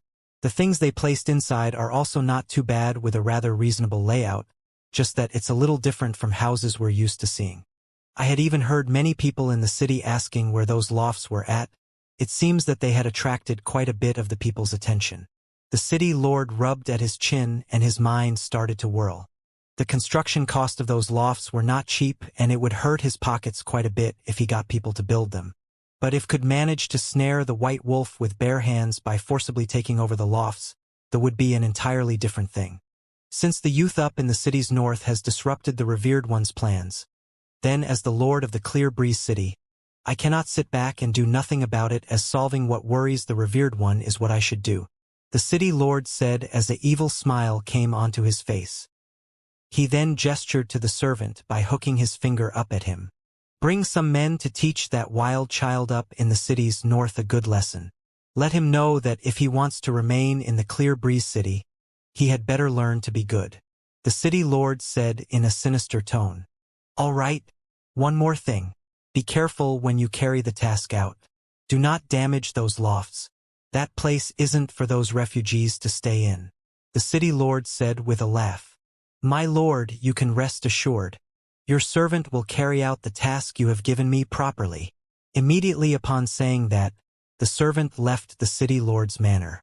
The city lord stood in the hall in glee for a while before he patted himself on his flabby tummy and went back to his room while whistling a tune. Inside a loft unit at the city's north, Junwoo Xie was having some tea with Junwoo Yao as they sat at the table when Yi Sha appeared silently to kneel before the two of them. Reporting to young Miss. After Luo she left here today. He went to the city lord's manor and stayed in there for a while before leaving. Yi Sha reported, having following Jun Wuxie's instructions to pay attention to the movements of Luoshi and the city lord. After he discovered that the two had come in contact, he had immediately returned to report it to Jun Wuxie. "Oh!" Jun Wuxie exclaimed with an arch of her eyebrow. "Young miss, do you need me to round them up for you?" Yi Sha asked. Jun Wuxie shook her head and said, "No need. They will deliver themselves right into my hands." Yi Sha was still a little confused, but just moments after Jun Wuxie's voice fell, Yi Mei came walking in through the door. "Young miss, a group of men have appeared downstairs." Jun Wuxie's eyes lifted and her eyes flashed with realization. The rats have started to move. Among the blocks of lofts in the city's north, a bunch of uncouth and rugged-looking men had suddenly appeared. They had well-built bodies and their faces fierce. They were highly intimidating and looked like they were not to be trifled with. The refugees who had just moved into the lofts recently were all fearful when they saw these brawny men appear. The leader of the group of brawny men stared at the neatly constructed lofts and his mouth curled up into a savage smile. He raised his finger and pointed it at an elderly lady leading her grandchild into the lofts and said, "You, that old one, come here this instant." The old lady was already past her 50s and ravages of life had bowed her back in a hunch. She was skinny and small, the hair on the sides of her head streaked white. Suddenly being shouted at by the brawny man, all color on her face immediately drained out as she clutched at her grandchild in terror as she turned to the group of men who looked like they were up to no good. The old lady trembled as she looked at the men, her pleading eyes subconsciously looking towards other refugees who were standing not too far away. But all those other refugees were mostly old people well advanced in age like her and some weak and helpless ladies. They were unable to even defend themselves, so how would they dare to interfere? They merely turned their eyes, trying to avoid the old lady's gaze. "Are you damned deaf? I asked you to get your sorry self over here. Can't you hear me? Do I have to go over there and invite you to come instead?" The brawny man shouted impatiently with an angry frown upon his face. He signaled to the men beside him with his eyes, and two of them immediately walked towards the old lady, to forcibly drag her there. "What? What are you going to do?" The old lady was no match for the strong men. She fought to protect her grandchild, but they were both dragged over by those two men. The leader of the men stared disdainfully at the highly nervous old lady and said in an unfriendly tone, "Where were you going just now?" The old lady clutched her grandchild protectively in her arms and said warily, Home. Home." The man's eyebrow raised up alarmingly, and he pinched his nose in a thuggish manner while gazing at the old lady from the side of his eyes to say, "You are saying that your home is within these lofts?" The old lady swallowed loudly in a gulp and nodded her head hesitantly. She was just about to open her mouth and had not even uttered a sound when she was kicked in the hips by the man. That caused her to fall heavily to the ground. "Listen up, you old long-life one. Who told you this place is your home? Why don't you take a piss and look at yourself in it? Does a beggar like you even have the right to live in such a nice house?" The man said harshly. Having been dealt such a hard blow, the old woman almost passed out upon the ground and had no strength to get up. Her already frail body felt like it was going to fall apart as she lay in a shivering heap upon the ground. The young child was on his knees upon the ground, looking at her grandmother as tears brimmed up within her large, innocent eyes. The scene that was unfolding before their eyes startled the hearts of the other refugees gathered around, fear and unease spreading in their chests. They did not dare to go forward to help the old lady up and could only watch those ruffians carry on with their thuggish ways. "Grandma! Grandma!" The child cried out chokingly, but the old lady could only groan softly. The brawny men swept his gaze over the terrified refugees around him, and his heart filled with glee.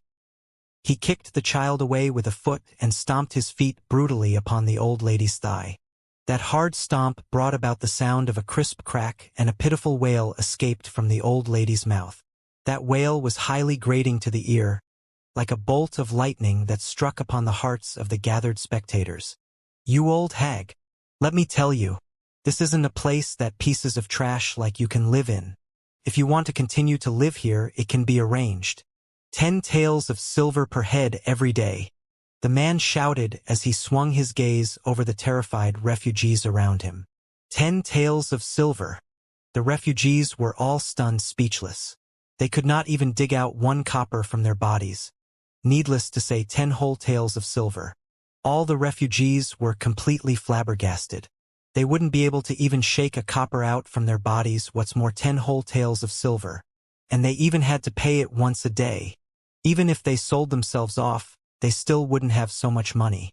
Having just managed to come to this highly tranquil and clean place, the refugees had thought they could finally live in peace. How could they have thought that they would encounter such a thing? But didn't they already tell us? There are no charges. A child that was still rather young spoke the doubt that was on everyone's mind.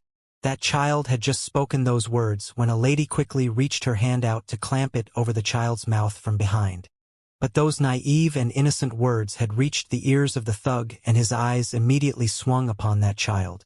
The child's mother broke out in cold sweat, immediately falling to her knees in kowtow, to plead for mercy from the thug. "Great Lord, the child is ignorant, so please do not take offense with him. Even if the child is ignorant, don't tell me that you as his mother is just as clueless?" the thug asked as he glared at the woman who had gone deathly pale. "Both of you should have stayed here for at least 2 to 3 days already, haven't you? Then shouldn't you already be paying up for the money owed? Seeing that you are alone with such a young child, I wouldn't charge you so much. Just 2 days for 2 people, and I'll just make it 40 taels for the 2 of you." 40 taels. The woman was completely flustered. Her husband had been killed when the poison men had attacked, and she had escaped with their young child the entire way here. They had depleted all their savings on this journey, and 40 taels to her was just too astronomical a number. She cried out desperately in plea, "Great Lord, I really have no money." "Really?" The thug gazed sinisterly at the woman's pretty face hidden under her terror. The woman was petite in size, and though already a mother, she still remained rather attractive. The thug took a step forward and touched the woman on her face. "No money? That's still all right. If you really have no money, it's fine to pay with your body as well." The woman's eyes went wide in utter disbelief. But before she could even scream out, the thug had pulled her right up and forcibly locked her with his embrace as he groped her all over.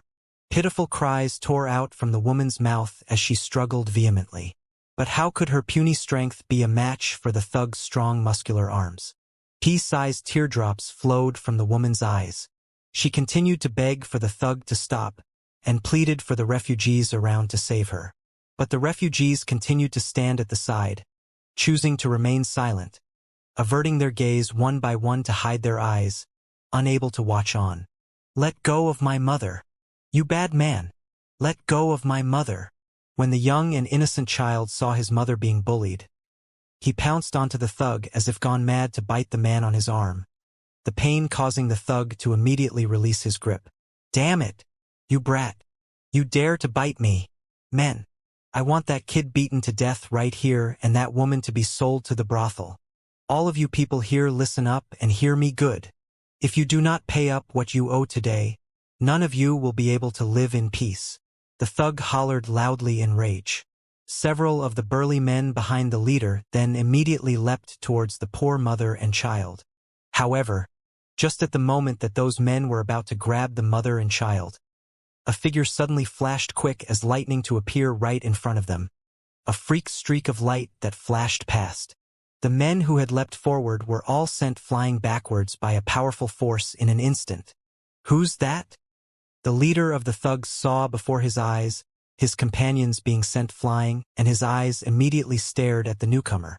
Right before the mother and child pair who were hugging each other, a small figure stood proudly straight. It was a youth with a delicately attractive face. Dressed in simple and coarse hemp clothes, he looked unremarkable, but for that pair of eyes that sent chills right into one's bones. Cold but clear as water. The thug stared in confusion at the youth who had appeared all of a sudden, gauging the person's appearance. Seeing that he was dressed in crude clothes, he assumed that that was just a refugee staying there. From where did you this bastard kid sprout out from? You must be tired of living. How dare you disrupt my fun? Do you believe I can make you scamper out of here any minute? Damn it! June Wuxie stared coldly at the man shouting noisily, her chilling gaze slowly sweeping over the figure of the child, who had lost her voice from crying, and the old lady crumpled upon the ground behind the thug. That pair of cold and icy eyes then surged with murder. Little bastard kid. Your lord am talking to you here. Do your damned ears hear me? The thug shouted as he glared at June Wuxie. Seeing that it was just a skinny and weak-looking youth, his demeanor became even more arrogant. I beg you. Save us. Please save us. The woman who had fallen to the ground behind June Wuxie sobbed as she hugged her child tightly, begging as she gazed upon June Wuxie's back. Even though she knew that it was just a young youth who stood before her eyes, she had no other way out of this. June Wuxie did not turn around but merely narrowed her eyes as she stared at the ferocious-looking thug. Damn you! Have that kid slaughtered for me. I want to see who else would still dare to stir up any more trouble. The thug shouted viciously, and the towering men immediately leapt at the small-sized June Wuxie. However, everything that happened after that made every fall into a state of shock. Before any of the men who were leaping towards June Wuxie could even get near her, several streaks of purple-colored spirit light shot out from June Wuxie's hand. The purple-colored spirit light morphed into several sharp blades in the air to immediately pierce through the heart meridians of the towering men. Suddenly, 5 brawny men lay lifelessly upon the ground, a scarlet flower the color of blood blooming upon their chests. In just the time it took to blink, 5 strong and well-built men had lost their lives. The thug who had initially been highly arrogant stared in a wide-mouthed stare as he looked at the scene before his eyes.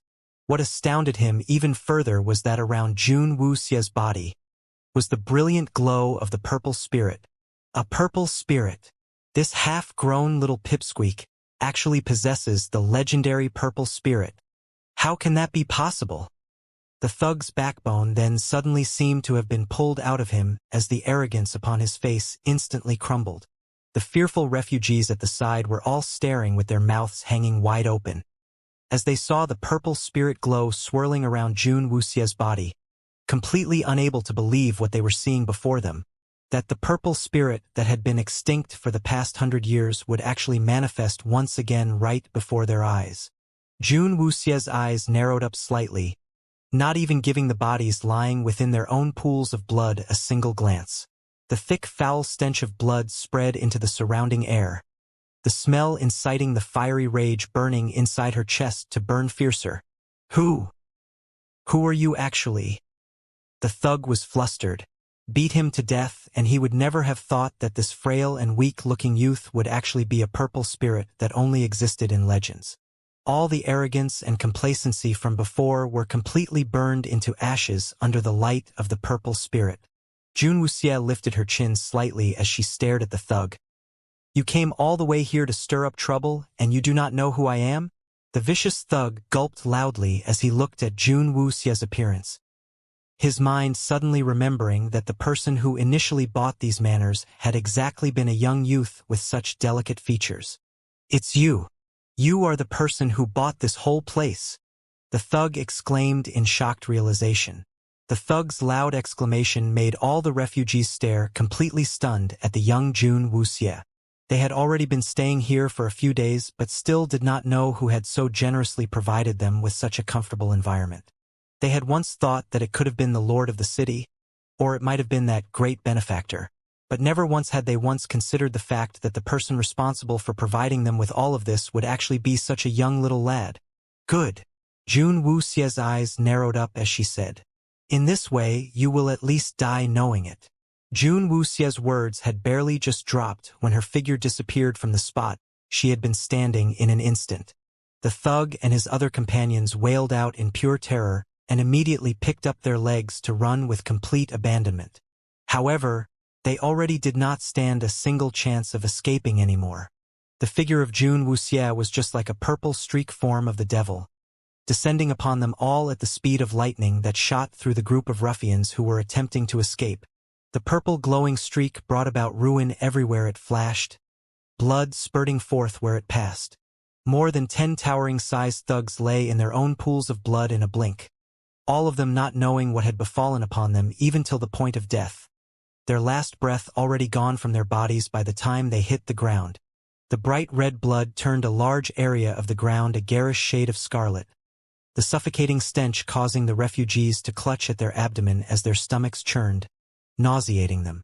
Suddenly, among the many pools of blood, only that highly arrogant lead thug was left, his legs having been cut out from under him without even him knowing.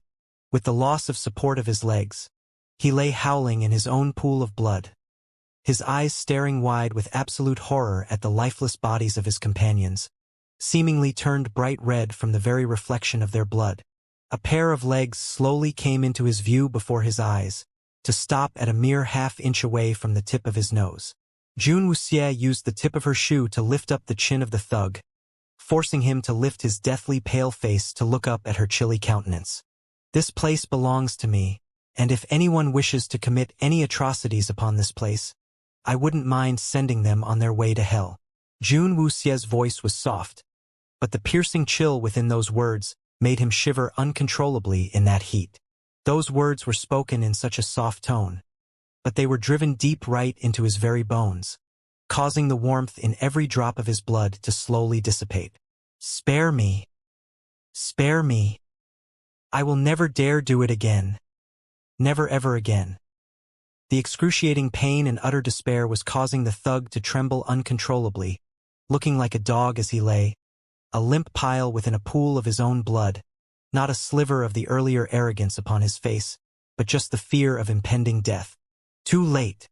Jun Wuxie's eyes flashed with a glint of murder, the tip of her foot turning the thug's head with great force, snapping the thug's neck off with a kick.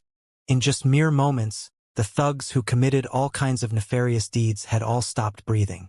From beginning to end, they had not been able to put up the slightest bit of defense against Jun Wuxie at all.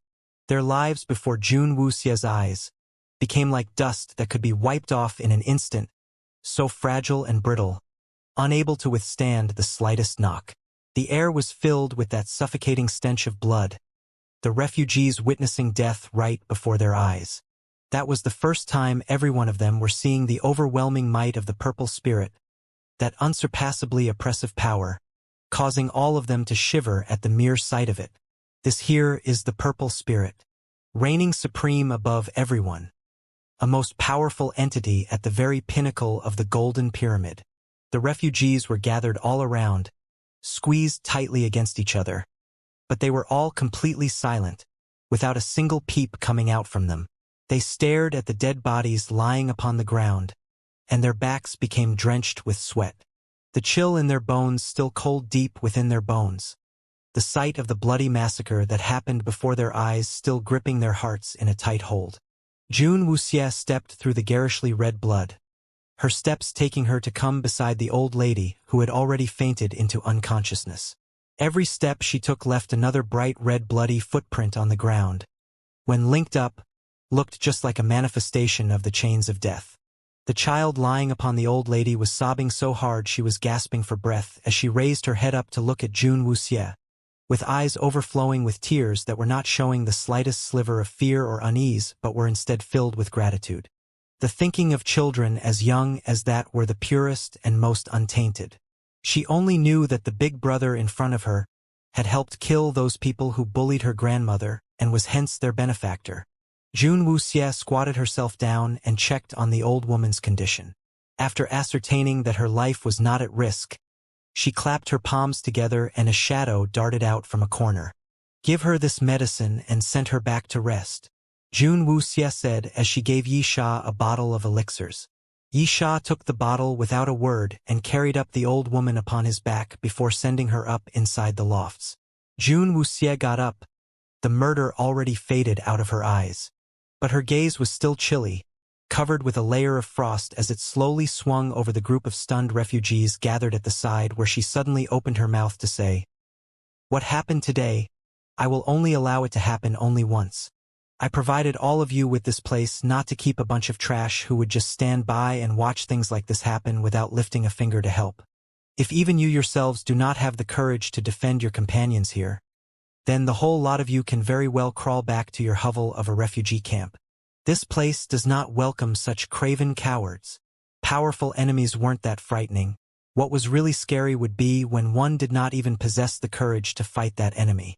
The lofts were by now accommodating close to 1,000 refugees, and even if they were just people made up of the elderly and weak women and children, if they had had the courage to rise up together as one body, those 10 over ferocious thugs would not have stood a chance against all of them. With close to 1,000 people in number, even with every one of them just throwing a single rock each, they would have stoned the 10 over thugs to death.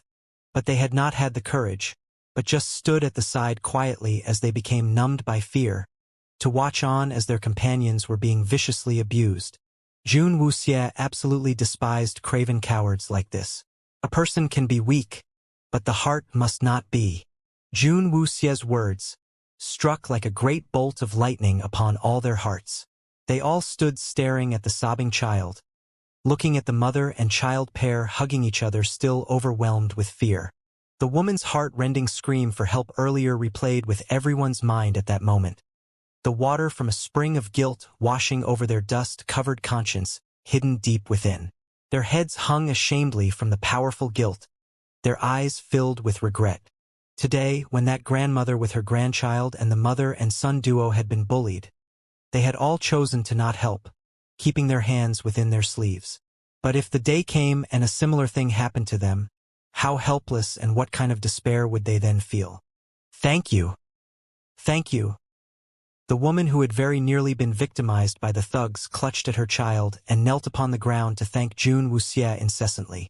If not for Jun Wuxie's timely intervention, she and her son might very well have lost their lives here today.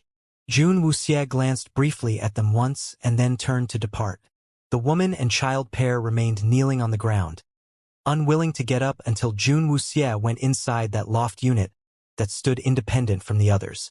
Only then did the woman stood up, still trembling as she carried her child, the eyes that had turned red from crying sweeping over the morosely silent crowd of refugees, filled with hate. The city lord was sipping on a new batch of tea he had acquired as his lovely spouse knelt by his feet to massage his legs, looking highly relaxed and leisurely. But not a few moments had passed when a servant in the city lord's manor came running inside in a rush, his face ashen as he fell to his knees with a thud before the city lord. "What has gotten you in such a fluster? Where are your manners?" The city lord grumbled in displeasure with a frown upon his face as he lifted up his cup of tea. "My lord, there's trouble," the servant exclaimed loudly. "Trouble? The Clear Breeze City has always been steadily peaceful. What could happen here?" The city lord said nonchalantly. "Lu Er. Lu Er still has not come back." The city lord's brows creased up. Lu Er was a hired thug he kept by his side in the manor. Under the instructions of the revered one, the city lord had always worked hard to portray an image of righteousness for himself, and all his underhanded deeds were left in Lu Er's hands to deal with. He had asked Lu Er to go up to the city's north today to stir up trouble in those lofts. He has not returned? This lazybones Lu Er is starting to slack off on his tasks, the city lord said in a displeased tone. However, the servant replied, "It's not that. Your servant sent someone up to the city's north to take a look, and he heard that Lu Er and his men had all been killed up there." Crash sounded. The teacup in the city lord's hand had dropped to the ground, breaking into pieces. His eyes flared wide as he stared at the servant, his eyes highly incredulous. "What did you just say? Who could have killed Lu Er?" "Your servant does not know, but only heard that the entire gang of people Lu Er brought with him up to the city's north were all killed, but no one seems to know who the person who did it was." A useless good-for-nothing. The city lord stood up with a swoosh. Lu Er had helped him complete quite a number of tasks, and although he was a person that was a little of a braggart, He was rather nimble-minded and knew how to use the stick and carrot approach rather well, never having ever committed any big mistakes. He would never ever have thought that by asking Lu Er to make life difficult for those useless refugees up in the city's north and driving those parasites out of that place, Lu Er would end up being killed by people for no reason. What was even more terrifying was that his people had not even been able to find out the culprit responsible for it. What exactly happened? Have the entire bunch of you been living in vain? There were more than 10 lives lost. How could those lives have been taken without a single person knowing anything about it? The city lord's face had turned an ugly shade.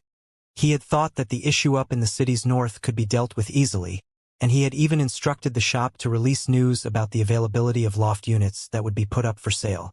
But after just barely half a day had passed and things had taken a turn beyond anything he could have expected, the servant got a severe dressing down and he replied in a mournful voice, "I have already gotten people to infiltrate into the place to try to find out the truth behind Lu Er's death from the refugees there. But God knows what happened with those people. They had initially looked like they could be easily manipulated, but when the mere mention of the incident was brought up, every single one of them avoided the matter like a plague, unwilling to say a word about it, and we were unable to find out anything from them. Useless trash. Just a bunch of good-for-nothings." The city lord's good mood immediately dissipated into the wind like smoke. He did not care about Lu Er's death itself. What frustrated him was what was happening in the city's north now. If he was not able to drive those refugees out of those lofts in the city's north, the revered one would surely place the blame on him. "Do it right now. Go get them ready for me immediately. Gather up a troop of the city's soldiers and follow me to the city's north. I would really like to see just who it is that dares to be so atrocious within the Clear Breeze city," the city lord screamed out in rage. He could afford to not bother with it if this had been any other matter, but when it implicated the interests of the revered one, even he would not be able to answer for it. At that moment, he could no longer make himself continue to remain on his seat. Very soon, the big-bellied city lord with his wide girth was leading a troop of soldiers, marching aggressively towards the city's north. This was his first time coming here, and when he saw the row after row of loft units, the itch in his heart was hard to contain, but he knew he had to get rid of those refugees first. When the refugees suddenly heard that the city lord had led a large troop of soldiers to come here at the city's north, everybody's faces lit up with delight. No matter what kind of living conditions they had been made to survive under before, their hearts still felt that the city lord of the Clear Breeze city who had been willing to offer shelter to them was a kind-hearted man who loved the people. Even seeing the large troop of soldiers he had led to this place, they were all not feeling the least bit nervous. The city lord has come. The city lord must have come here because of the incident from before. The city lord is a kind man. If he knew that thugs were terrorizing the common citizens, he will surely stand up for them in justice. After having witnessed with their own eyes a bout of bloody massacre, the refugees who still held terror within their hearts were actually feeling a sense of relief when they saw the city lord appear, all of them rushing forward one by one, their mouth full of praise for the city lord.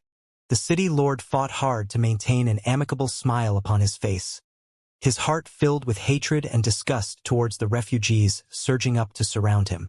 When he thought of the fact that these parasites were occupying such a nice place which impeded him from making a good sum of money, he wished so much that he could just order the soldiers to stab all these pieces of trash to death, his heart cursing for all the refugees to just die and get themselves quickly reincarnated.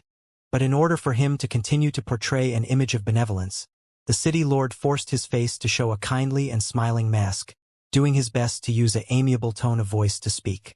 "All of you have suffered over this period. Although the Clear Breeze city is not really a highly prosperous city, but as long as I am here, I will not let all of you here suffer atrocities to be done upon you. Today, I heard that someone came here to create trouble, which made me very angry. Although all of you are not original residents born and bred here in the Clear Breeze city, but from the very day all of you set foot into the Clear Breeze city, I have already regarded you as a member of us here. If anyone dares to bully any of you, I will surely seek for justice on your behalf," the city lord said firmly, looking like a strict and impartial official, his words sounding very pretty to hear.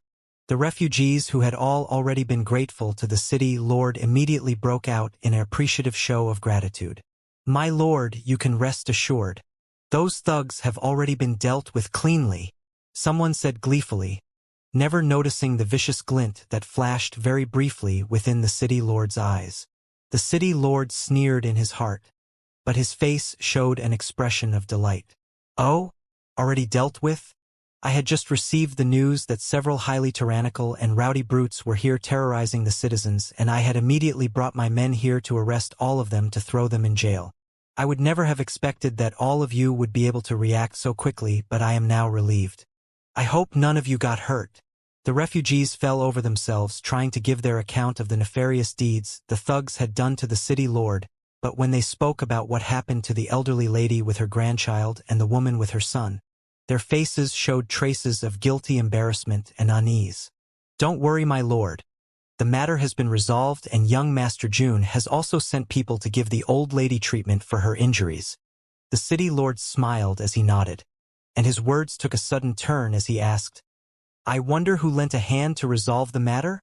Such matters are actually my responsibility as the city lord to prevent, and I have failed by not resolving it in a timely fashion.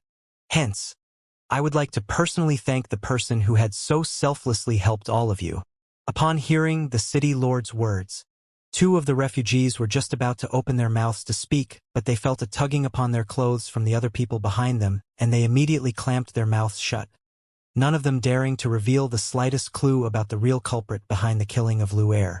The refugees' strange behavior very quickly attracted the city lord's notice, and he cursed secretly in his heart, though his face maintained that same gentle smile. "What's wrong? Is there anything that's inconvenient for you to say? All of you can rest assured that I just want to thank that hero properly myself. All of you are people that I allowed to come into the city, and I will naturally not allow anyone to bully any of you, as you are all now also considered to be citizens of my Clear Breeze city as well."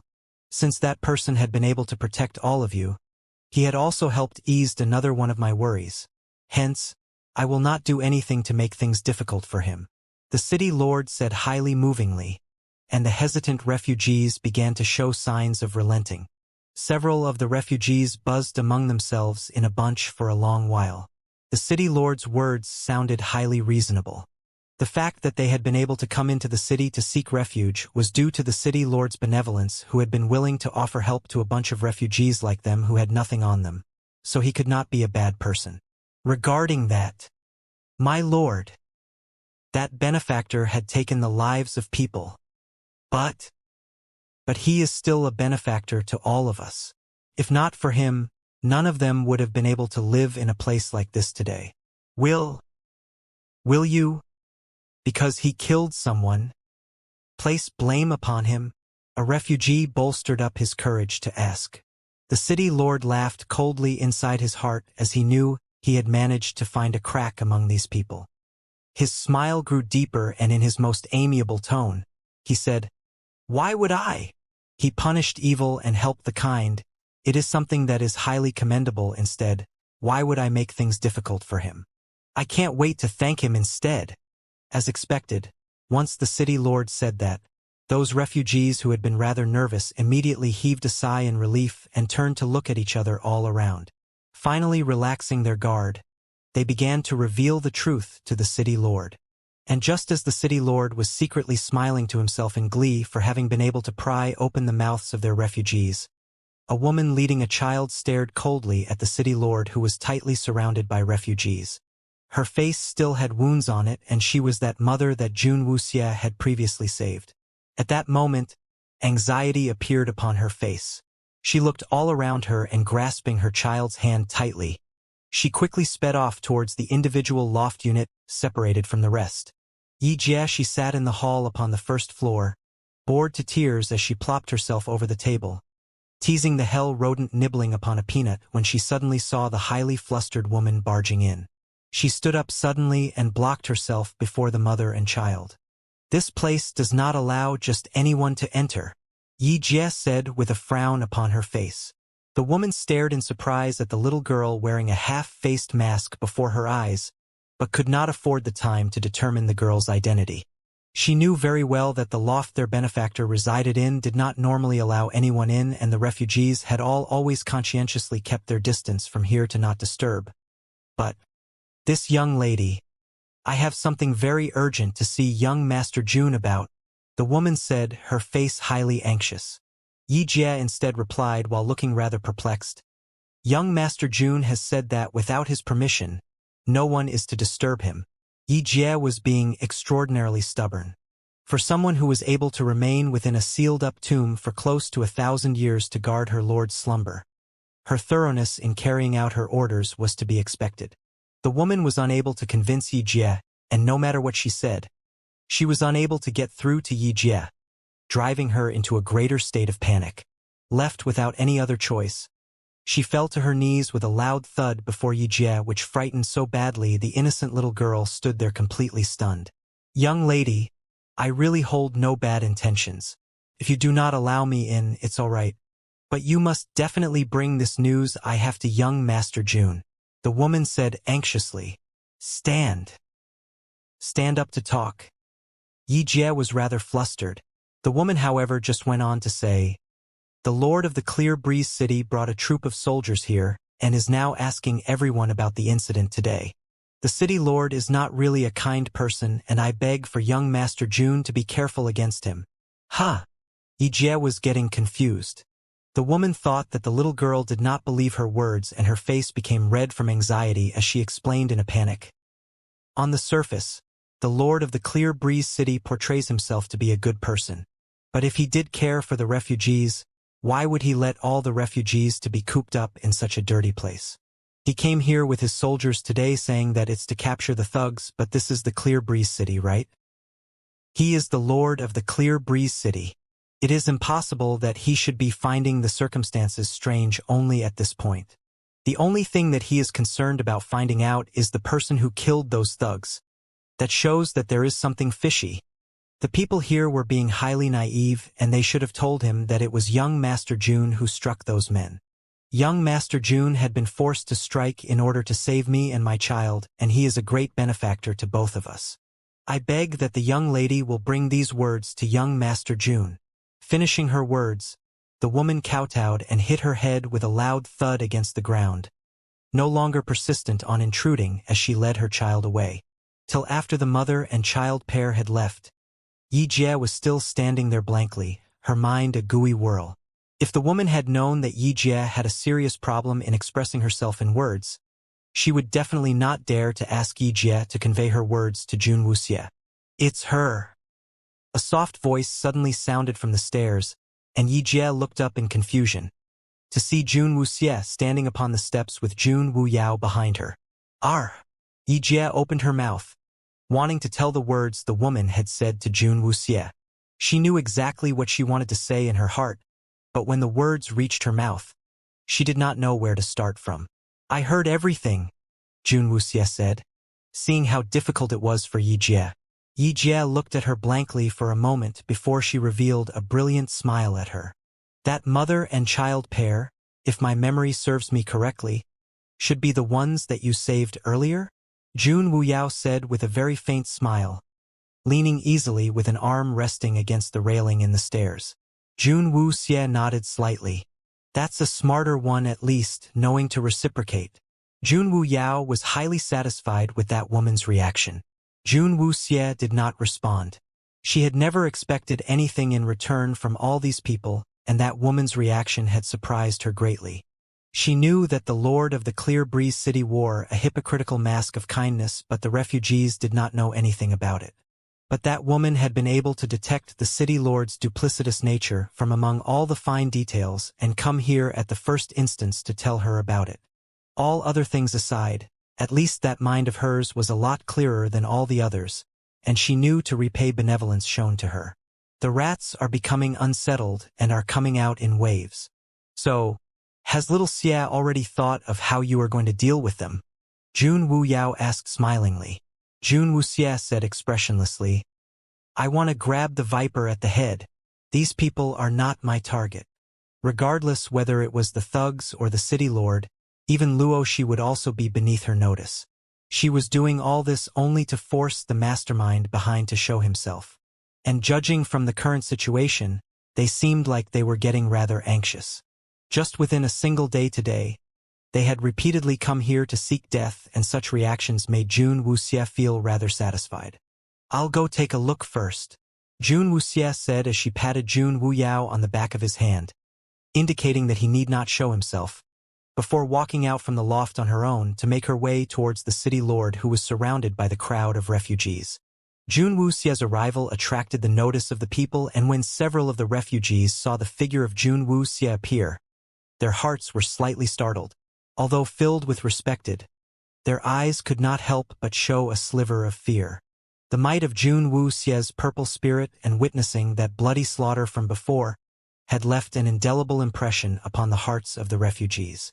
Although they were grateful towards Jun Wuxie for the kindness and righteousness shown for being willing to take them in, but to common citizens like them, the scene they witnessed had been a little too much to bear. At the same time that it had dealt with the thugs, it had also caused them to involuntarily develop a sense of fear and wariness towards Jun Wuxie. The city lord had just finished hearing out the refugees when he suddenly saw a youth with delicate features walking over in approach. When all the gazes of the refugees turned to focus upon that figure, he was able to instantly determine the other party's identity. And right at the moment he became certain of Jun Wuxie's identity, his eyes suddenly flashed with malice. "You are young Master Jun?" The city lord suddenly broke into a smile, looking at the cold-faced Jun Wuxie. "What is it?" Jun Wuxie replied coldly as she looked at the brilliantly smiling city lord. "I am the lord of the Clear Breeze City, and this is young Master Jun's first time here to the Clear Breeze City, and it is said that people come from afar are all deemed as guests. I had heard from all these people here earlier that when those thugs came here to stir up trouble earlier, they were fortunate to have righteous young Master Jun lending them a hand to kill off every single one of those thugs. Heroes indeed rise out from the young. Can I ask if what all these people said is true?" The city lord asked, his face looking like he was filled with admiration for Jun Wuxie. Jun Wuxie's eyes were chilly as she watched the city lord's hypocritical expression on her face as she said, "So what if it is? And what if it's not?" The city lord smiled and replied, "It's nothing much really, but I am just moved by young Master Jun's sense of justice. But there is one thing that I do not really understand, and I might need young Master Jun to explain it to me a little." "What?" Jun Wuxie's face was still as cold as ever. The city lord's face was smiling, but in his heart, he was cursing Jun Wuxie 1,000,001 times but did not dare to show his disdain in the slightest. The refugees had told him earlier that Jun Wuxie had killed Lu Er and his men, and although Lu Er's powers were not really that great with his bunch of underlings holding rather insignificant powers as well, but they had the strength of numbers. The refugees told him that Jun Wuxie had massacred the whole lot of them by his own strength alone, and such dominating power caused the city lord have no choice but to tread carefully. But as none of the refugees had been willing to reveal the extent of Jun Wuxie's true power, the city lord was unable to determine just how strong Jun Wuxie really was, and he was guessing that it would roughly be at the yellow spirit level. "I heard that these lofts here were built by young Master Jun as well. May I also ask if that is true?" Jun Wuxie swept her gaze over the city lord's face that was so fat and pudgy. "Yes." The city lord laughed in spite of himself and shook his head as he said, "Young Master Jun is highly righteous, and that is highly admirable. But I really cannot for the world understand this. With young Master still so young and highly talented, why do you persist in pursuing such insubstantial fame, to usurp the homes of others, a dove in a magpie's nest?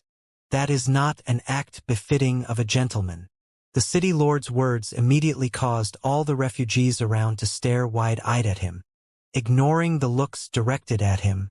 The city lord then went on to say, "These lofts here were in fact houses I had ordered people to build for the refugees who just came into the city, and I do not know why young Master Jun would come up with such a ridiculous idea to actually claim that these lofts were your idea instead.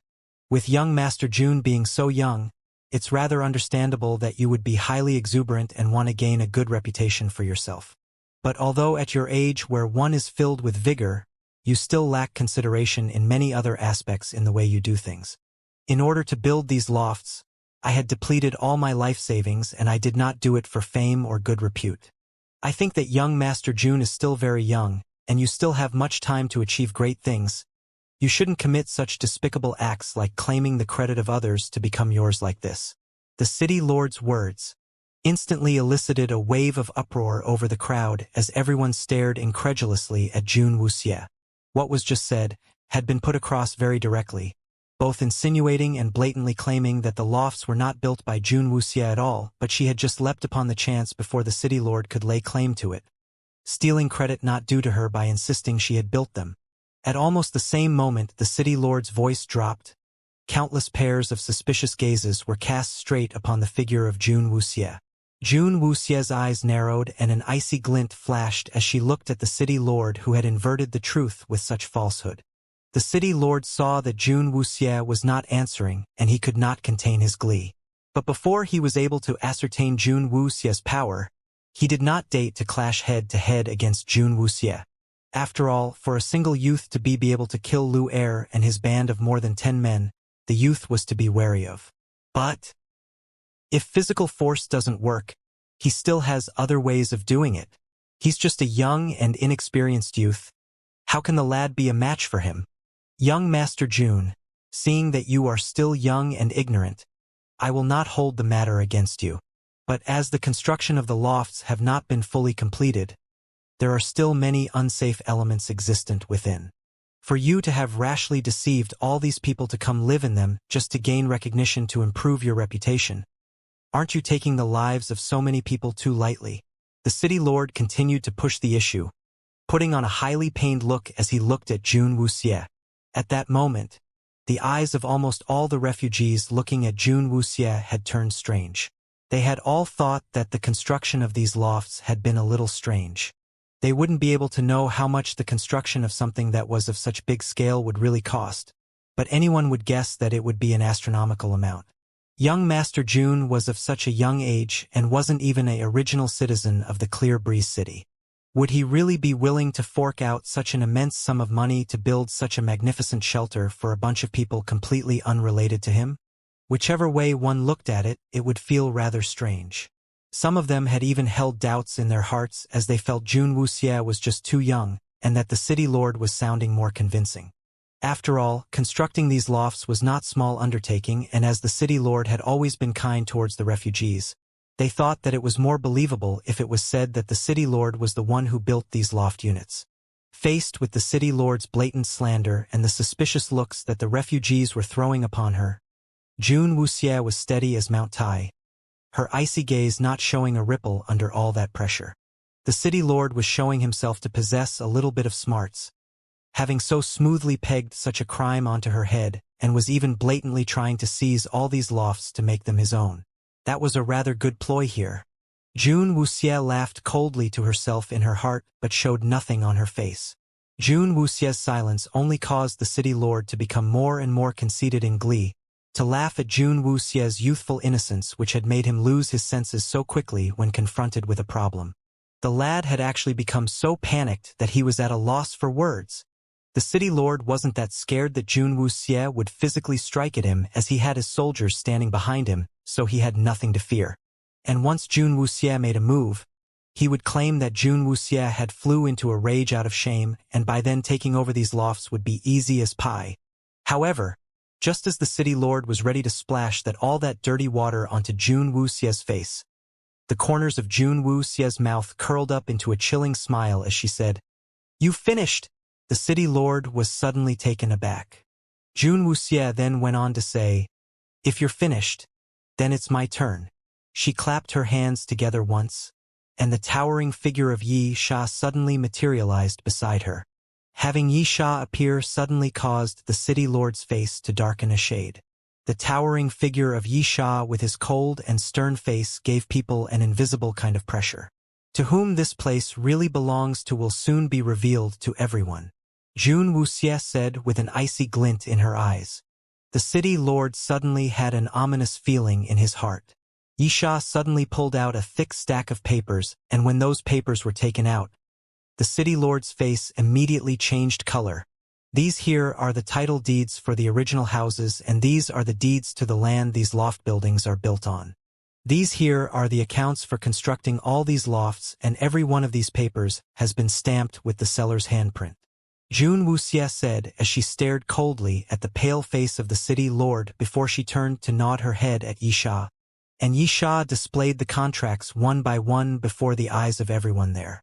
The characters in black ink were clearly stated upon the white parchment that every inch of the land here belonged to Jun Wu, which was the assumed name Jun Wuxie had taken up.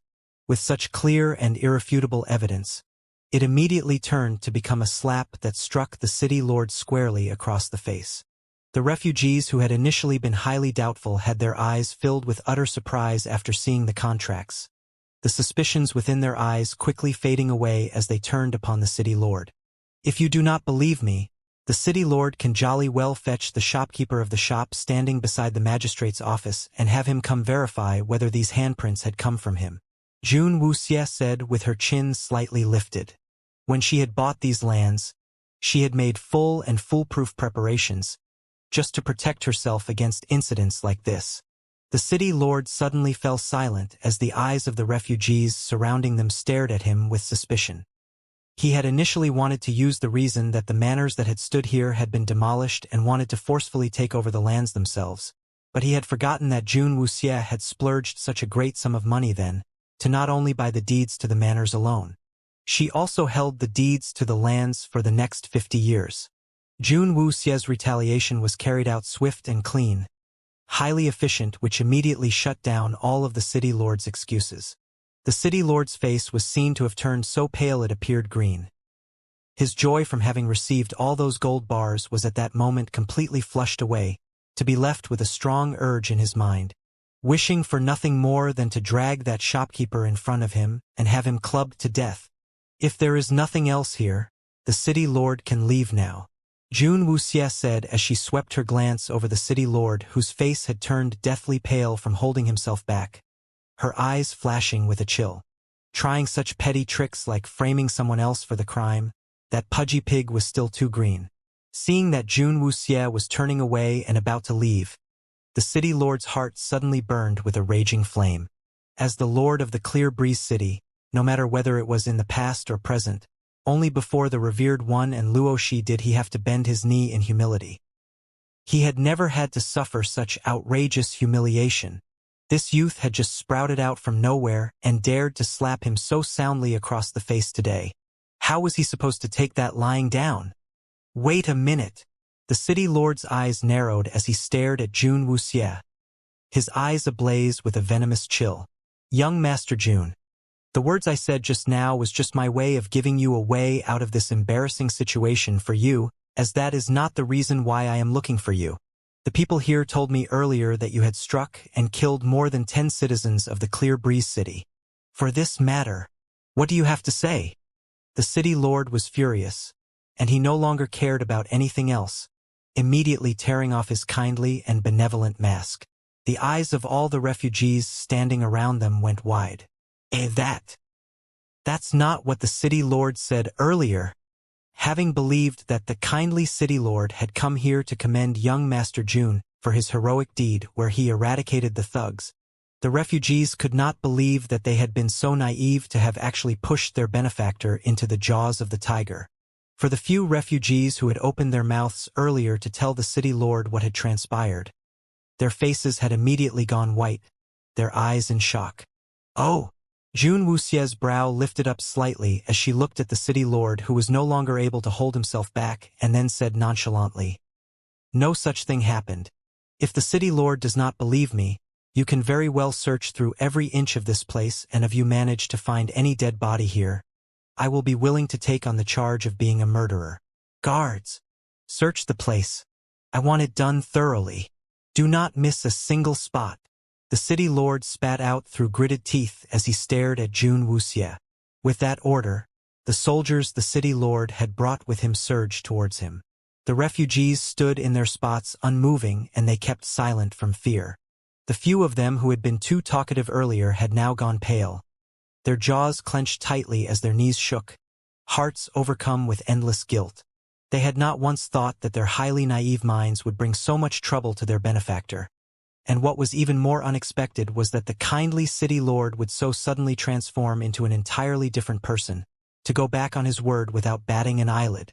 It took only an instant for the city lord's kindly image to be completely shattered within the hearts of the refugees. The accusation that had been thrown at Jun Wuxie was quickly and irrefutably countered by young Master Jun, and the city lord had then pinned the crime of murder upon Jun Wuxie's head. Unless one was a complete idiot, or else who wouldn't be able to see that the city lord was intentionally trying to find fault with Jun Wuxie. The gazes that the refugees were looking at the city lord with fully told what their hearts were feeling at that moment. The pairs of eyes that all were looking at the city lord were no longer filled with respect and gratitude. But the city lord couldn't care any less about that anymore. In his eyes, all these refugees were all destined to be unable to live many more days, and they were bound to die sooner or later. Once this batch of them were all dead, in the eyes of the refugees coming into the city after them, he would still be the same old, kindly city lord once again.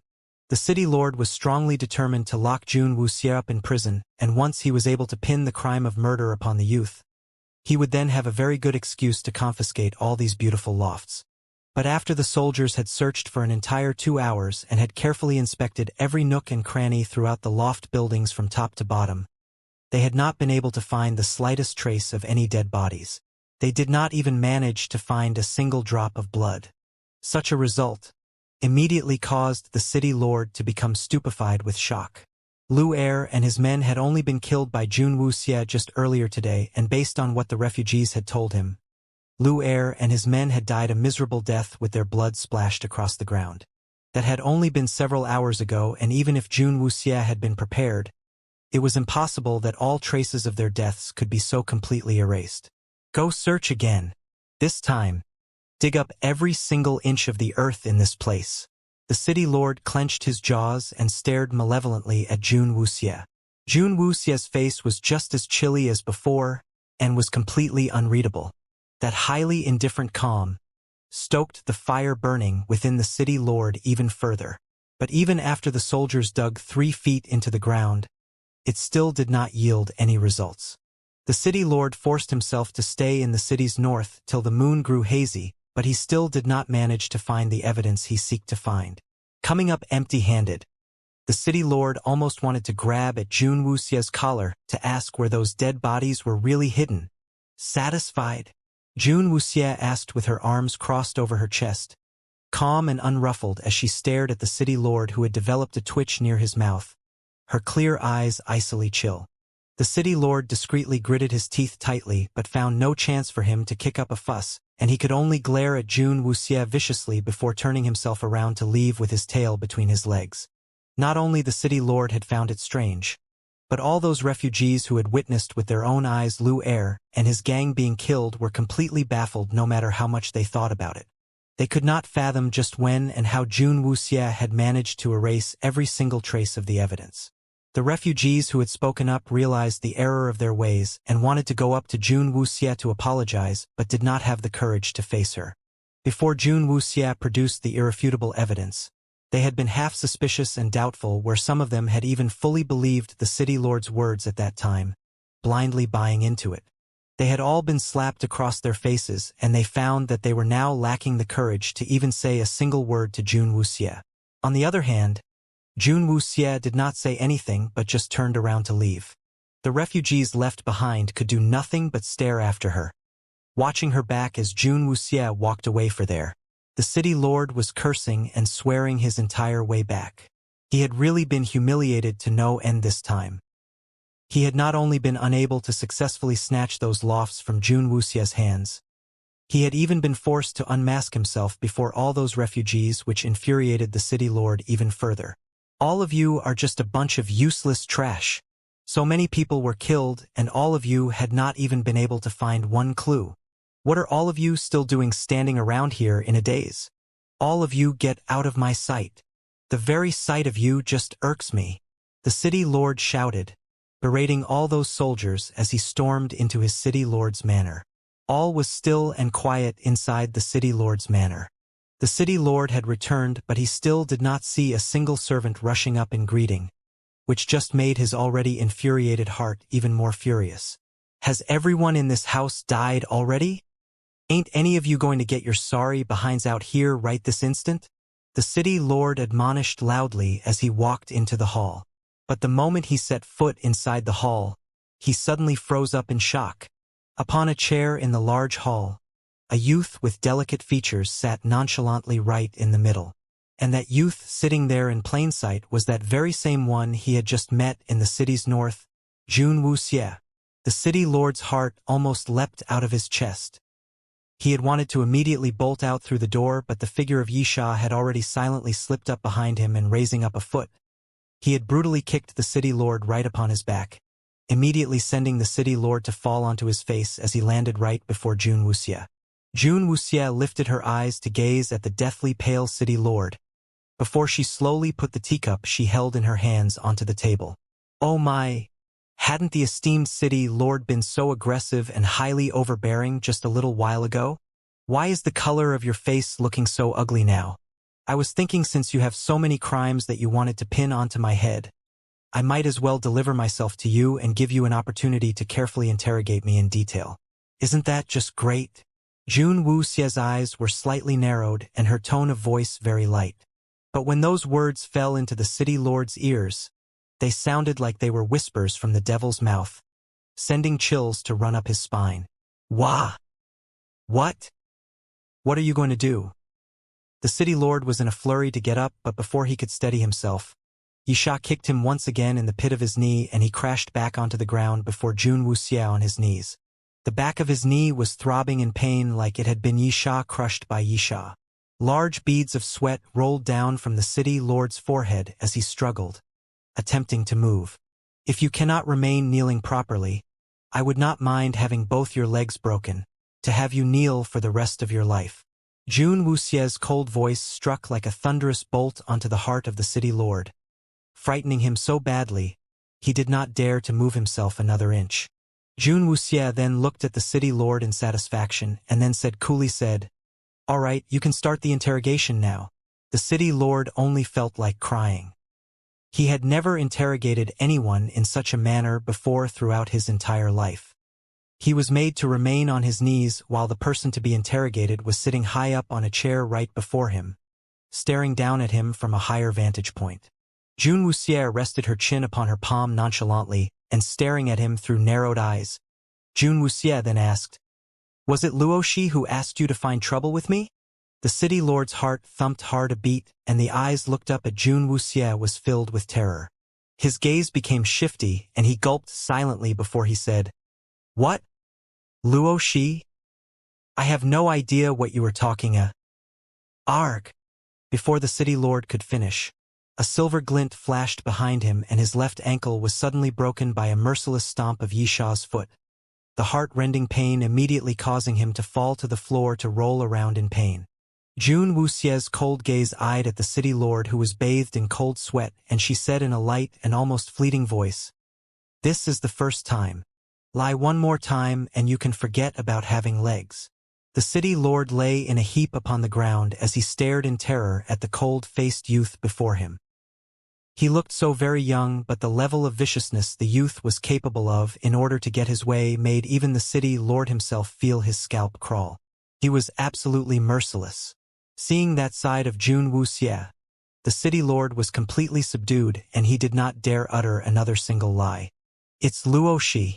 Luoshi was the one who asked me to do it. He told me to do it. It wasn't my idea at all. I beg for you to spare me." The city lord begged as he wept. If the heavens had let him known earlier that Jun Wuxie possessed such a vicious streak within, even if Luoshi had talked till he went hoarse, the city lord would not have dared to cross Jun Wuxie in the slightest. He was presently in living hell. "You had to listen to him?" Jun Wuxie asked, an eyebrow arching up. The city lord nodded. "Why?" The city lord suddenly went dumb and did not dare to speak. "Yisha." Jun Wuxie's icy voice flashed like another bolt to strike him upon the heart, and the city lord immediately could not wait to say, I'll talk. I'll tell you everything. Because Luoshi is closer to the revered one, and all orders from the revered one are given to me through Luoshi. If I do not listen to him, the revered one will then place the blame on me. The city lord on the floor was crying bitterly with mucus running down his face. Jun Wuxie's viciousness had made him realize that if he did not give Jun Wuxie satisfactory replies, he might not be able to see the sun rise tomorrow. Who is this revered one? Jun Wuxie's tone suddenly turned chillier. As expected, behind the actions of both the city lord and Luo Shi, a person was hidden behind who controlled them both. If she was not guessing wrongly, the incidents with the poison men must have something to do with this revered one. I do not know. I really do not know. I only know that the revered one possesses remarkable abilities and hold unparalleled powers. It was Luo Shi who brought the revered one to come seek me, commanding me to carry out all of the revered one's instructions. That person was just too powerful and I did not dare to disobey. The city lord answered honestly. Jun Wuxie then asked, releasing the refugees into the Clear Breeze City was also the revered one's idea? Yes. It is. The city lord nodded. Why did he ask the two of you to do this? Jun Wuxie continued to probe. The city lord swallowed hard and replied. The revered one needed the refugees to do something for him. He made me bring in 300 of the elderly and frail ones every day into the city, and after 7 days, they were to be brought to Luo Shi's Fortune Spring Hall, where Luo Shi would then make them ingest a kind of medicine. The medicine would addle the minds of the refugees to make them highly dazed before losing their awareness, and after that, the revered one would then send those people to various places. Sent to various places. Jun Wuxie's eyes flashed with a chill. Piecing together her deductions and what the city lord was telling her, she had a rather good idea what the revered one needed those frail, elderly, and weak women for. In her past life, Jun Wuxie had once heard of an unconventional type of biological warfare. A certain power had used humans as carriers, where they injected a highly contagious kind of bacteria into some humans, before sending them into places that the enemy armies were. Those people who had been chosen to be carriers were mostly people who were sickly and frail. As their body's constitution were weak, their resilience towards drugs and bacteria were not strong. Not long after they were injected with the bacteria, they would very soon die. Upon their deaths, that would be when the bacteria would spread, silently and unnoticed, as they achieved their evil objectives. For the revered one to have the Clear Breeze City take in the frail, elderly, weaker women and children continuously, his motives must be the same as that bacteria warfare, but just that the bacteria from Jun Wuxie's past life had been replaced with a kind of drug that spread very easily, to achieve the same kind of effect. If what she thought was correct, those people who were made to ingest the medicine must have been secretly sent to various places throughout the lower realm. Under the chaos of war and conflict, the number of refugees were endless. No matter which place it was, seeing some highly muddled and sickly refugee appearing would not attract anyone's attention. And as those people had low immunity and resistance against the drug, their deaths would also be highly sped up. That was also the reason the revered one requested only for the frail, elderly, and weaker women and children to be allowed into the city. Moreover, the harsh conditions the refugees were forced to live under would further deplete the life force of those refugees, and when the 7 days were up, just when their bodies were at their weakest, it would be the best time to make use of them to fulfill his nefarious objectives. Using humans as carriers to spread the poison. Such an insidious method would send chills down people's spine.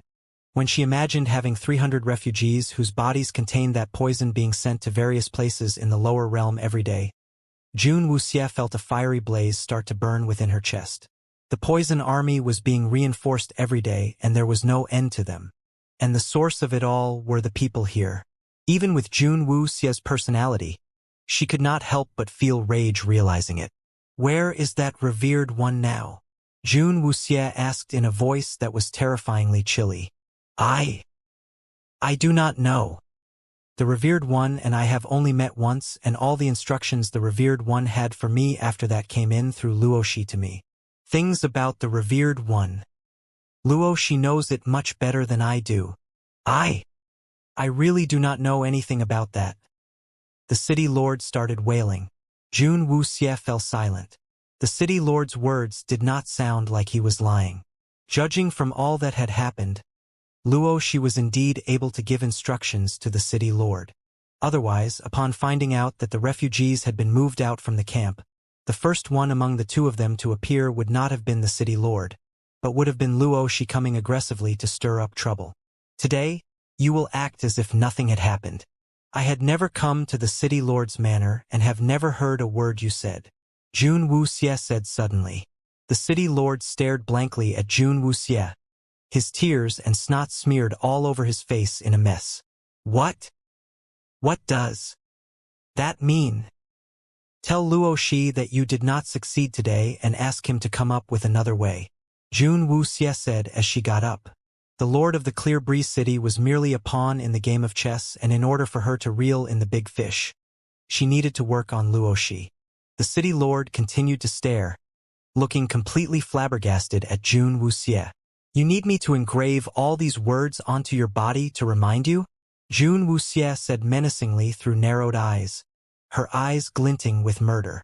The city lord immediately cowered upon the floor, shaking like an injured chick to hurriedly say, Your servant remembers it. I understand what young master is telling me. I will definitely carry out young master's instructions to the letter. Jun Wuxie was satisfied and she turned around to depart, disappearing from the city lord's manor together with Yi Sha. Looking like that had never been here before. It was until Jun Wuxie and Yi Sha had left that the city lord fell limply onto the ground, all strength completely seeping out from him. Without knowing why, he had a sudden strange feeling in his heart. He seemed to feel that the cold and calm little youth was to be feared more than that tyrannically powerful, revered one.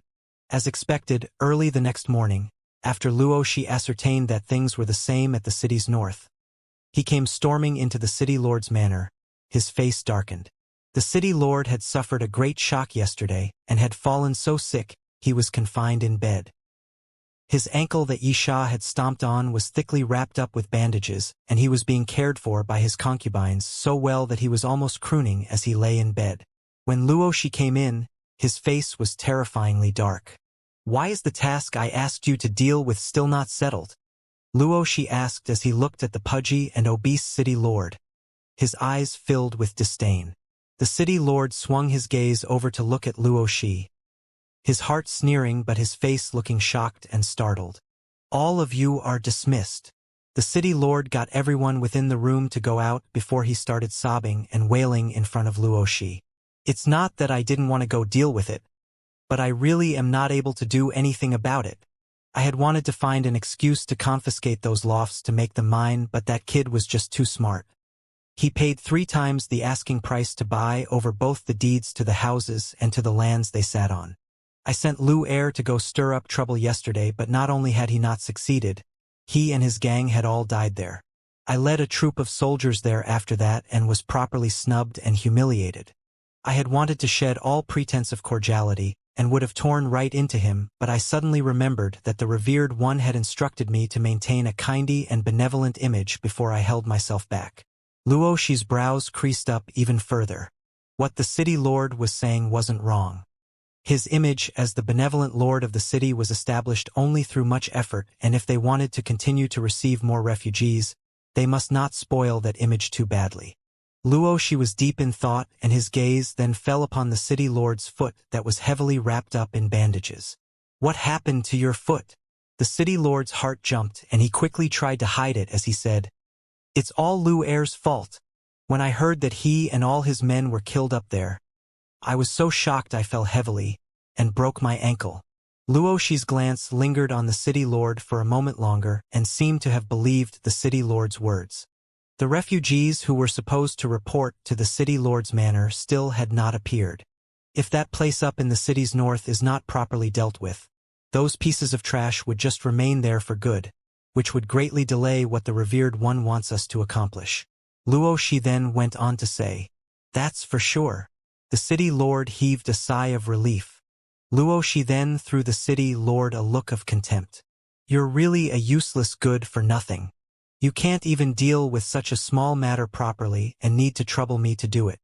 I know you're naturally much stronger than I am, the city lord said quickly, in a hurry to butter up Luo Shi, but in his heart, he was greeting all past 18 generations of Luo Shi ancestors an entire round. I wonder what plans Luo she has up his sleeve?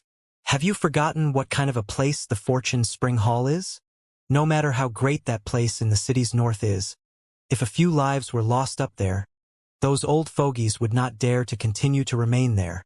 Luo she said, his eyes lighting up with a venomous glint.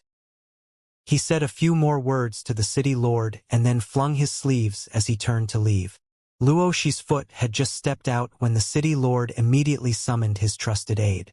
After quickly writing a short and concise letter, he got his trusted aide to deliver the letter to the city's north.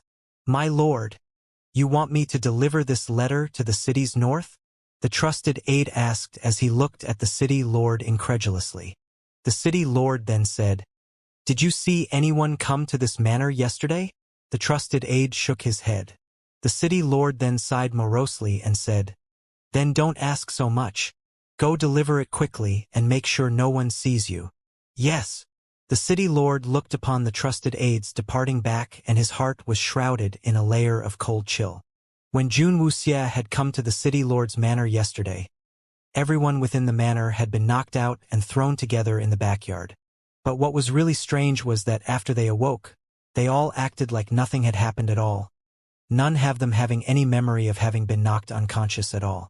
For a period of time after they woke up, they were all acting like they had lost their memory, each of them just going back to the places they were supposed to be at, and then coming fully awake only a moment later, reverting back to normal. That strange scene was enough to cause the hair on the city lord to stand, making him realize that Jun Wuxia was truly unfathomable. Jun Wuxia had received the city lord's secret letter very quickly. The city lord had revealed Luo Shi's intentions in the letter, and based on what she understood about Luo Shi, Jun Wuxia made her own guesses on the methods Luo Shi would use soon after. It will just be another round of child's play, Jun Wuxia said as she held the letter over the candle flame, watching it being engulfed bit by bit. Jun Wuyao sat directly across from her, a faint smile across his lips. Little Xie seems to be very disappointed. Do I? Jun Wuxia asked, her eyebrow lifting slightly. Jun Wuyao then replied with a laugh. You're right. The fact that Luo Shi would think of using such childish methods to want to create trouble for you, it is really rather funny. When it came to skills with poisons and antidotes, Jun Wuyao had never met anyone who was more outstanding than Jun Wuxia was. Even though she was born in the lower realm, her expertise with medicine and skill with poison had even astounded him at times. Sometimes, Jun Wuyao was also very curious where Jun Wuxia had picked up her abilities from. It seemed like she was already equipped with all of that from the moment he had first met her. Anyone who dared to try to show Jun Wuxia up with medicine or poison would all just end up humiliating themselves. Luo Shi and the revered one are in communication with each other. I will only need to force Luo Shi into a corner with no other way out for him, and the person behind him will naturally make a move. Jun Wuxia said indifferently. The bait had been hooked and the line cast. All she had to do was to wait for the fish to bite. In the deep of night and all was still, several suspicious shadowy figures infiltrated into the rows of lofts in the city's north. The moon was high up in the sky and the place was quiet so late at night. The several men silently gathered together and one of them distributed several palm-sized paper packets into the hand of every single one of them as he said in a low whisper, All of you listen closely. This drug kills upon contact with blood. All of you are to toss them into the water of all the nearby wells. Do not miss out any one of them. The other black-robed men all nodded, and they dispersed very quickly. They thought they had been silent and soundless and nobody had detected them. But unbeknownst to them, within a loft unit that stood independently, a tiny figure was hidden within the darkness, her eyes seeing every move they made. How many wells are there nearby? Jun Wuxia asked from within the darkness. Yisha's voice sounded out softly. 17. Is not used just by us. The residents of the Clear Breeze City living nearby use them as well. Jun Wuxia gave out a cold laugh. Luo Shi's indeed more vicious than the city lord. In order to destroy this place, he doesn't care if he is dragging a whole bunch of other innocent people into the water. 17 wells. And not just the refugees drink the water from them. The citizens living nearby drew their water from them as well, and with just a rough estimation, These 17 wells would at least kill a few thousand people. Jun Wuxie watched everything in silence, until the black-robed men had finished with their task and left silently.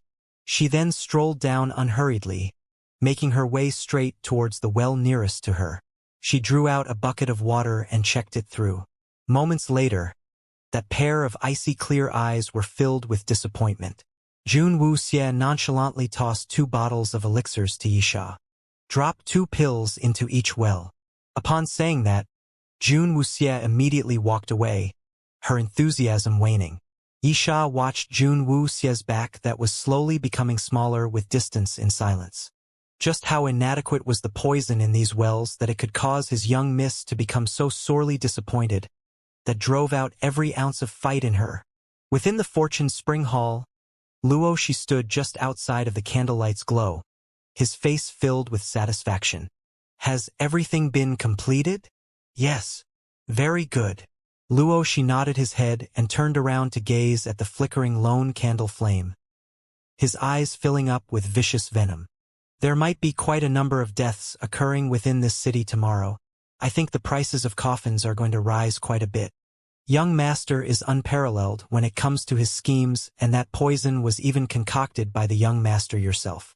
The poison is highly lethal, and no one throughout the lands will be able to counter its effects. You will surely succeed. Luo Shi smiled slightly and waved his hand dismissively. All right, it's good that you know that. Let's just wait to watch the show tomorrow then. One more thing. Prepare more straw mats so that I can give them to all those poor refugees tomorrow to wrap up the dead bodies. Ha ha ha. Early the next morning, Luo Shi was full of anticipation as he sat with his face full of smiles and his manner to await news of the many deaths that would occur in the city's north. But he sat there till the sun reached its zenith and he did not receive a single report of any death.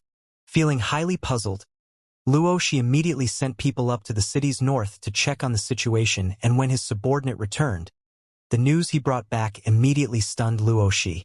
What did you say? Luo Shi's eyes were wide with incredulity as he stared at his subordinate kneeling before him. The man said mournfully, Your servant stayed and watched the city's north for 4 whole hours and saw many of the refugees drawing water from the wells. But I did not see any one of them showing any symptoms of having been poisoned. That man was almost about to cry. There was no need to even mention anyone dying.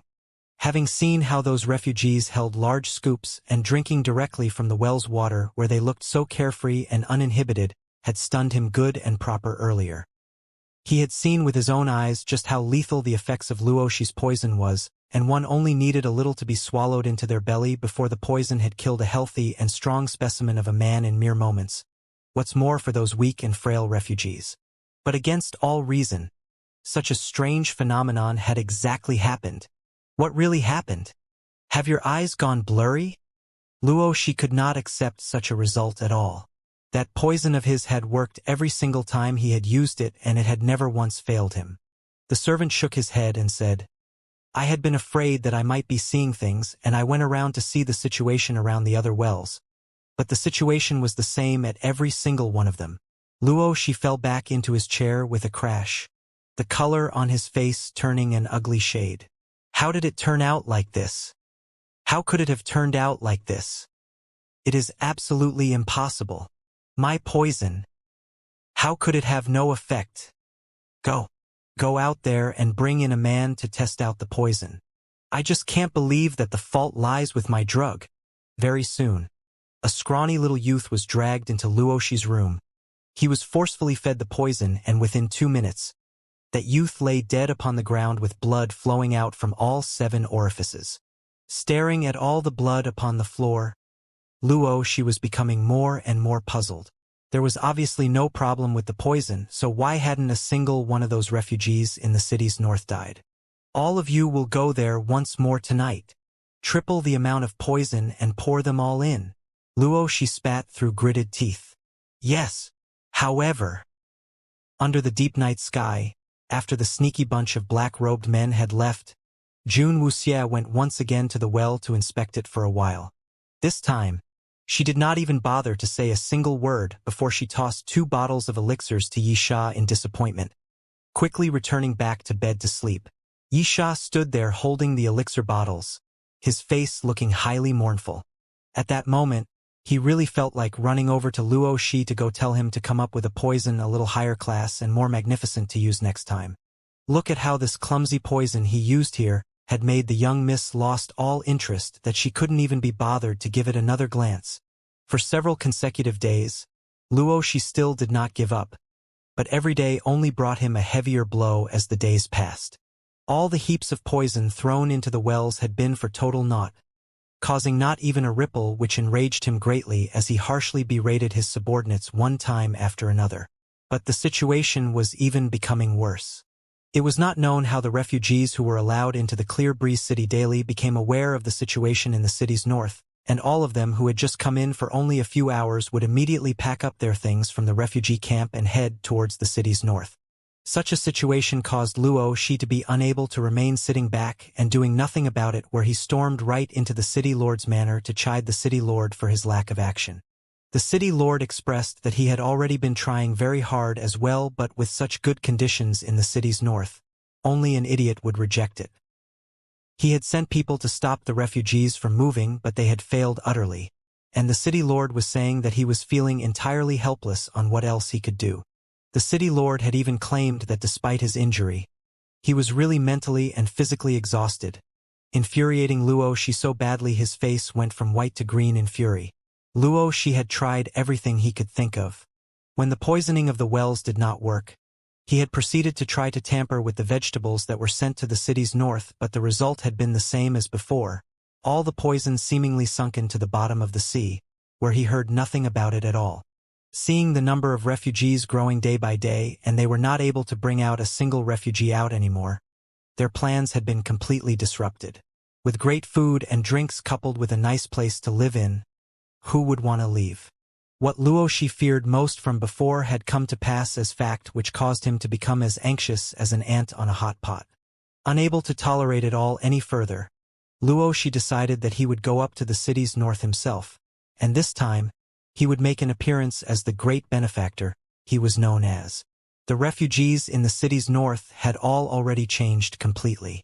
Although it had only been barely 2 weeks' time, but after their most immediate needs of having warm meals and a proper roof over their heads settled, their temperament and the color on their faces had greatly improved. And with the political lesson Jun Wuxie had schooled them with the last time, the refugees had learnt to lend support and help to each other. If any of them got into a conflict with any of the original residents in the city, they knew they had to band together to protect their own people. When Luo Shi arrived at the city's north and found that all he saw before his eyes was completely different from the last time he came here, the scene of thriving harmony pricked at his heart that made him wince, the smile upon his face suddenly stiffening quite a bit. "Young Master Luo, you've come." The refugees quickly recognized Luo Shi. Luo Shi quickly pushed down the rage heating up inside and put on a wide smile to say, "I heard that everyone had come here and I was a little worried, so I came here to have a look myself." Regardless what kind of personality Luo Shi really possessed, in the eyes of many of those refugees, he was a very kind person, and hence the attitude of the refugees towards him was not that stiff. "Young Master Luo, this place is great. Young Master Jun is a very good person and we eat and sleep well in this place.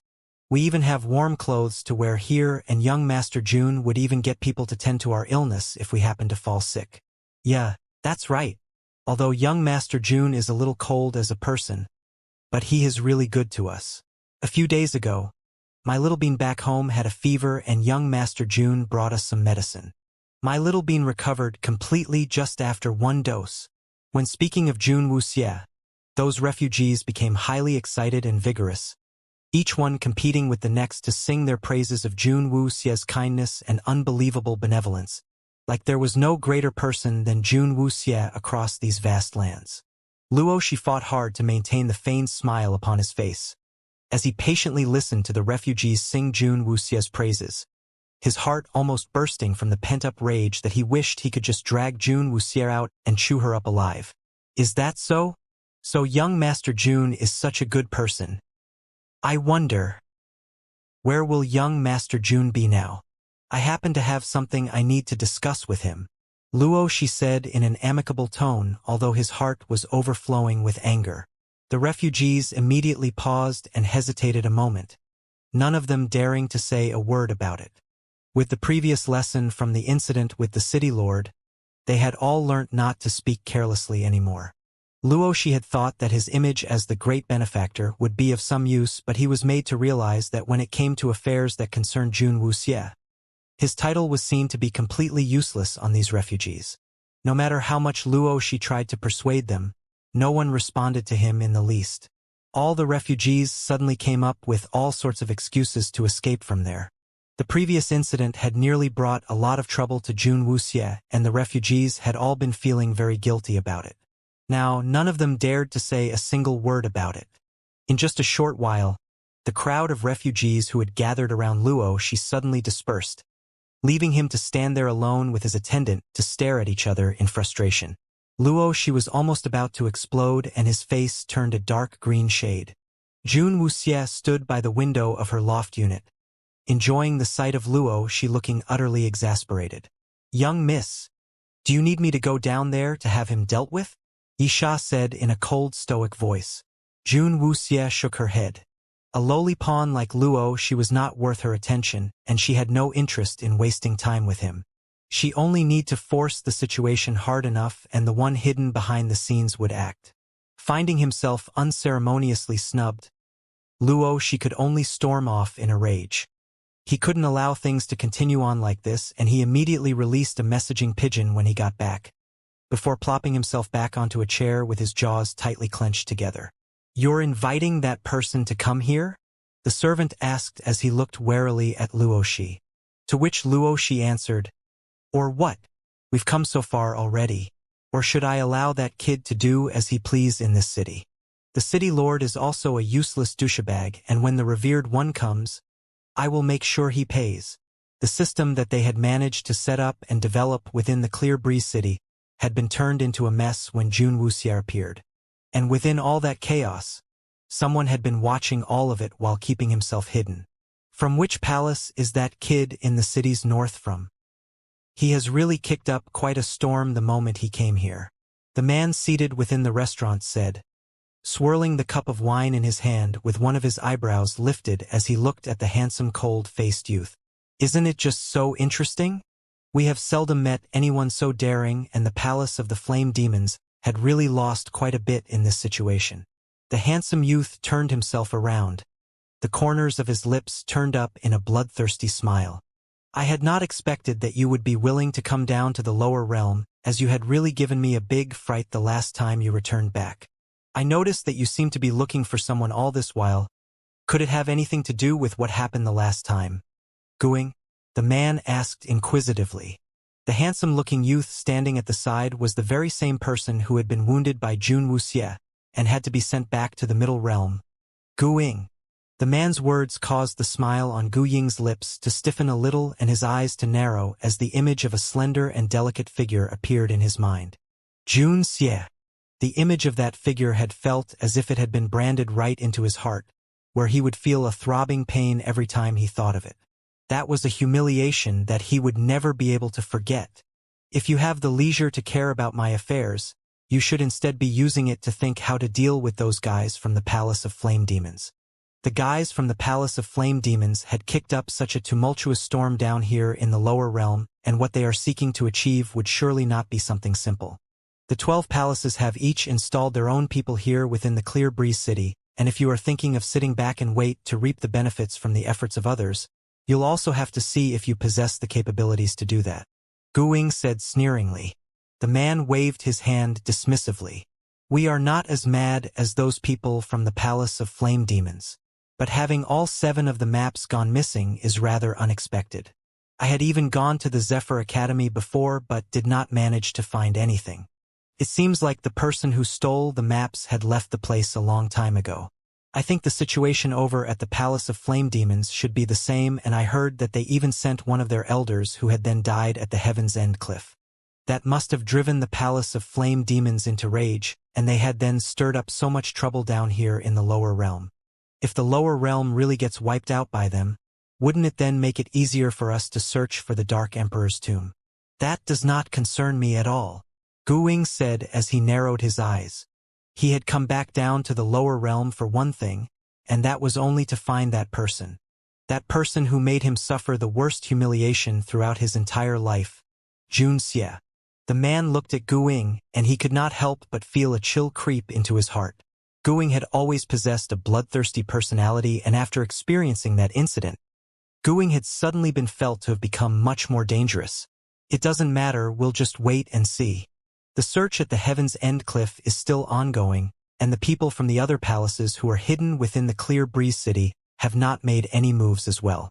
If they do not move, I would naturally not go taint myself with these muddied water.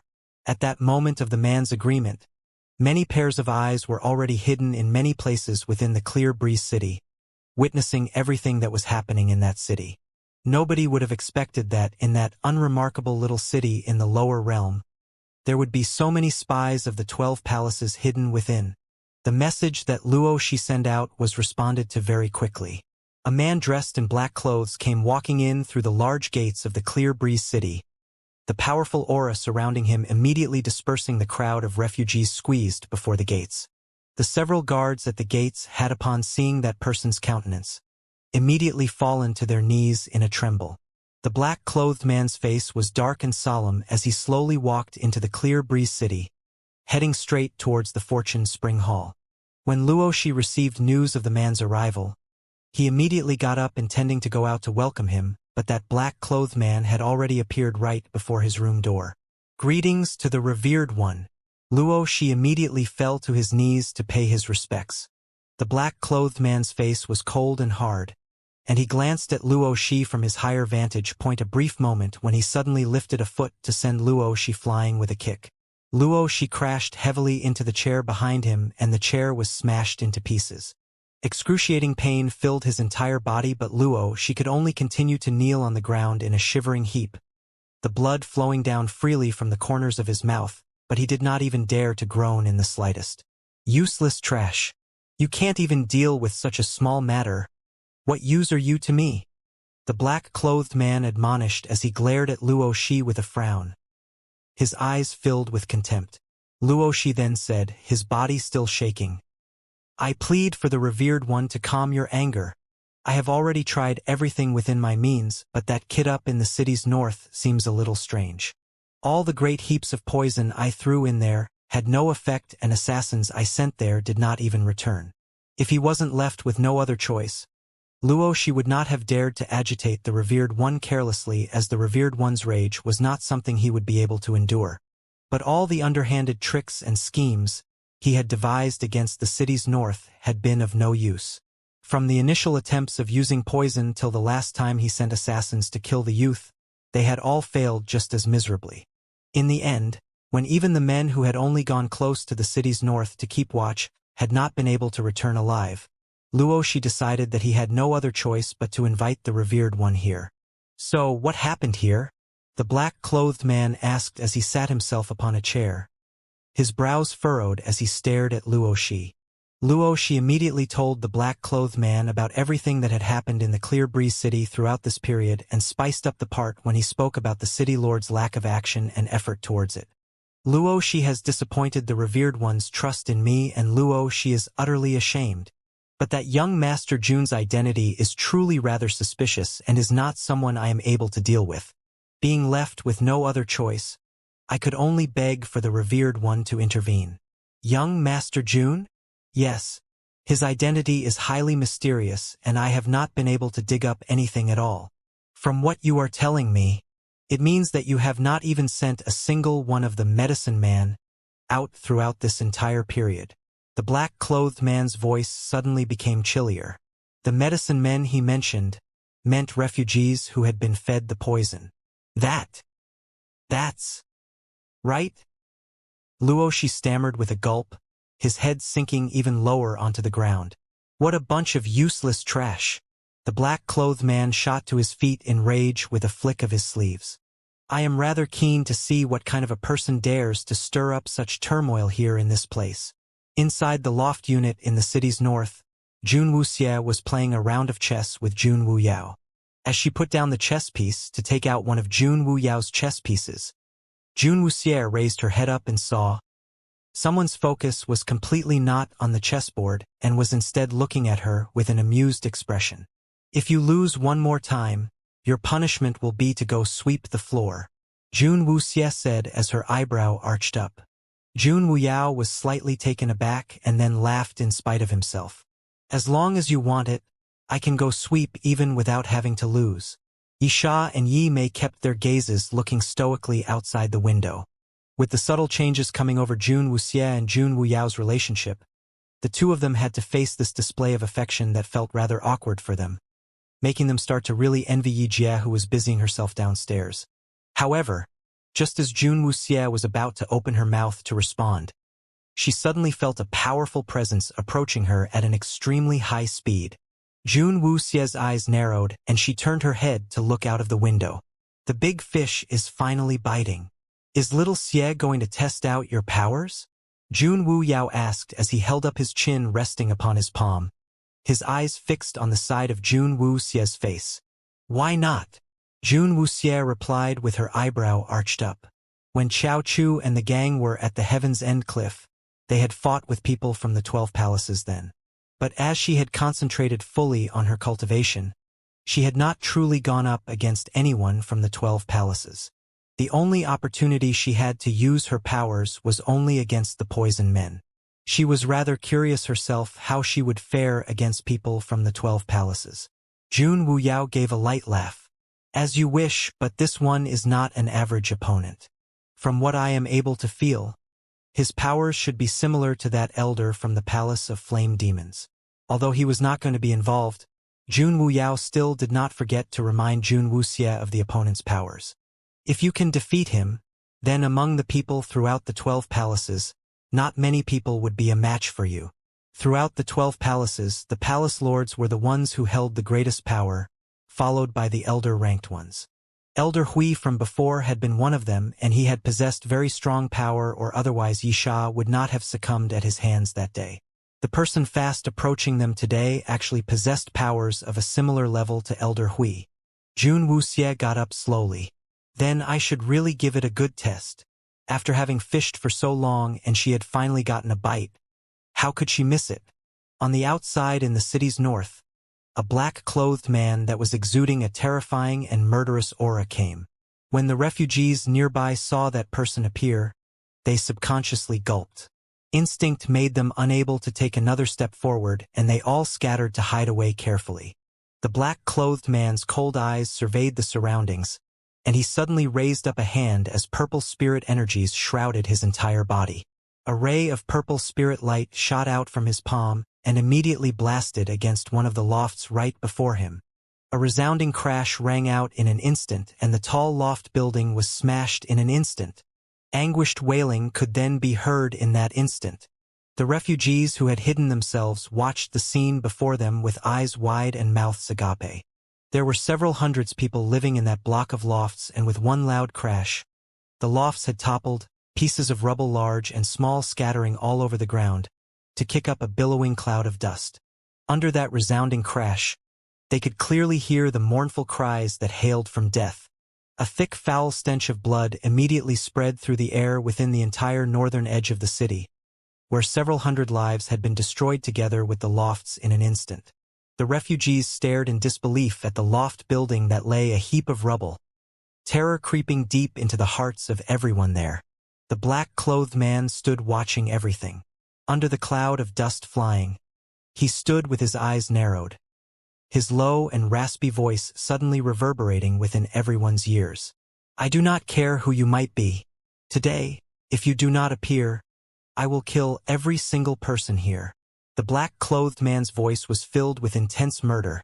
At the moment he opened his mouth, he had charged straight towards a refugee, holding the person within a tight grip.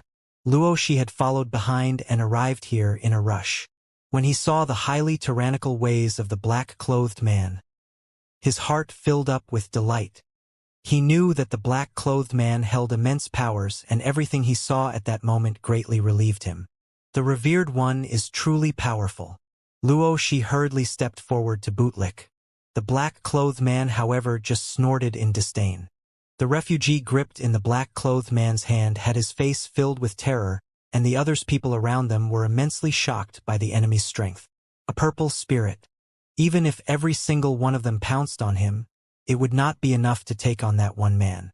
What shocked all the refugees even more was the presence of Luo Shi beside the black-clothed man. In the hearts of the refugees, Luo Shi was a good person, and they would never have thought that the great benefactor they respected so highly would bring such a demon to this place. Hey, that one named June.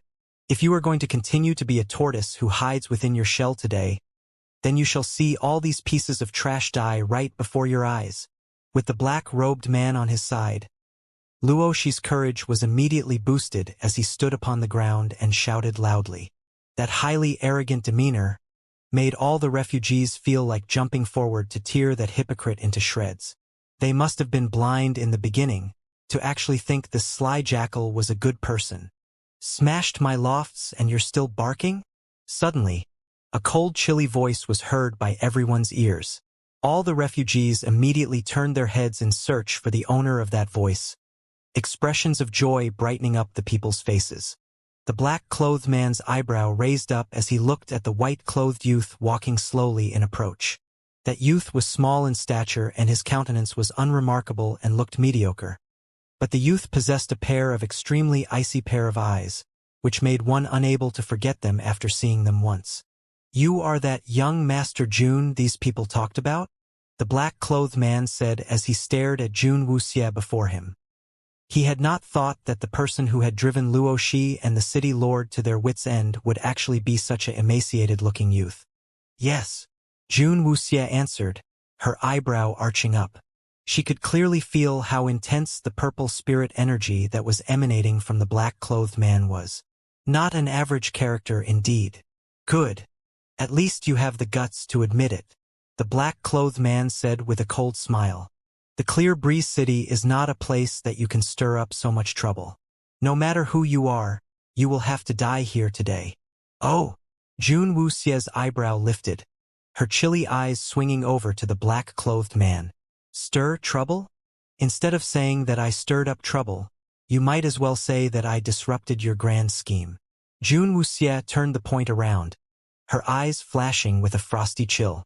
Allowing weak and frail refugees into the city, and then feeding them with lethal poison to turn them into puppets to be manipulated under your hands, to finally carry that terrifying poison to various places throughout the lands in order to create more poison men. What a great ploy! Treating people's lives trifling dirt. Who gave you that right to do whatever you please so arrogantly? Jun Wuxie's words were like a bolt of lightning that flashed down from clear skies, striking the hearts of all the refugees. Their eyes stared widely, unable to believe what they were hearing. Luo Shi looked at Jun Wuxie and banking on the fact that he had the black-clothed man supporting him. He took a step forward to say in a sneer, to be able to serve the revered one should be their honor. What can these pieces of trash even do? They're just a completely useless bunch. They should be grateful to the heavens that they are even of use to the revered one. Otherwise, if they are all left outside the city, I wonder how many days longer they would even be able to live.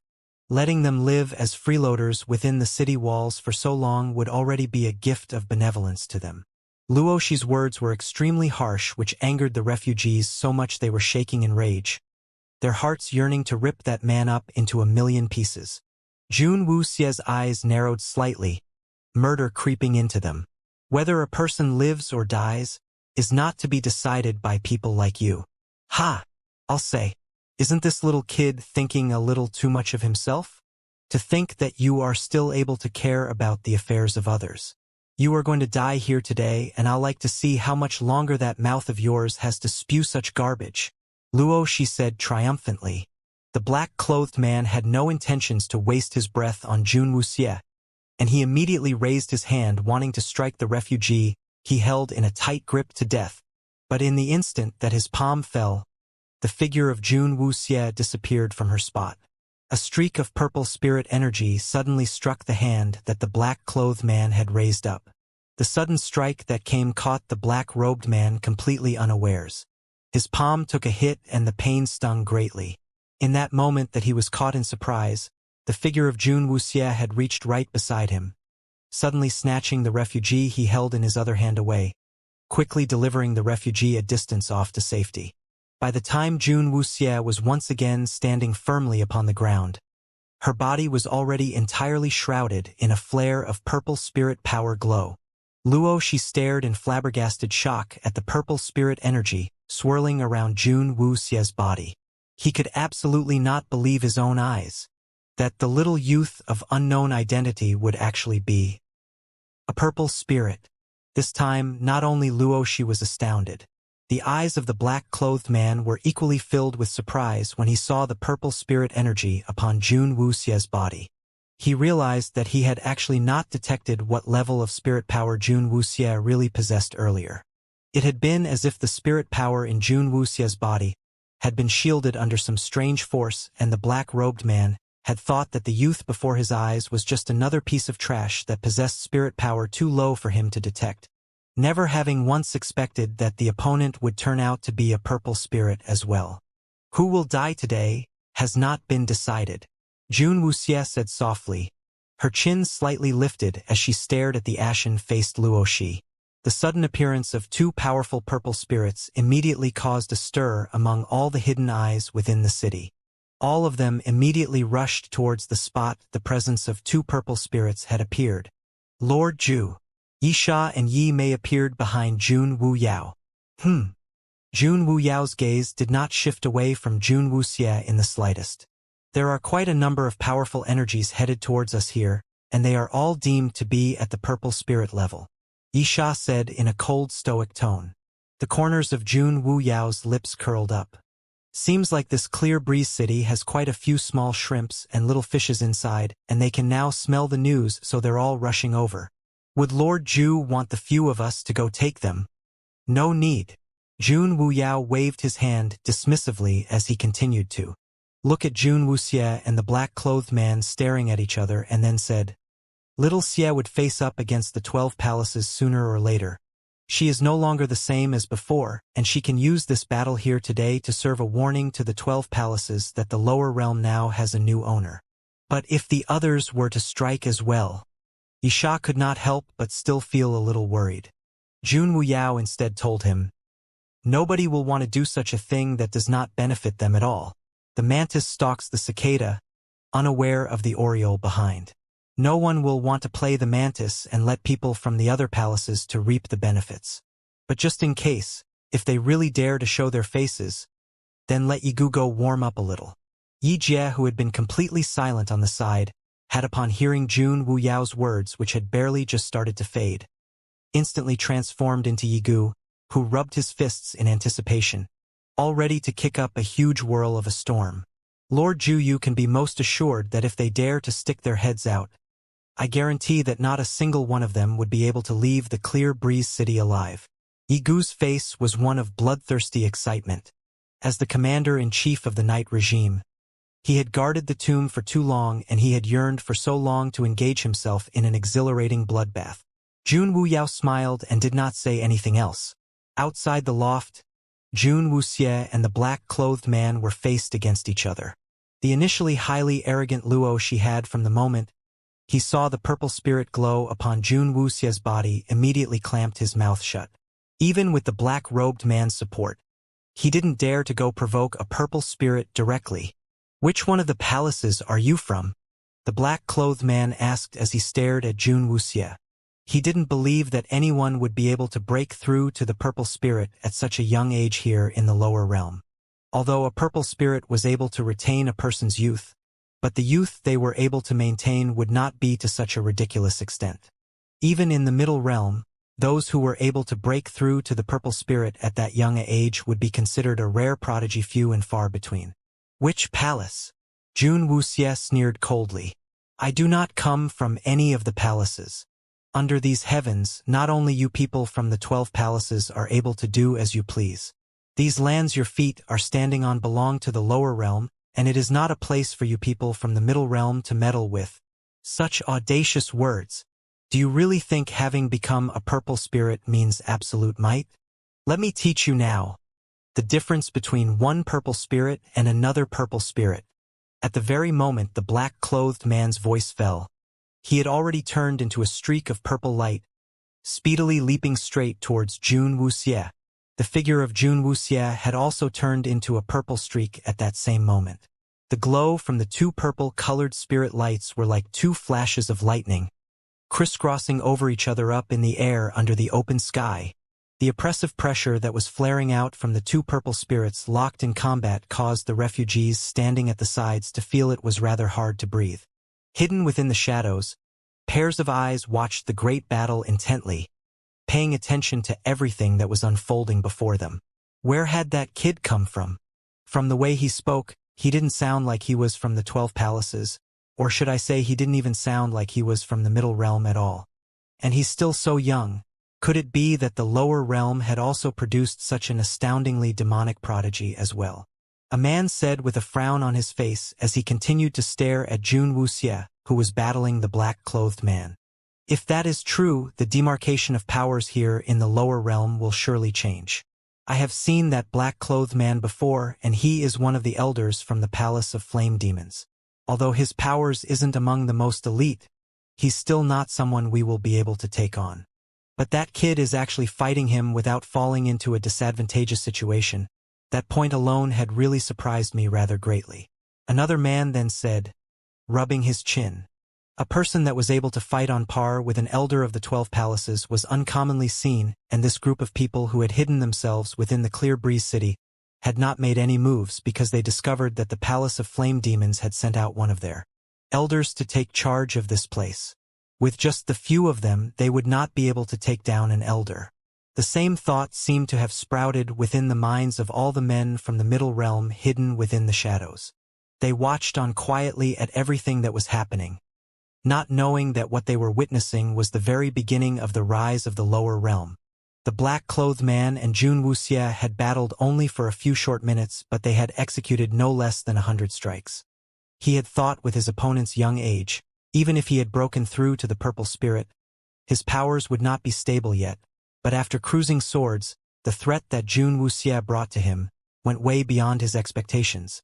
The powerful strikes came one after another relentlessly, without the slowing down in the slightest. It caught the black-clothed man by surprise, and if he had not seen Jun Wuxie's countenance clearly before and knew his opponent's young age, the black-clothed man would really have thought that Jun Wuxie was an elder from one of the other palaces in disguise. But the black-clothed man did not know that though Jun Wuxie might be young, but her innate gift had truly been heaven-defying, and added to that, she had pursued her cultivation in the Dark Emperor's tomb without rest throughout many days and nights. The efforts she had poured in was no less than anyone else. Another thing that pushed her to such an extent besides her gift and hard work was due to her possessing the most tyrannical piece of magical artifact protecting and fortifying her strength, coupled with the mightiest and most powerful Dark Emperor of the Middle Realm's personal instruction in her cultivation. These two factors had caused Jun Wuxie's powers to grow and elevate at a speed that far exceeded any other person could hope to achieve. The light from the energy of spirit power streaked and flashed continuously, the multitude of resounding crashes reverberating within everyone's ears so hard they hurt. Not even in his dreams would the black-clothed man ever have thought that he, as a respected elder of the Palace of the Flame Demons, would one day be pushed back so hard by a young youth from the lower realm. Having initially thought that he would be able to send Jun Wuxie right into hell within a short period of time, after they had traded multiple punches after countless strikes, the black-clothed man realized that he had to summon every single ounce of his abilities in this battle. From the day that he became an elder of the Palace of the Flame Demons, he had never encountered such an infuriating thing.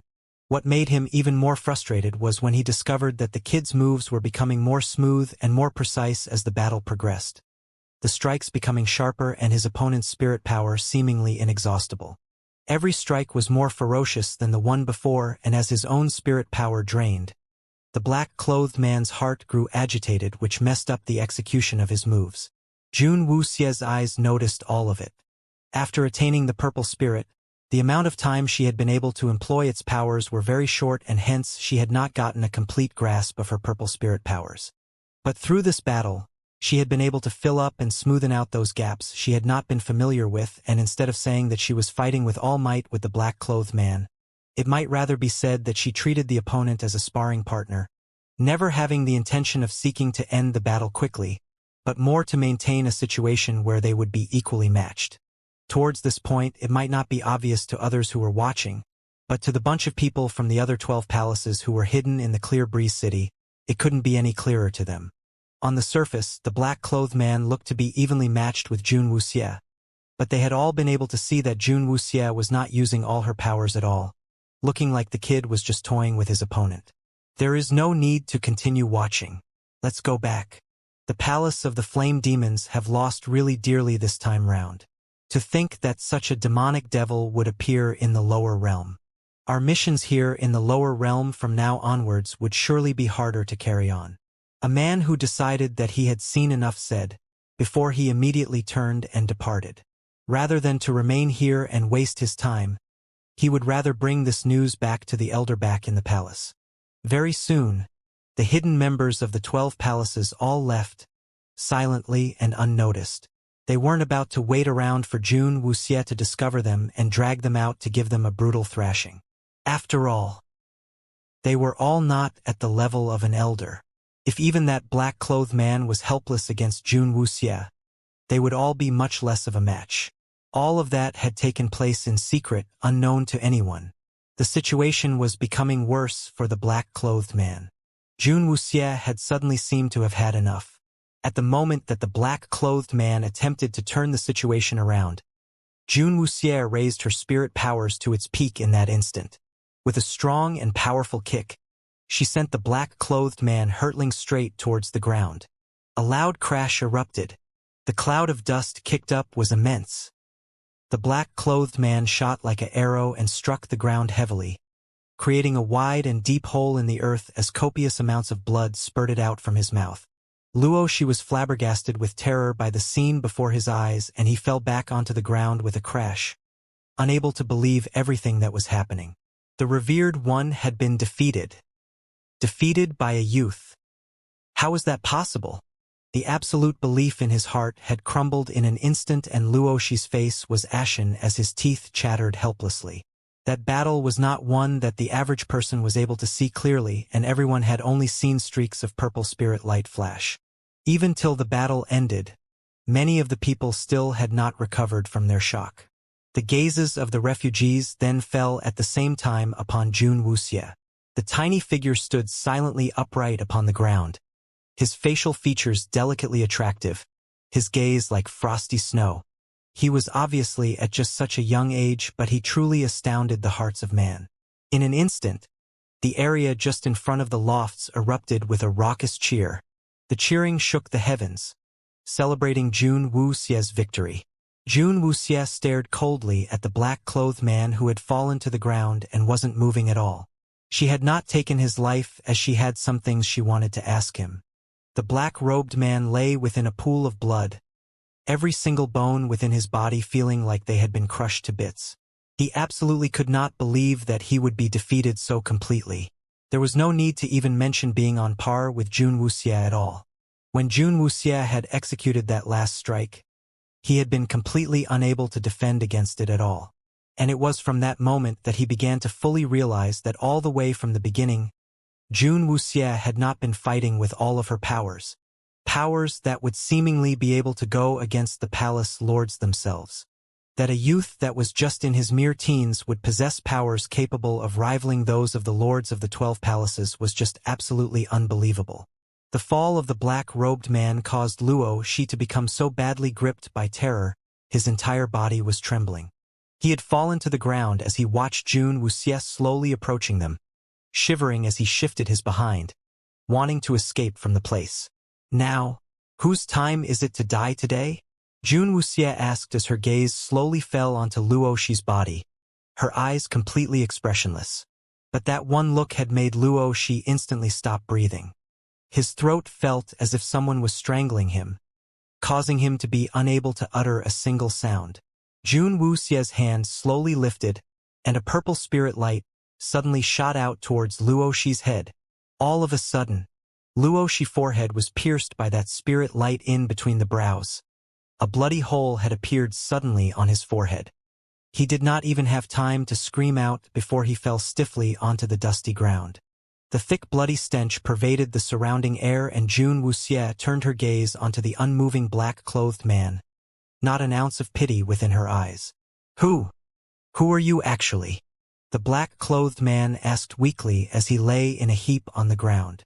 He still could not accept just how utterly he had been defeated. Someone from the lower realm. Jun Wuxie replied coldly.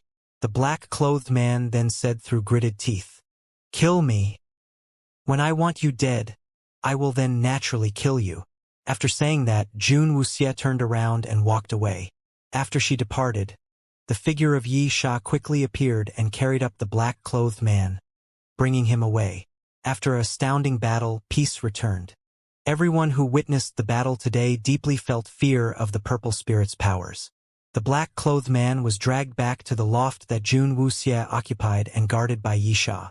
Although he was severely injured, those injuries would not yet cause him to lose his life for a period.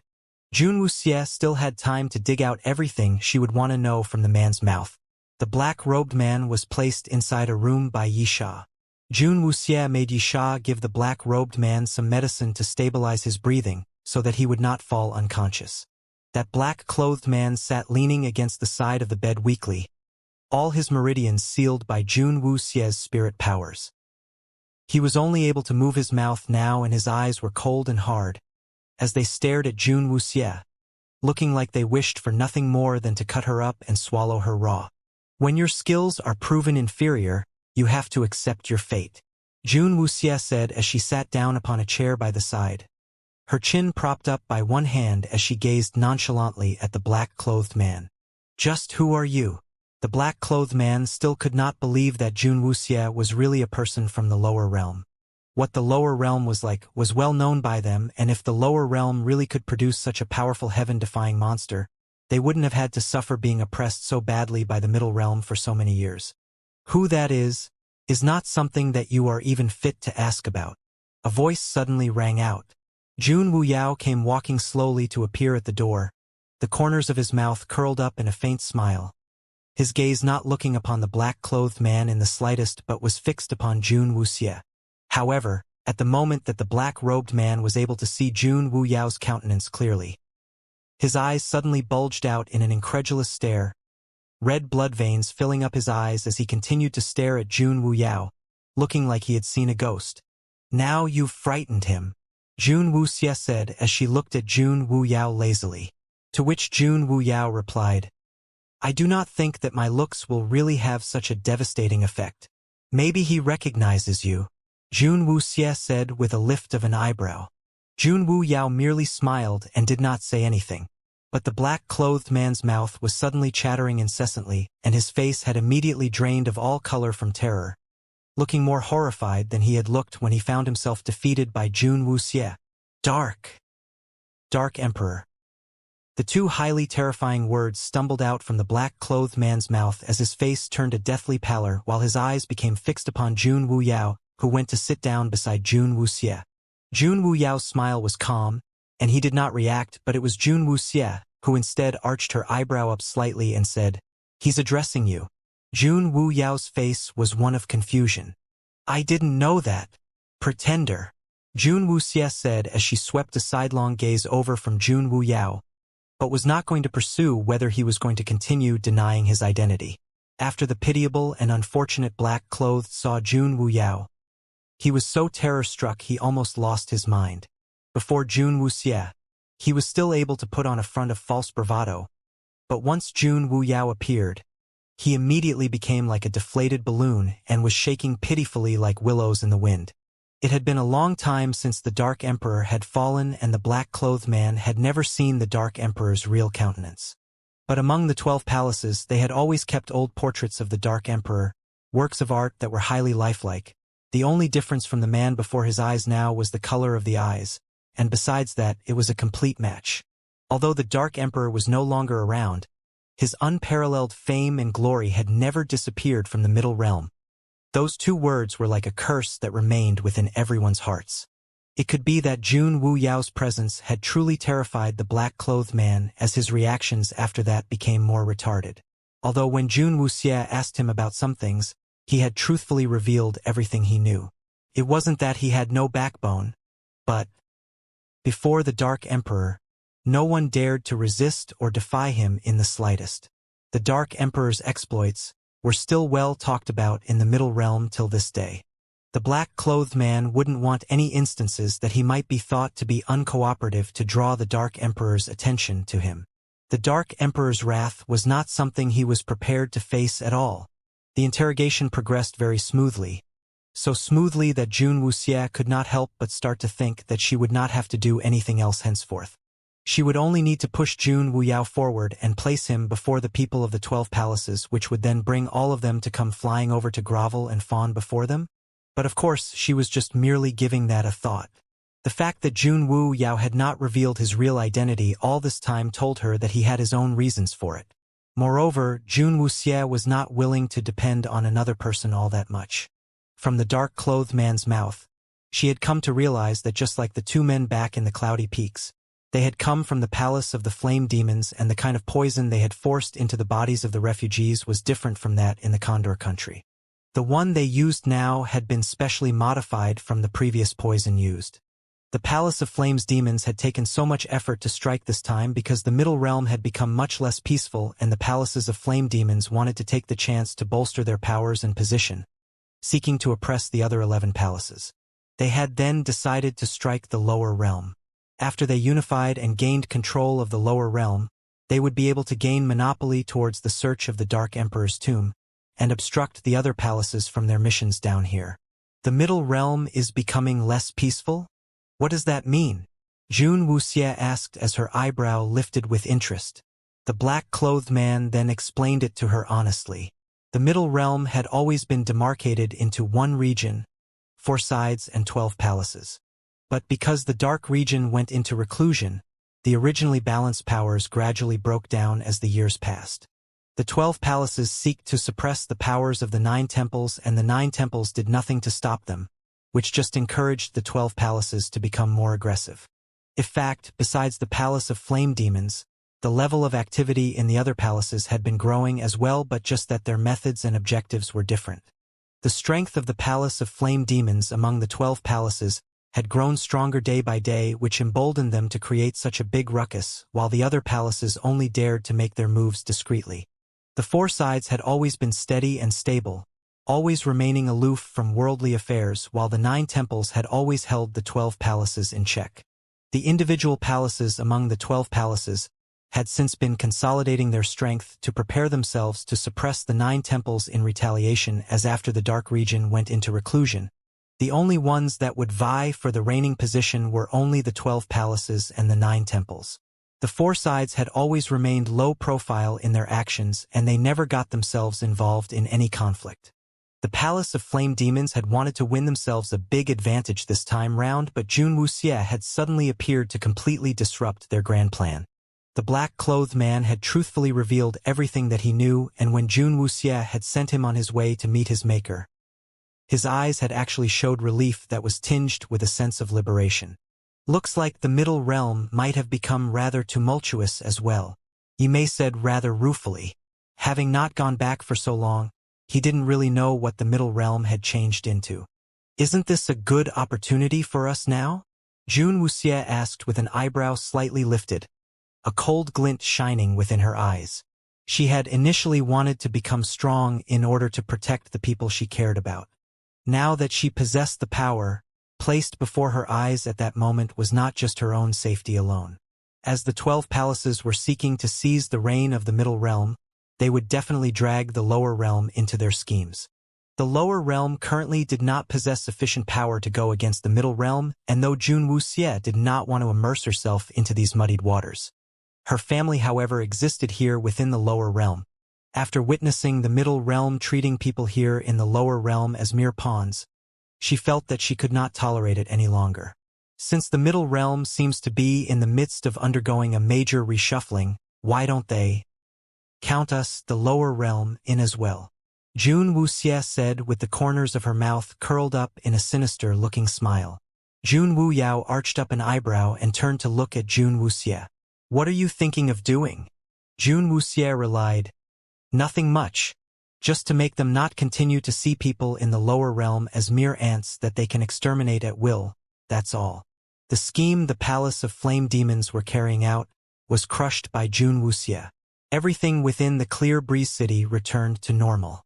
The City Lord was picked up and brought before Jun Wuxie, who gave him an unforgettable and sobering education where he swore to carry out his responsibilities dutifully, and even coughing out all the riches he had gobbled up previously to provide aid to the refugees.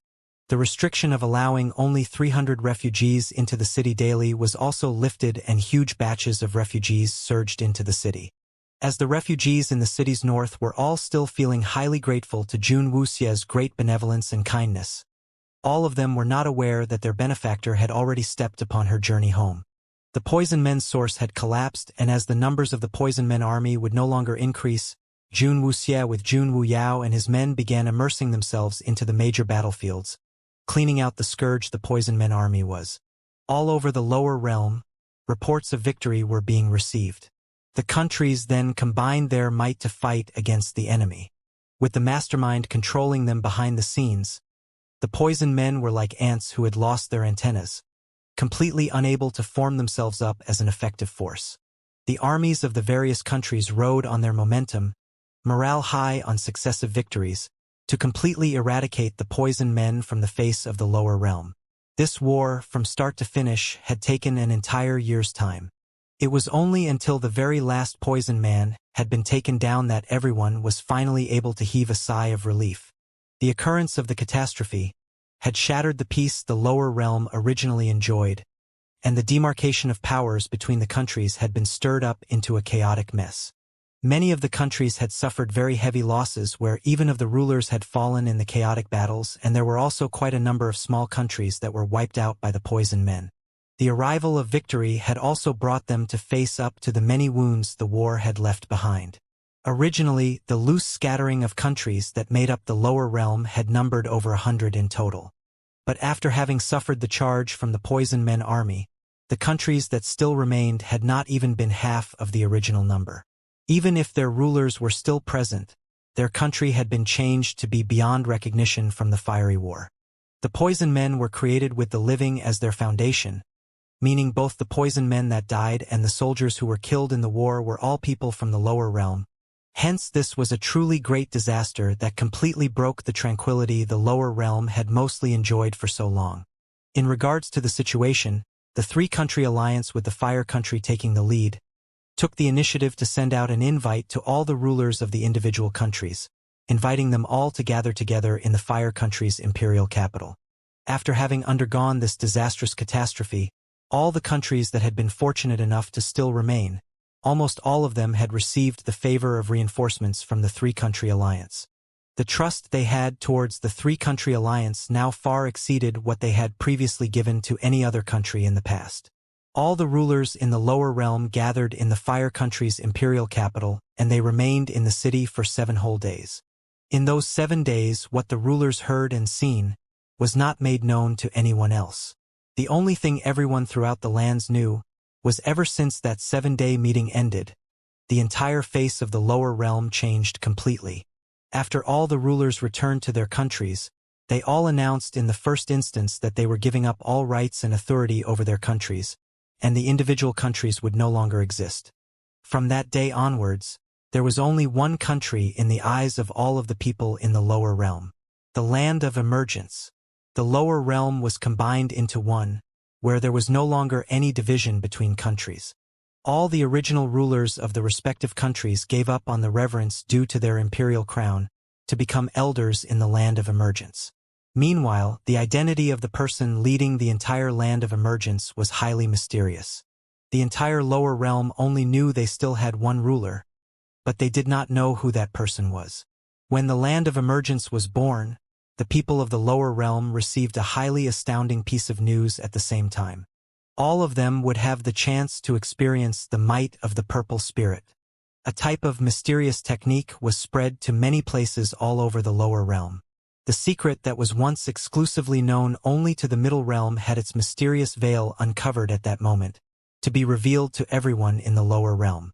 The lower realm was quietly changing, and all of this was not noticed by the middle realm, as the Middle Realm themselves were also welcoming a wave of transformation themselves. Just as the people in the lower realm were still learning to get used to all of this, a band of people were instead quietly moseying their way out from what had originally been the Fire Country's imperial capital. I'll say, do you really think that it's nice for you to just dump such a mess here and then slipping away and escape like this? Xiao Chu asked as he adjusted the cloth bundle on his back with a doubtful look upon his face before climbing up onto the carriage. The lower realm was torn apart and reassembled to become singularly whole. Jun Wuxia had used her name as the Emperor of the Fire Country to invite all the rulers to gather together and revealed to them the existence of the Middle Realm, and all that they had done in the lower realm in all those years past.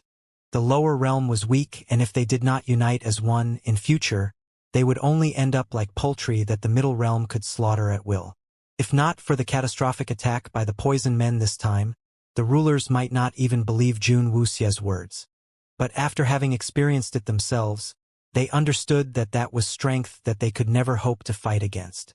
Dissolving all existing country boundaries and divisions, and leaving behind only the characters that read, Land of Emergence.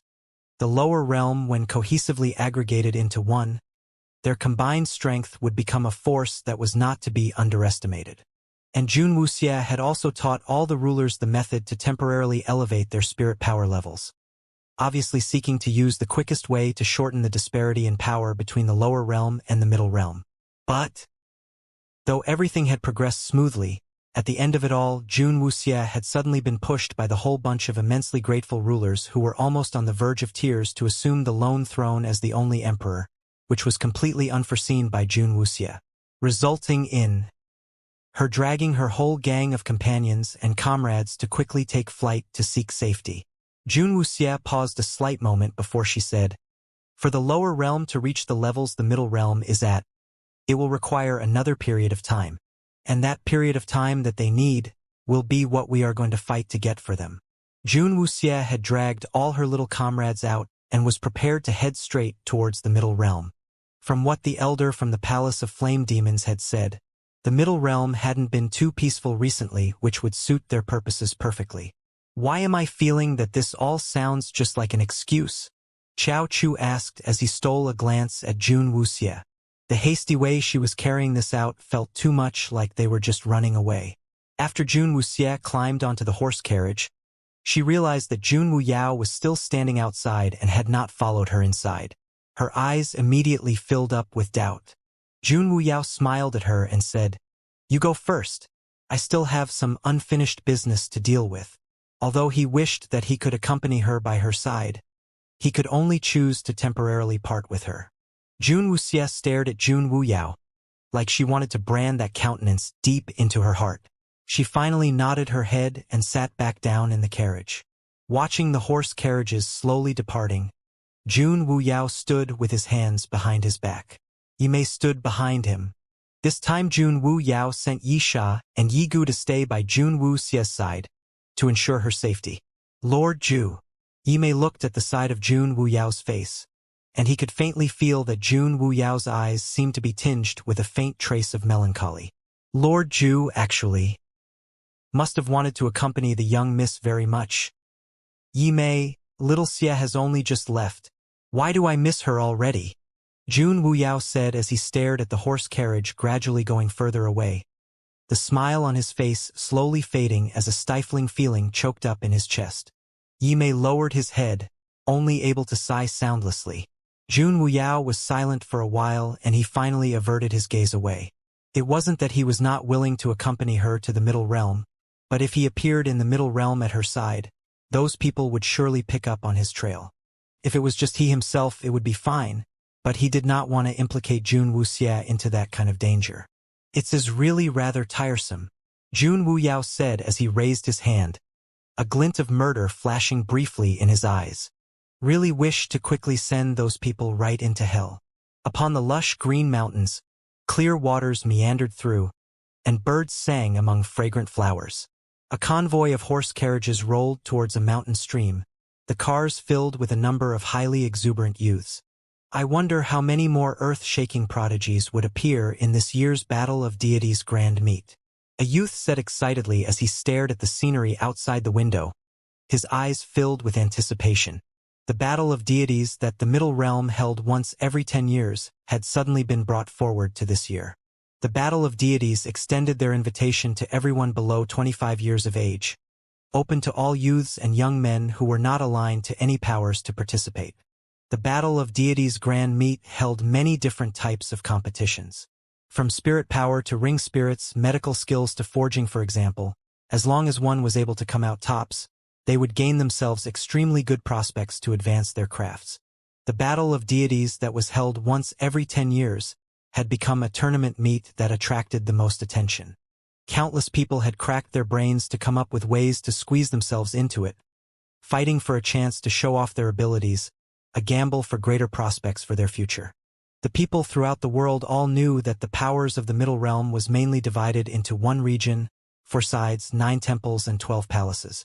The kind of power the one region held in those years past was something nobody had forgotten. But when the Dark Emperor fell, the one region had gone into reclusion and no longer involved themselves in the Middle Realm's worldly affairs.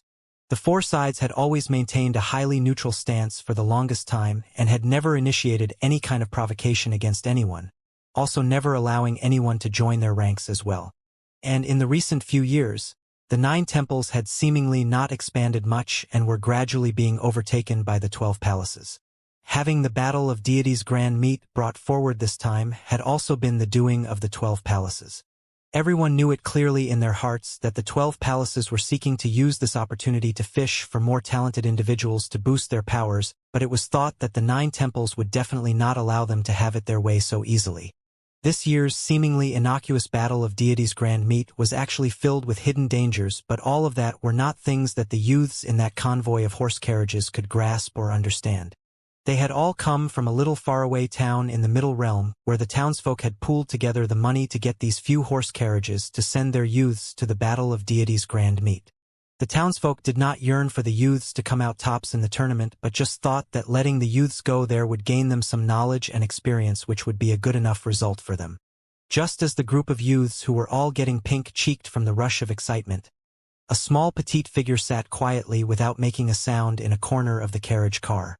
Her eyes were lowered and she just looked silently at the little cat in her arms, seemingly not paying any attention to the excited chatter around her. Meow! The little black cat purred, looking at Jun Wuxie as it swished its tail lazily. Mistress, between us, Dum Chow and the others, who do you think will reach the Battle of Deities Grand Meet first? Jun Wuxie just shook her head silently. The few of them had arrived in the Middle Realm 5 days ago. The route that led to the Middle Realm from the Lower Realm had been strange. When they were just at the fringe areas, they had only seen some small villages scattered around.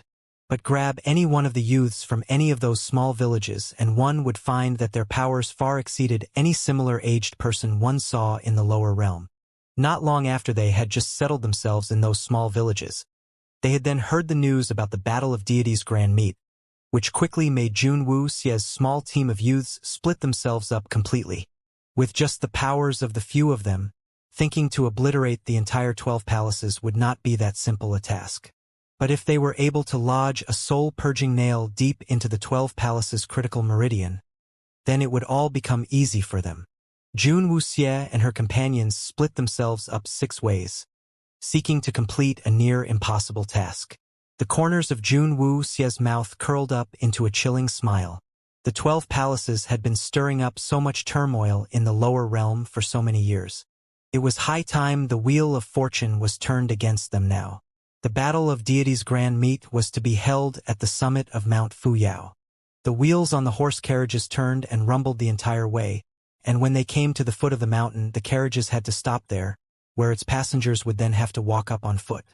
Jun Wuxie followed the small group of youths and stopped at the foot of the mountain with them, every one of them carrying bundles of luggage big and small upon their bodies, looking highly conspicuous.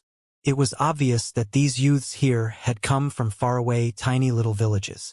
Their clothes were simple and plain, and while they had not seemed out of place before, now that they were here at the foot of Mount Fuyao, looking at all the other people in the crowd who were of rather similar ages lavishly dressed in smooth silk and fine satin, this group of children suddenly felt a little ill at ease, standing out quite a bit differently. Of course, those feelings of ill-ease did not include Jun Wuxie. Jun Wuxie came down from the horse carriage carrying the little black cat. Her dress was highly common and her face was that of a youth after she altered it, looking like she would immediately be completely overlooked the moment she fell into the crowd. Mount Fuyao was named a mountain, and its surface area was highly vast. The vegetation along the mountain streams were said to hold dense levels of spirit energy. When Jun Wuxie arrived here in the Middle Realm, she had immediately discovered that the spirit energy in the air here was denser than it was in the lower realm. Regardless whether it was the water source or its food, the spirit energy they had held was several times the levels it was in the lower realm. People in the Middle Realm grew up and cultivated from a young age under such conditions where spirit energy was so plentiful, hence, their basic foundations far exceeded that of the people in the lower realm. Especially for people like her who possessed plant ring spirits, where they were able to feel the spirit energy surrounding them more distinctly. Although she had already broken through to the purple spirit, upon setting foot into the Middle Realm, Jun Wuxie discovered that even if she did not intentionally cultivate her powers, she was still able to achieve a good amount of increase of her powers. Little Xie will be starting up the mountain in a while. It is said that it's a long way from the foot of the mountain up to the top. Will it really be all right for you to go up there like this with your hands all empty? Aren't you going to prepare a few things at least? Her little companions on this journey had readied themselves and were about to set forth. One of them had noticed that Jun Wuxie was carrying nothing but just that little black cat with her, and could not help but ask a little worriedly. They only knew that the small-sized boy before them was called Little Xie, and he had only suddenly appeared in their village not long ago. As to where he had come from, none of them knew anything about it. Jun Wuxie shook her head. The young youth scratched his head and was feeling a little helpless on what else he could say. Another one of the youths then pulled on his sleeve and whispered to him, "Why are you being such a busybody? If he doesn't want to prepare anything, then leave him be. What are you being so worried about?" Hearing the whisper, several other youths nodded in agreement. They were not ostracizing Jun Wuxie, but it was just that Jun Wuxie had really not spoken much to all of them. Throughout the long journey here, she had not opened her mouth even 10 times to speak. Faced with such a cold little companion on their journey, the group of youths really couldn't make themselves come to like the little youth. "I was just feeling that he looked rather pitiful, that's all. My mother always told me, we are all born from the same land and it is always good if we can look out for each other. In what way is he pitiful? He obviously can't even be bothered with us and we should not poke our noses into his affairs." Several of the other youths started to say, and they began dragging the friendly big fellow away, leaving Jun Wuxie to stand there alone to watch the densely packed crowd of people all around. Jun Wuxie lifted her head to look at the green mountain before her. Mount Fuyao was abundant with spirit energy, more plentiful than others' places, and in her mind, she quickly recalled everything Fei Yan had tutored her in, about things in the Middle Realm. Fei Yan and her other companions had still been very young when they were in the Middle Realm, and everything they knew about the place was only what they had heard from others, never having gone to the places themselves. She had been told that Mount Fuyao was said to be one of the most famous places in the Middle Realm. As Mount Fuyao was filled with an abundant amount of spirit energy, it was a place most suited for cultivation. But as Mount Fuyao had previously belonged to the Dark Region, only people who had the permission from the Dark Region were allowed to practice cultivation within the mountain. And after the Dark Region retreated into reclusion, the land of this place was split up to be under the purview of the 9 temples and the 12 palaces. Upon Mount Fuyao, besides it being used to hold the battle of deities every 10 years, there was also a highly unique academy.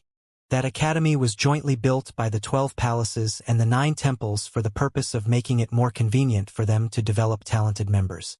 And to gain entry into this academy, there was only one prerequisite. One only had to receive the invitation from either one of the parties between the 9 temples or the 12 palaces. As a whole, the academy was seen to be only for the 9 temples and 12 palaces to acquire more gifted individuals, using the battle of deities as a source for them to discover more talent. That was why so many people throughout the Middle Realm would crack their heads so hard just to show their faces at least once in the Battle of Deities Grand Meet. Jun Wuxie then retracted her gaze. Back at the Clear Breeze City, when she had battled the palace of Flame Demon's elder. She had then defeated him with ease, but Jun Wuyao had told her that she was still a way off from the palace lords of the 12 palaces.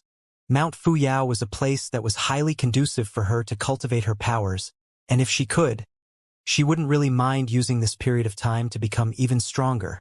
The 12 palaces and the 9 temples had highly stringent criteria in accepting members, and even if they were winners in the battle of deities, they were still required to cultivate for a period on Mount Fuyao before they would be considered as one of their members. Jun Wuxie's objective in coming here this time was very simple. She had already arranged for Qiao Chu and the rest of the companions to be sent out here to claim a ranking within the battle of deities for themselves. With the level of powers they currently possessed, coming out strong within the grand meet would not be too difficult for all of them. And when anyone from the 12 palaces actually extended an olive branch to them, they would then accept the offer to infiltrate inside. And they would then become the soul-purging nails that Jun Wuxie had buried deep inside the 12 palaces. As for herself, Jun Wuxie really wasn't against the idea of her having some fun toying with the people from the 12 palaces, but a pity she possessed rather unique ring spirits, and it was not guaranteed that someone from the 12 palaces would discover that she possessed plant ring spirits. Hence, she decided that she would just temporarily advocate from behind the scenes, where they would first observe the various powers in the middle realm before they decide further. The figure of Jun Wuxie quietly disappeared into the crowd of people, slipping through the throngs of people, to slip into the forest that was highly difficult to traverse. Having slipped out of sight from other people, the body of Jun Wuxie turned into a streak of purple light, weaving speedily up the side of Mount Fuyao. If she had depended solely on her legs to go up to the summit, it would have taken her at least one whole day's time. But Jun Wuxie had taken merely less than 1 hour before she reached midway up the side of the mountain. Compared to the spirit energy at the foot of the mountain, it was much denser here. Jun Wuxie stopped her steps within a thick clump of trees, to feel the pristine air within the mountain wilderness. Suddenly, a burning smell came wafting over from not too far away. Jun Wuxie's eyes immediately turned, seeking out the place the smell was coming from as she walked towards it. Within the green mountain, tiny brooks trickled through the dense trees, flowing slowly down the mountainside. At the side of a brook with its running crystalline waters, Jun Wuxie could faintly spot a little figure seemingly highly flustered and exasperated as he squatted upon the grass, a pile of withered grass that had turned black at his feet. "Erga! Why is it still not working?" An exasperated cry could be heard coming from over there, as Jun Wuxie saw that it was a little old man already past 50 years of age, his back bent, his size rather scrawny. At first glance, he could have been mistaken to be a child of about 10 years old, but that long scraggly beard and his face that was full of wrinkles gave his age away. The little old man was holding a walking stick in one hand, as he stared forlornly at a pile of withered grass turned black. He stared at it for a long while before he hung his head and turned around with a long sigh, to pull out a large clump of herbs from a big basket at the side. And it was only in that instant when he shifted his body that Jun Wuxie saw, on the grass beside the brook, was a spotted deer that was barely still breathing. Both the back legs of that spotted deer looked like it had been wounded by something sharp, and red blood was flowing out from the wounds, staining the grass around its feet red. In the area close to where the deer's wounded legs lay, a mess of medicine was faintly spotted. The little old man then plodded his way back with his walking stick to once again squat down beside the poor spotted deer, before he began messing around with the herbs he held in his hands. "Little Spotty, rest assured. I will have you healed up in a while. Grandmother Eggs, if I ever find out who was the one that hurt you like this, I will definitely give those scoundrels a hard time, I tell you." The little old man nagged and grumbled to himself over there as the spotted deer just lay there on the grass, not responding to him at all. Jun Wuxie stared at the strange sight before her eyes, and a corner of her eye twitched. Who can tell her from where had this dotty old man sprouted out from? Who told him that blood clot grass can be applied directly onto an open wound just by chewing on it with one's mouth? Jun Wuxie really thought she should just walk away and pretend that she did not see anything. But when she saw that the little old man began to pull out some unknown substance and was about to stuff it into the spotted deer's mouth, she suddenly felt a little unable to hold herself back anymore. As a veterinarian in the past, She really couldn't force herself to stand back and watch animals being so badly tortured. If you continue to do that, it wouldn't be able to live much longer. A cold and chilling voice suddenly rang out within that quiet and tranquil forest, immediately freezing the little old man who was holding a stick of some unknown substance and was trying to stuff it into the mouth of the spotted deer. He turned his head and stared at the rather good-looking youth, and it was not known when he had come walking out from among the trees, his eyes looking highly displeased. From where has this wild kid come from? There is only one broad path leading up to the summit of Mount Fuyao. Have you lost your way and was squatting there behind the trees? Jun Wuxie swept her gaze past the old man, not intending to waste any more of her breath on him. Towards the entire middle realm, she didn't really have a good impression of it.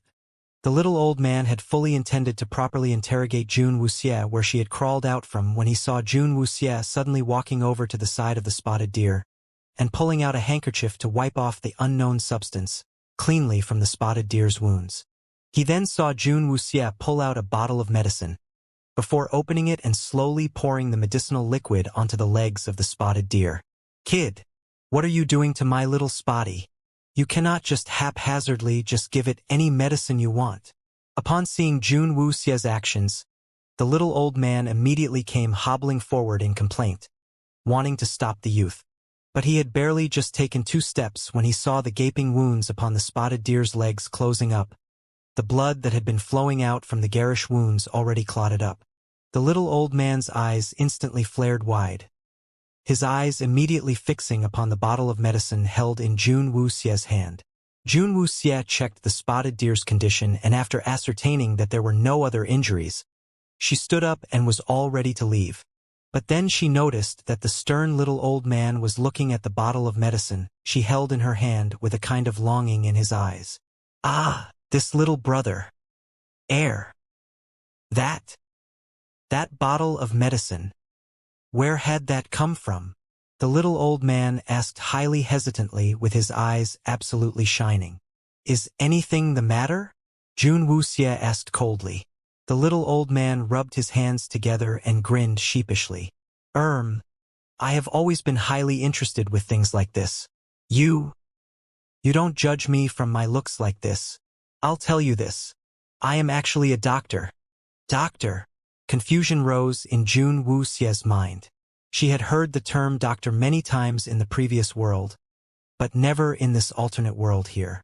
Seeing the reaction Jun Wuxie was giving, the little old man immediately became more excited. Little brother, you do not know what a doctor is? Jun Wuxie shook her head in all honesty. A doctor is one of the ranks for people in pursuit of medicine. Beginning from the disciple healer to a healer itself, then one moves on to a doctor and then a senior doctor. As for me, I am a doctor and I love to conduct research with herbs and its like. The little old man said with a chortle. Doctor? Him? Jun Wuxie's cold, clear eyes did not show the slightest emotion. Just by the way the little old man had handled the staunching of the deer's bleeding earlier, she guessed that any first-year student she pulled out from medical college would do a much better job than whatever this old man did. It could be that Jun Wuxie's eyes had looked too much at peace, which made the little old man think that she did not believe him at all. The little old man then frantically searched through his sleeves to pull out a green badge, a badge that had 2 wings carved out like a magnificent eagle with its wings spread wide, and within a circle in the middle of that badge was an imprint of a maple leaf decorated with 2 5-pointed stars below it. Nah, I am not pulling your leg, you see? This is my doctor's badge. The little old man said gleefully as he looked at Jun Wuxie. Jun Wuxie swung her glance to look at him only very briefly, the expression on her face one of high disinterest, not looking like she wanted to continue listening to such nonsense any longer. Seeing that Jun Wuxie was going to leave once more, the little old man was suddenly in a panic. I. You tell me, why are all you young people so impatient and short-tempered? Can't any of you remain for a while to hear an old man say just a few words? Hey, little brother, don't go. Can't I offer you something to trade then? I give you something in exchange for it, the little old man said, and he shot forward with incredible speed to come stand before Jun Wuxie. Although Jun Wuxie's face did not show any reaction, Her heart was involuntarily startled. The speed her steps were moving at was not slow, but she had not detected it in the slightest when that little old man had overtaken her and now stood before her. She realized that this man's powers far exceeded her own. She discreetly suppressed the surprise in her heart as she turned to look at the old man who had managed to cling on and said, "What are you giving me in exchange?" She realized at that moment that the old man was not going to give up. If she did not give up the bottle of medicine she held in her hand, she would surely have a hard time trying to shake off this old man who was definitely more than he seemed to be. The old man saw that Jun Wuxie had relented by acknowledging, and he immediately felt all over his body for a while. With a messy clattering, his arm was quickly filled with a bunch of medicine bottles, and he put all of them on the ground with a laugh before sitting himself down upon the ground. "You can choose any one of the medicine here as an exchange for yours." Jun Wuxie had just come to the Middle Realm, and she was still not familiar with the kind of medical knowledge they had. Seeing the whole bunch of bottles and flasks upon the ground, she suddenly grew curious. Would the people of the Middle Realm be more skilled in medicine than those in the Lower Realm? In the end, when Jun Wuxie opened the first bottle and a highly pungent odor wafted out from it, her face turned even chillier. "Who made this medicine?" Jun Wuxie asked in a cold voice. The little old man's eyes flashed with a trace of secret delight as he said in a deliberately mystifying voice, "Isn't the medicine great? That is actually concocted by using evergrass, cow horn leaves, and bitter oak, specifically targeted for people with frail bodies to use." Jun Wuxie asked in a cold tone, "Has anyone taken any of this medicine?" The old man's eyebrow arched up. "It's such a precious medicine. I wouldn't give it to just anyone to drink."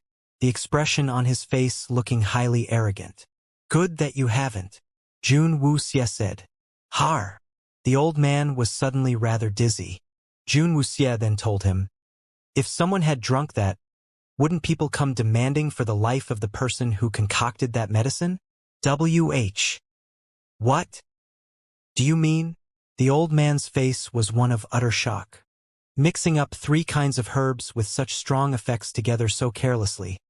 Doesn't he know the principle when things reached an extreme, the effects would reverse? Jun Wuxie said, couldn't be bothered to even look at the rest of the myriad bottles on the ground. The old man's face immediately turned a greenish-white shade. "How do you know those herbs cannot be mixed together?" Jun Wuxie swept a sidelong glance at the old man and raised up her own bottle of medicine to wave it before the old man's eyes. "I concocted this myself." The old man's eyeballs very nearly popped out of his head. "That medicine was made by that little kid? How was that possible? You have nothing there that I can use. I'll be going." Jun Wuxie really wasn't in the mood to chat any longer with this eccentric little old man. With a flick of her hand, she tossed her own bottle of medicine to that little old man, and Jun Wuxie then lifted her foot to go about on her own way. The little old man caught the bottle deftly and was left in his spot a little stunned, to stare after Jun Wuxie's quickly disappearing back. Suddenly, a flurry of hurried footsteps came floating in from within the forest. The little old man who had been stunned in his spot quickly repressed the surprise on his face, and his gaze grew deep as he looked towards the man that was just stepping out from between the trees. "Why had my lord come down the mountain again?" the man asked highly helplessly when he saw the little old man. The little old man carefully placed Jun Wuxie's bottle of medicine deep into his robes, and then turned to the man to say, "What? I can't even come out to take a walk around? Moreover, I have only come down to the midsections, and it is not as if I have left the mountain. What are you getting so panicked about?" The man repeatedly went yes, yes, yes, his gaze drawn to the scattered medicinal bottles on the ground. "My lord, you've been out here testing out your medicines again?" the man asked very carefully. The little old man's face immediately stiffened and grew dark. "Will I need you to tell me how to handle my own affairs?" "No, of course not. Pick all these up for me. Hurry up," the little old man snapped testily, recalling how Jun Wuxie had disparagingly snubbed his works of art, and his face quickly felt a burn spread over his face. "That's right, the Battle of Deities Grand Meet will begin soon, and there will be a lot of people coming and going within Mount Fuyao, which would also mean that there will be more dishonest people around as well. Go make sure all of them better behave themselves." Every single one of these non-human life forms throughout the entire Mount Fuyao belongs to me, and tell those people from the 9 temples and 12 palaces to watch themselves. If they want to cause a stir, do it on their own turf, and they had better not come disrupt my peace. And go find out who is the one who injured little Spotty and throw him out of Mount Fuyao. The little old man said with his brows pinched up together. Little Spotty is injured? The man's face showed a slight tinge of surprise, and he was just going to check on the spotted deer's condition, when he discovered that the deer was already able to stand on his own, who was even walking over to come stand in front of them. My lord! Little Spotty doesn't seem to be hurt. How is that possible? I saw with my own eyes. The little old man had wanted to say something, but when he turned his head and saw the spotted deer in such high spirits who was prancing around before his eyes suddenly flashed with stunned amazement. His gaze then quickly swung to look at the wound on the spotted deer, which had closed up completely. He had definitely seen that wound still bleeding just moments ago. It's this medicine. The little old man suddenly seemed to have realized something. Damn it! It's all your fault. You dingaling. I had wanted to invite that little brother to go have some tea. The man was completely baffled why he was suddenly being berated and did not know what to do. The little old man stood in his spot and seemed to be thinking a moment when he suddenly asked, Did the little imps from the 12 palaces say they will be holding the battle of deities a few days later? Yes. Oh. Then the people coming up the mountain these past few days are here to participate in the grand meet. That's right. All right. You go tell them to move the time to hold the Battle of Deities grand meet to half a month later. The little old man suddenly just spewed those highly shocking words from his mouth. Ha! Ha, your fat head. Aren't you going to hurry up and go tell them what I said already? The little old man glared with his eyes bulging at the man. That little brother has quite admirable skills in medicine, and he would surely be snatched up by the people from the 12 palaces in the Battle of Deities grand meet. He wasn't about to let go of that fat piece of meat almost in his mouth. The summit of Mount Fuyao was a wide expanse of space, and as its peak was flat and even its terrain wide, the entire summit of the mountain looked just like a vast city. Up on the mountaintop, there were not only a dazzling array of merchant shops, there were also all kinds of inns with restaurants that supplied lodgings. But the bustle on Mount Fuyao would only last for just a few days. Once the Battle of Deities ended, the entire Mount Fuyao would once again be cut off from the rest of the world, where access into the place would be denied to anyone. Even for the disciples of the Cloud Brook Academy at Mount Fuyao's summit, it was only at specific times every month that they were allowed to descend down the mountain, while at all other times, regardless of the reason, anyone who dared barge into Mount Fuyao would turn into fertilizer that nourished their vast lush expanse of land. Any disciple that dared to leave on their own accord would be put on the Cloud Brook Academy's blacklist. It was rumored that the Cloud Brook Academy was established by the 9 temples and the 12 palaces, 2 big major powers. But happenings that occurred after that was rather interesting to note. No matter how badly the 9 temples and the 12 palaces fought, not a single person among the 2 powers dared to touch the Cloud Brook Academy at all. Even though the Cloud Brook Academy sat right atop Mount Fuyao, which was the place that held the highest concentration of spirit power in its air, not one dared make the slightest move against the place. Jun Wuxie found herself a guest room at the summit of Mount Fuyao to stay in, and based on her calculations of the time that had passed, the Battle of Deities grand meet would begin in a few days.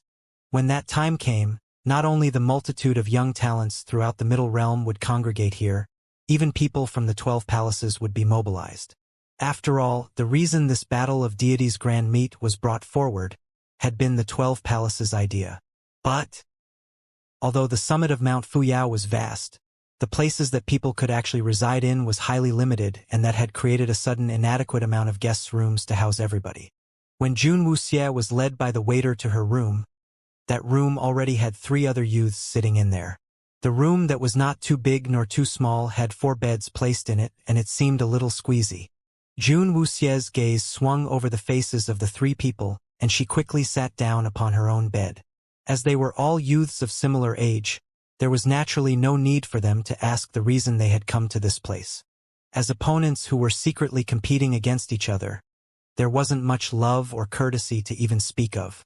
After having sat down for a while, the room was still filled with silence.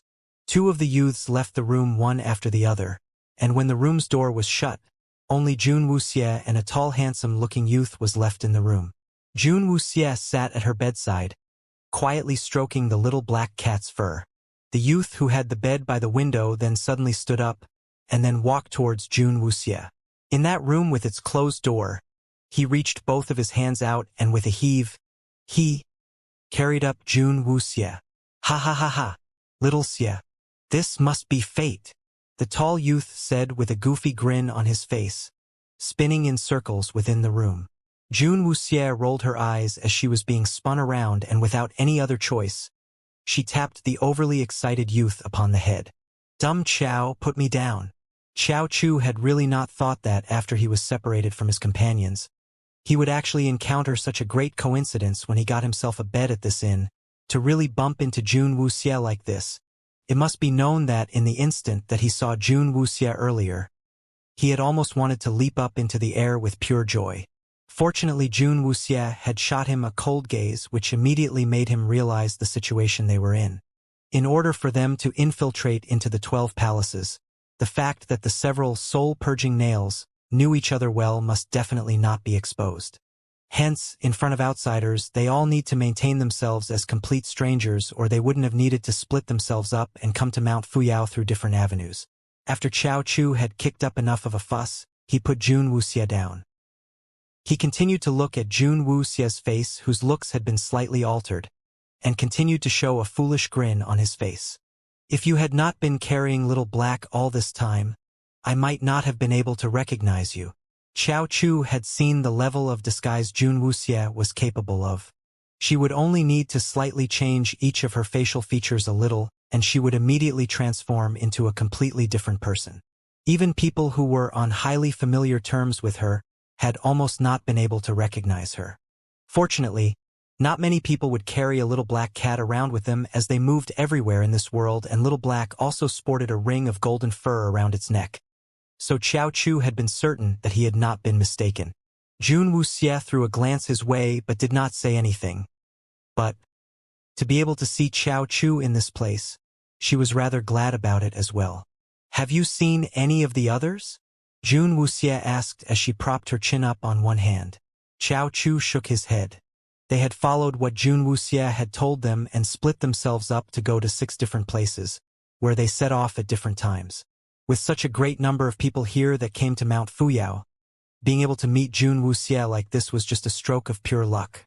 Haze, having returned back to my homeland, why do I feel that everything is so highly unfamiliar? Chao Chu lamented as he laid back onto his bed, his eyes narrowing up as he stared at the ceiling. When he was young, his family had been forced through drastic changes, and he had fortunately been saved by Yen Bugue, which allowed him to escape out of it alive. His memories from that young age had gradually faded away, and everything in the middle realm that he saw now was strange and highly unfamiliar to him. It doesn't matter if you find the place unfamiliar. Do you still remember your objective? Jun Wuxie asked. Chao Chu clenched his jaws together, and his eyes that had been nonchalant grew hard. Palace of Flame Demons. How could I forget? After saying that, Chao Chu fell silent a moment before he suddenly sat up. On my way here, I encountered a convoy of horse carriages from the Palace of All Life. It seems that the 12 palaces had really sent their people here to Mount Fuyao. Your deductions were just spot on. Jun Wuxie then replied. The 12 palaces had created such a ruckus and had even struck at the lower realm. It is impossible that they will not seek the talents in the middle realm. Since they were the ones who asked for the battle of deities to be brought forward, they would naturally not miss such a great chance. When the times comes, you and Brother Hua will just have to grab that opportunity and make the 12 palaces lead the wolves into their houses themselves, and that will do. Lead the wolves into their houses? I like the way you put it, Chao Chu said eagerly, the hatred he kept deep within his heart almost exploding out of him. At that time, do not slip up, Jun Wuxie said as she looked at Chao Chu. She was confident of her plans, but she was still a little worried whether Chao Chu and her other companions would be able to hold down the hatred simmering in their hearts when they were once again faced with the murderers of their parents. Rest assured. I will not cause any disruption to your plans. Xiao Chu said with a snicker. Jun Wuxie spoke a little while more with Xiao Chu and then walked out from the room. It was different for her when compared with Xiao Chu and the others, as every place in the Middle Realm was strange to her. She had never been here before and she knew nothing about the place. Everything that she knew was what she had been told by Xiao Chu and her other companions. The area on Mount Fuyao that had been temporarily opened up to everyone consisted mostly of merchant shops and inns. But what was different was that the shop's merchandise were mainly weapons and elixirs, basically catering to the youths who had come to take part in the Battle of Deities Grand Meet. Jun Wuxie walked around among them. She did not know much about weapons, but she knew a lot about elixirs. She purchased a few bottles of elixirs that boasted high prices and inspected them at a place without people around. After which, all those elixirs were mercilessly tossed by Jun Wuxie into a little ditch at the side. When night fell, the mountaintop at Mount Fuyao was aglow with the light from lanterns put up. Not just the youths who had come to participate in the Battle of Deities Grand Meet wandered around. Even the Cloudbrook Academy allowed their disciples a temporary rest at that time, and so within the crowded sea of people, it was not hard to spot youths dressed in their white uniforms trimmed with blue at the edges chattering happily away. To be able to be admitted into the Cloudbrook Academy, it can be said that they were the most elite bunch of prodigies among the Middle Realms rookies. They had stood out tops in previous meets of the Battle of Deities and have received the invitation from the 9 temples and 12 palaces in order for them to gain entry into the Cloudbrook Academy. The Battle of Deities Grand Meet was held once every 10 years, and every time the Battle of Deities Grand Meet commenced, it was time for the Cloudbrook Academy to accept new disciples. But as the last Battle of Deities Grand Meet was held just 4 short years before, these youths wearing the uniforms of the Cloudbrook Academy were all people who had gained the top spots in the last meet and had been picked by the 12 palaces and 9 temples. It was said that the Zephyr Academy represented one of the top 3 most elite academies of the lower realm. Then the Cloudbrook Academy's position in the middle realm had surpassed all other academies, and not a single academy could hope to compare with it. Within the Cloudbrook Academy, there wasn't a single commoner in there. From the moment they were admitted into the Cloudbrook Academy, upon their back would be branded with the brand of the 12 palaces or the 9 temples. That had allowed the disciples of the Cloudbrook Academy to see themselves as greater and more privileged than others. Jun Wuxie watched the bunch of youths dressed in the uniform of the Cloudbrook Academy from within the crowd. If things went according to plan, then Xiao Chu and her other companions would soon attract the attention of the people from 12 palaces in the upcoming Battle of Deities Grand Meet, and she did not have to worry about them being unable to infiltrate inside. But as to the arrangements to be made for herself, Jun Wuxie still had not fully decided. Naturally, she could do it just like Xiao Chu and the rest of the gang, to use their spirit powers to attract their attention. But once she used her spirit powers, she would be discovered by others that her ring spirit was a plant spirit. Jun Wuxie wanted to be the hunter this time and not to be hunted. Hence, she would have to come up with another way out. She had come to the Battle of Deities Grand Meet this time with 2 purposes. One was to scout out more about the 12 palaces, and secondly, she was rather interested in the segment where people competed in healing. Based purely on healing, she would not have any problems without having to summon up a single bit of spirit power. But Jun Wuxie had no intentions of being subservient to the palace lords of the 12 palaces. Without a concrete decision made in her head, Jun Wuxie walked around in a weapons shops at the side, checking to see if they were any different from those in the lower realm. As she stared at the various lumps of steel, Jun Wuxie could not help but feel a headache coming on. She could faintly ascertain that the spirit energy within these swords were denser than those in the lower realm, but she was however not that sharp in the aspect of detecting spirit energy. If she had brought little Ju along, it would have made things like this a whole lot easier. When that thought came to mind, Jun Wuxie could not help it as her eyes lowered a little. The scene when she was leaving the Fire Country's imperial capital coming back to her mind. The image of that tiny figure wailing incessantly as he ran after the horse carriages rolling away. Little Ju's spirit had just been beginning to recover, and Jun Wuxie did not want him to wade into these dangers, and moreover, she had also discovered a way that could revive Jungu back in the Dark Emperor's tomb. Coming here to the Middle Realm, she firstly wanted to crush the might the 12 palaces held, and secondly, It was to go to the spirit world to seek for Jungu's spirit. The soul-calming jade had protected Jungu's flesh body by preventing it from rot and decay, allowing his corpse to maintain its condition as it was the moment just before he died. Once she was able to find Jungu's spirit, she would then be able to let Jungu be revived. The soul-calming jade had protected Jungu's flesh body by preventing it from rot and decay, allowing his corpse to maintain its condition as it was the moment just before he died. Once she finds Jungu's spirit, she would be able to let Jungu be revived. And to find Jungu's spirit, she would have to go to the place that spirit bodies gathered, the spirit world.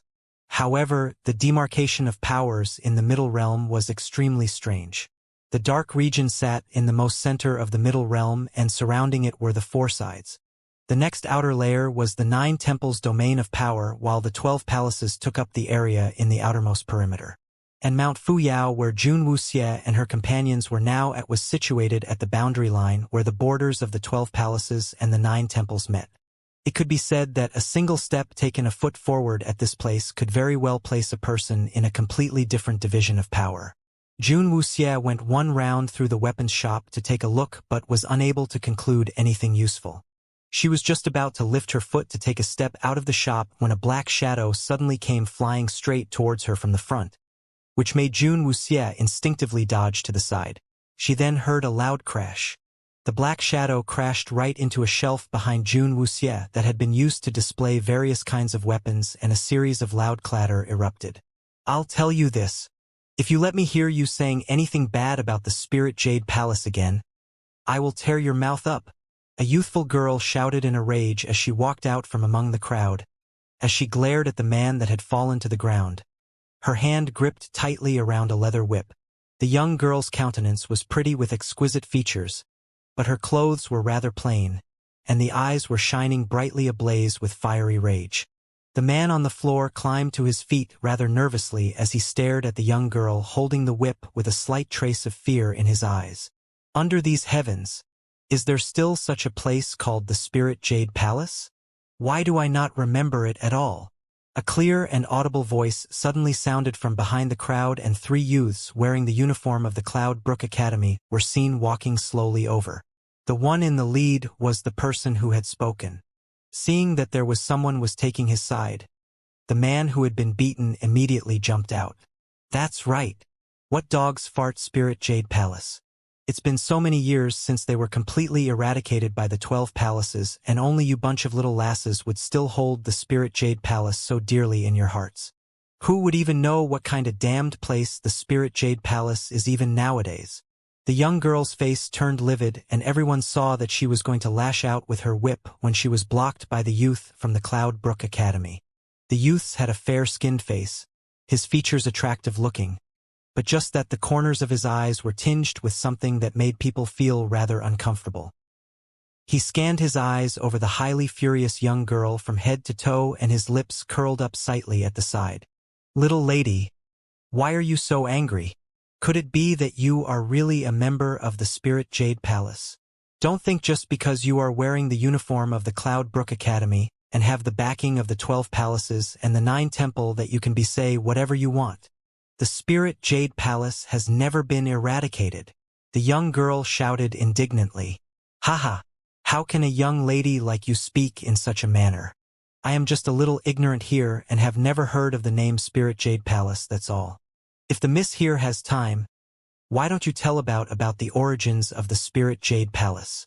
As he spoke, the youth had actually reached out his hand, wanting to stroke the back of the young girl's hand, seeking to take advantage of her. But just as the youth's hand was about to touch the back of the young girl's hand, the whip held in the young girl's hand suddenly swung up, forcing the lecher who was thinking to grab a feel to back away. "A tongue slippery as a snake. Neither are you up to any good." As she spoke, the young girl cracked her whip and sent its tip swooshing straight towards the youth. In just a blink of an eye, the area just outside the weapons shop had broken out into chaos, and Jun Wuxie carried the little black cat in her arms as she turned to leave calmly. Jun Wuxie has not much interest in fights between youths in the middle realm. Their movements from what she saw were too slow, and only people in the elder levels from the 12 palaces would pique her interest. But one thing that the young girl mentioned when she said, Spirit Jade Palace, had caused her a little puzzlement. Xiao Chu and the others had specifically told her all the 12 names the 12 palaces went by, and she had not heard them mentioning anything about a Spirit Jade Palace. Jun Wuxia casually abducted a big goofy-looking passerby and poured a vial of her truth serum medicine down his throat to make him spill out everything he knew about the Spirit Jade Palace.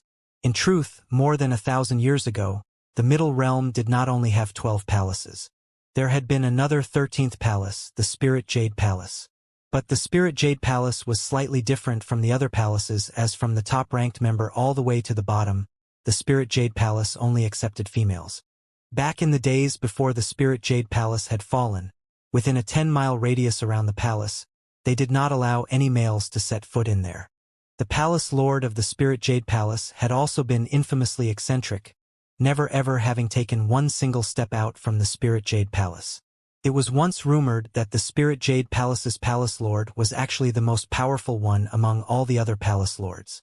The Spirit Jade Palace had once been highly influential for a time, but just because of one time's internal strife, it had greatly diminished the powers of the entire Spirit Jade Palace, as many of their disciples lost their lives during that incident, and the Spirit Jade Palace at that time had been cleanly razed to the ground.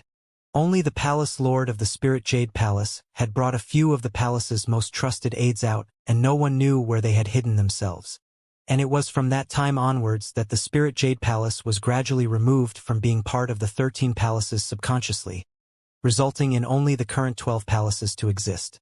After the Spirit Jade Palace went into decline, many people from the other palaces continued to hit them when they were down and out, even openly going against the disciples of the Spirit Jade Palace, constantly trying to suppress the Spirit Jade Palace's powers that prevented them from returning back to their former glory.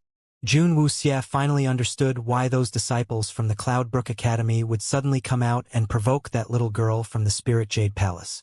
That bunch of scoundrels from the Cloudbrook Academy must have seen that she was a member of the Spirit Jade Palace and had wanted to take her out. A power from 1,000 years ago that had been in decline till this day.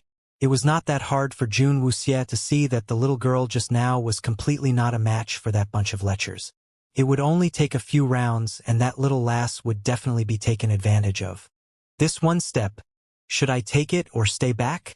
Jun Wuxia's eyes narrowed up as she tossed the oversized goof against the wall, as she gazed at the cold and pale moon, the multitude of stars filling up the night sky, every little twinkling speck turning into a chess piece within Jun Wuxia's eyes.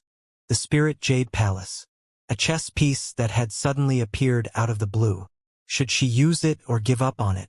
Jun Wuxia drew in a deep breath, her heart having already made a decision. No regrets once the piece is placed. The situation over there near the weapons shop was turning out just as Jun Wuxia had predicted. The young girl and the youths from the Cloudbrook Academy had exchanged blows for a couple of rounds, and then she had found herself unable to resist against them. Her body was marked with quite a number of wounds, and her opponents obviously could have struck her down with one well-placed strike, but they had instead looked like they were just toying with her, shredding up her clothes into a highly disheveled state, to reduce her into such a wretched-looking state. That kind of a trauma, when suffered upon a girl, was more unbearable than anything else. Little lady, don't get so angsty. If you get your body wounded, it's just going to pain my heart, the flippant youth said with an arrogant laugh. Up here at the summit of Mount Fuyao, no one would dare to strike at disciples of the Cloudbrook Academy. There wasn't even a need to mention that they were upon Mount Fuyao, which was where the Cloudbrook Academy itself was situated, as just the fact that these youths had been fortunate enough to be picked by the powerful 9 temples and notorious 12 palaces would be enough to make common people refrain from getting into any conflict with them. Utterly shameless. The young girl's face flushed red, hating the fact that she could not strangle that youth to death. The flippant youth completely ignored the young girl's curses and surrounded her together with his companions. When the passers-by saw that disciples of the Cloudbrook Academy were involved, they all were furious but did not dare speak up, their eyes avoiding the commotion. I would like to see whether you will be still have such a sharp tongue in a while, the youth said, and stretched his hand out towards the young girl to grab at her. But in that instant that his fingers had just touched a corner of the young girl's clothes, a powerful blast of spirit energy suddenly shot straight towards the youth, Glowing bright purple, the blast of spirit power swept past like a streak of starry moonlight, forcing the three youths to back away in retreat. However, before everyone around could see clearly everything that was suddenly happening before their eyes, a black shadow came out from behind a pile of weapons and flashed past to quickly disappear, together with that young girl who was almost going to lose her clothes, who was now nowhere to be seen. The three youths who had been forced to jump back still had not recovered from the shock as they stared at the spot they had just been standing at a moment before. A long crack had appeared in the ground that spread the entire way up onto the wall, where even the steel blades that had been hanging upon the wall earlier now lay snapped in two from that great blast of spirit power. The depth of the crack quickly caused everyone in the surrounding crowd to stare helplessly with their mouths hanging open. In the middle realm, purple spirits were not that rare to see. The people were able to tell the difference between a faked purple spirit and a true purple spirit. Moreover, there is also a huge gap between a strong and weak purple spirit, hence just the color of one's spirit power did not mean much anymore. Just now, that person's speed had been quick like lightning, avoiding the notice of everyone present, and that kind of a speed was not something an ordinary person would be able to achieve. Who was that just now? One of the disciples from the Cloud Brook Academy stammered as his knees shook, and his teeth chattered. If he had moved just a split second slower earlier, his head might be separated from his body now. The flippant youth who was the leader blew out a long breath, his heart still in shock. That person wasn't trying to kill us, and his intention was just to force us to retreat. It might have been someone from the Spirit Jade Palace. Forget it. Just take it as that little lass got lucky today. The flippant youth said all that in a feigned indignant tone, although his heart had been shocked by that black shadow rather badly. That blast had been more powerful than what their teachers back at the academy were capable of. He was just someone who had been picked by the Dragon Slayer's palace and still had not completed his cultivation training here. He had not even attained the true purple spirit, so how would he be able to go against that shadow? No matter who that person was, he was not someone the few of them would be able to take on. The three youths who had just moments before aggressively surrounded the little girl then immediately ducked their heads and blended themselves into the crowd miserably, disappearing quickly from sight. Under the pale moonlight streaming down, a purple-colored shadow flashed like a light streak, a shadow that blended into the night, silently coming to a stop within a dense forest. Jean had thought that she would have fallen into the hands of those lechers today, but unexpectedly, someone had suddenly appeared at the last moment to bring her away from there. She still clearly remembered what that person had whispered in her ear in that instant he had come to whisk her away. "Don't move." It was so cold her bones had felt the chill, yet at the same time, it had been highly reassuring. Jean was put down under a tree, without any unnecessary touch, which put her greatly at ease. Jun Wuxie swept her gaze over the torn and tattered clothes upon Jean's body, and with a flick of her hand, she tossed the cape she used to hide from unfriendly eyes and ears to the little girl. "Thank you," Jean whispered gratefully. She could not see her benefactor's countenance and was only able to see that back which looked a little thin, standing against the moonlight. His stature was not tall. It was even that tiny bit shorter than she was. "I wonder why Senior would lend a hand to save me?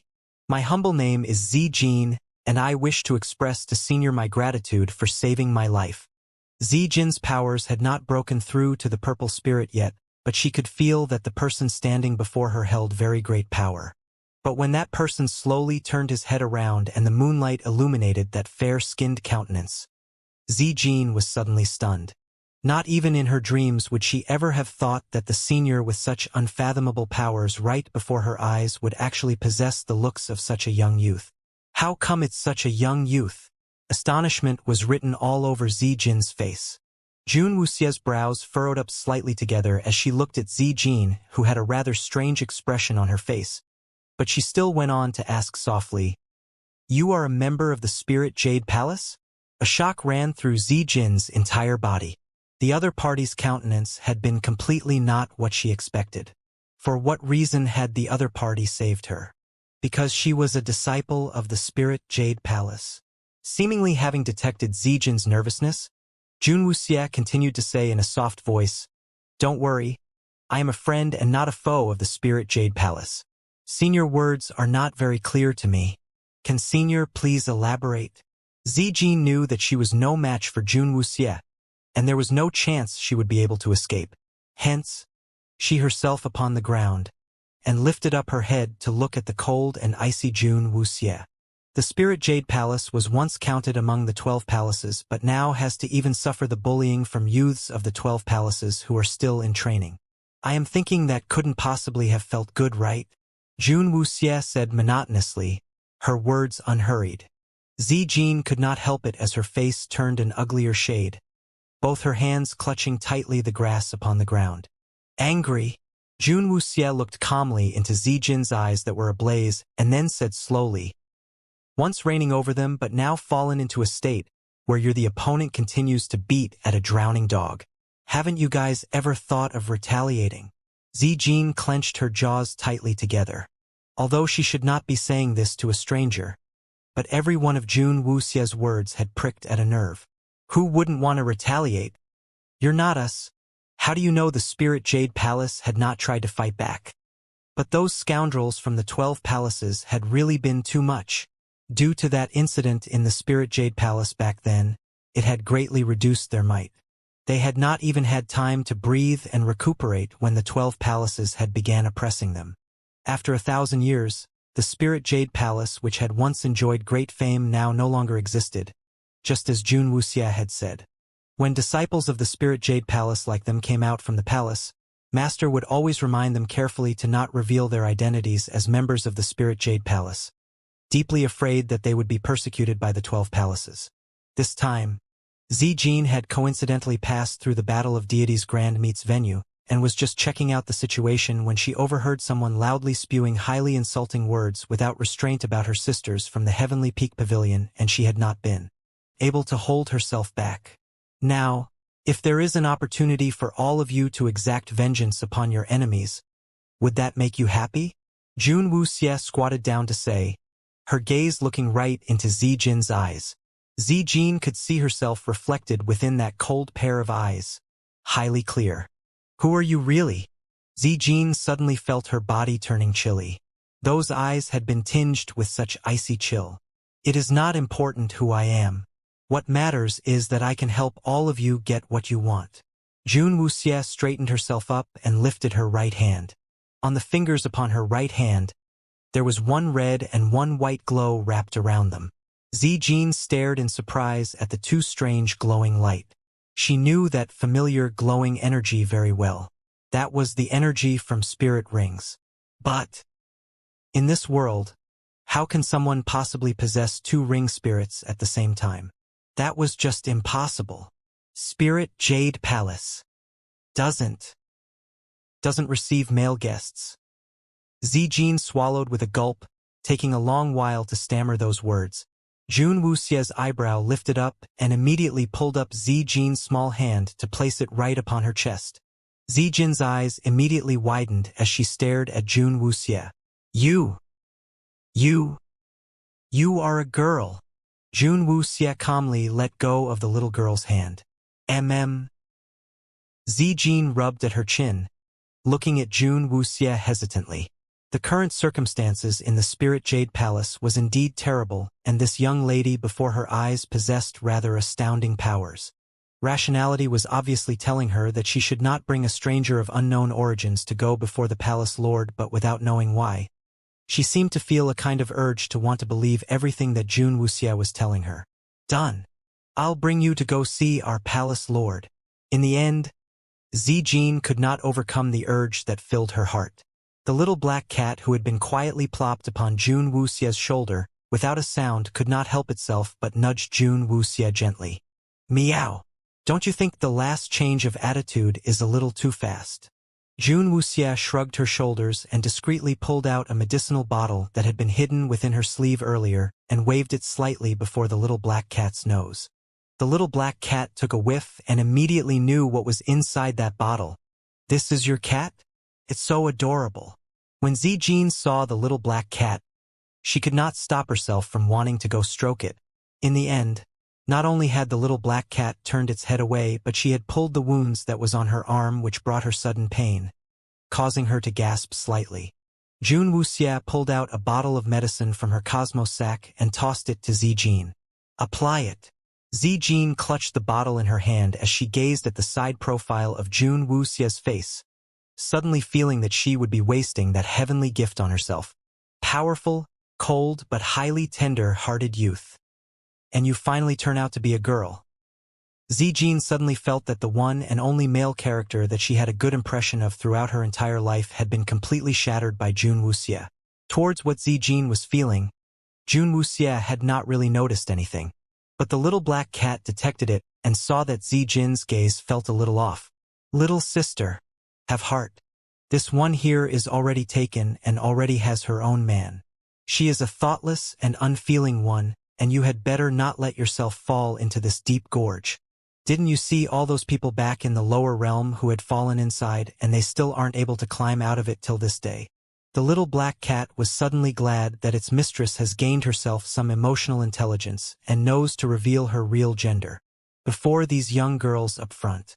If another Chu Ling comes around, it was thought that the great demon lord might very well just blow his top. Jun Wuxia followed Zijin, and they walked for a rather long while as the ground below their feet sloped down more and more.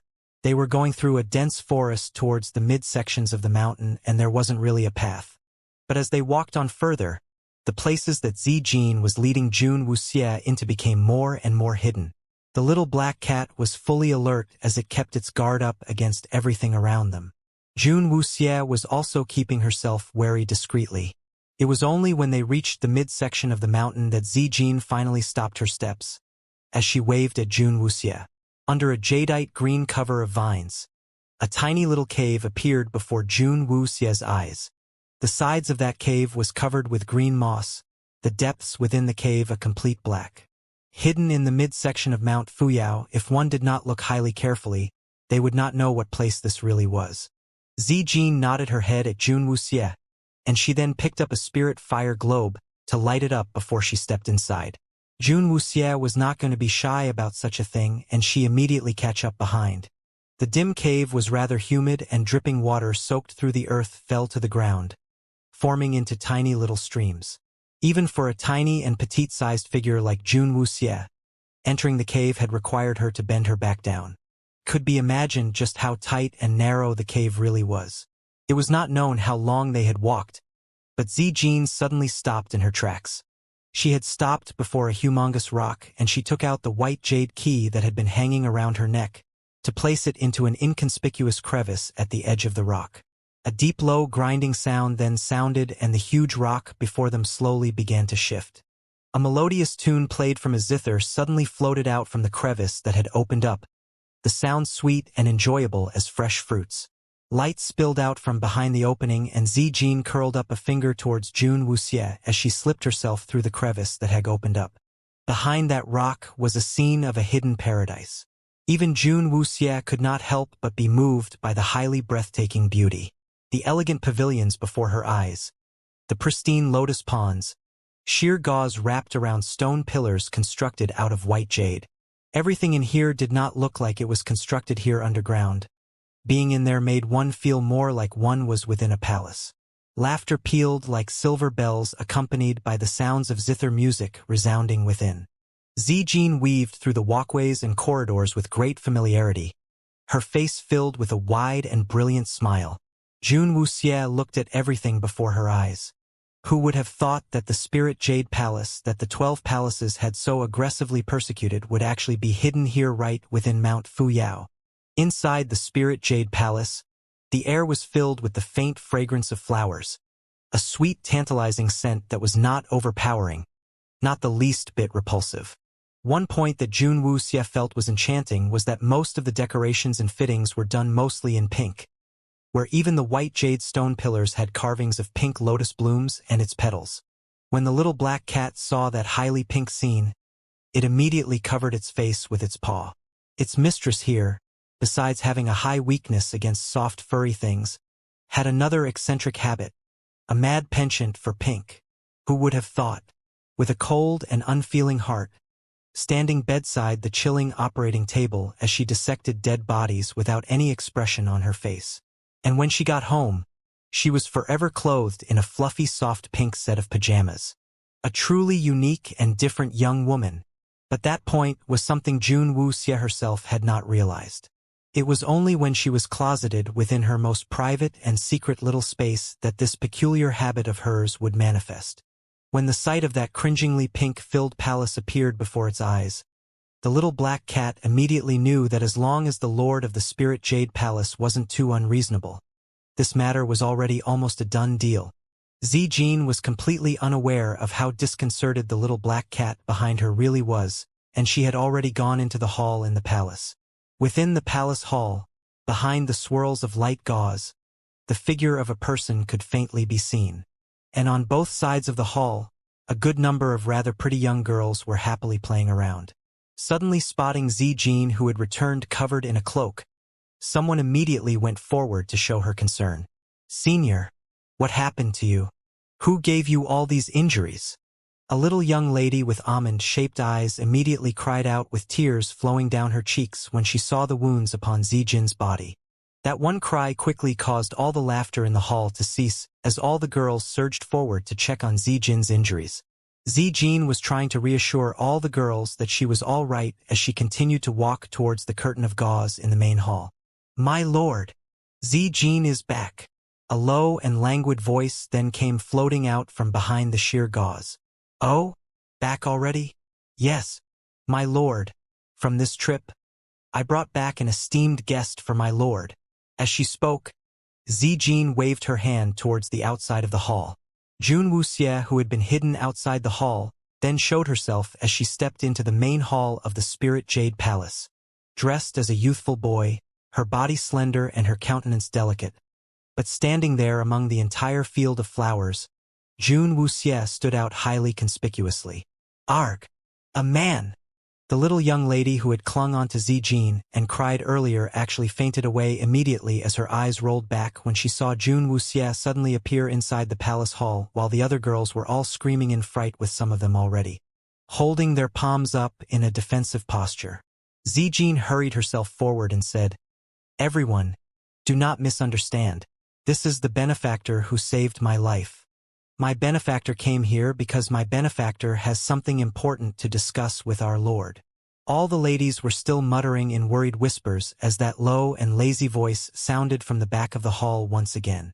"Having a friend come from afar is always a great joy here.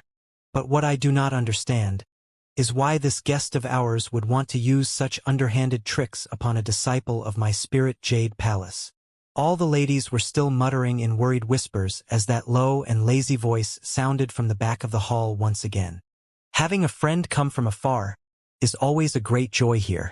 But what I do not understand is why this guest of ours would want to use such underhanded tricks upon a disciple of my Spirit Jade Palace." That voice was low and languid, completely unlike a clear grace that would be present in a woman's voice. When those words fell onto the ground, the light gauze that shrouded the interior of the hall were briefly stirred up by a slight breeze. Upon the raised platform at the back of the palatial hall was a long cushy couch. A man dressed in pink clothes was reclined upon that couch, his head resting upon a hand, his eyes staring fixedly upon Jun Wuxie. The Lord of the Spirit Jade Palace was actually a man. Jun Wuxie was properly shocked by that revelation placed before her eyes.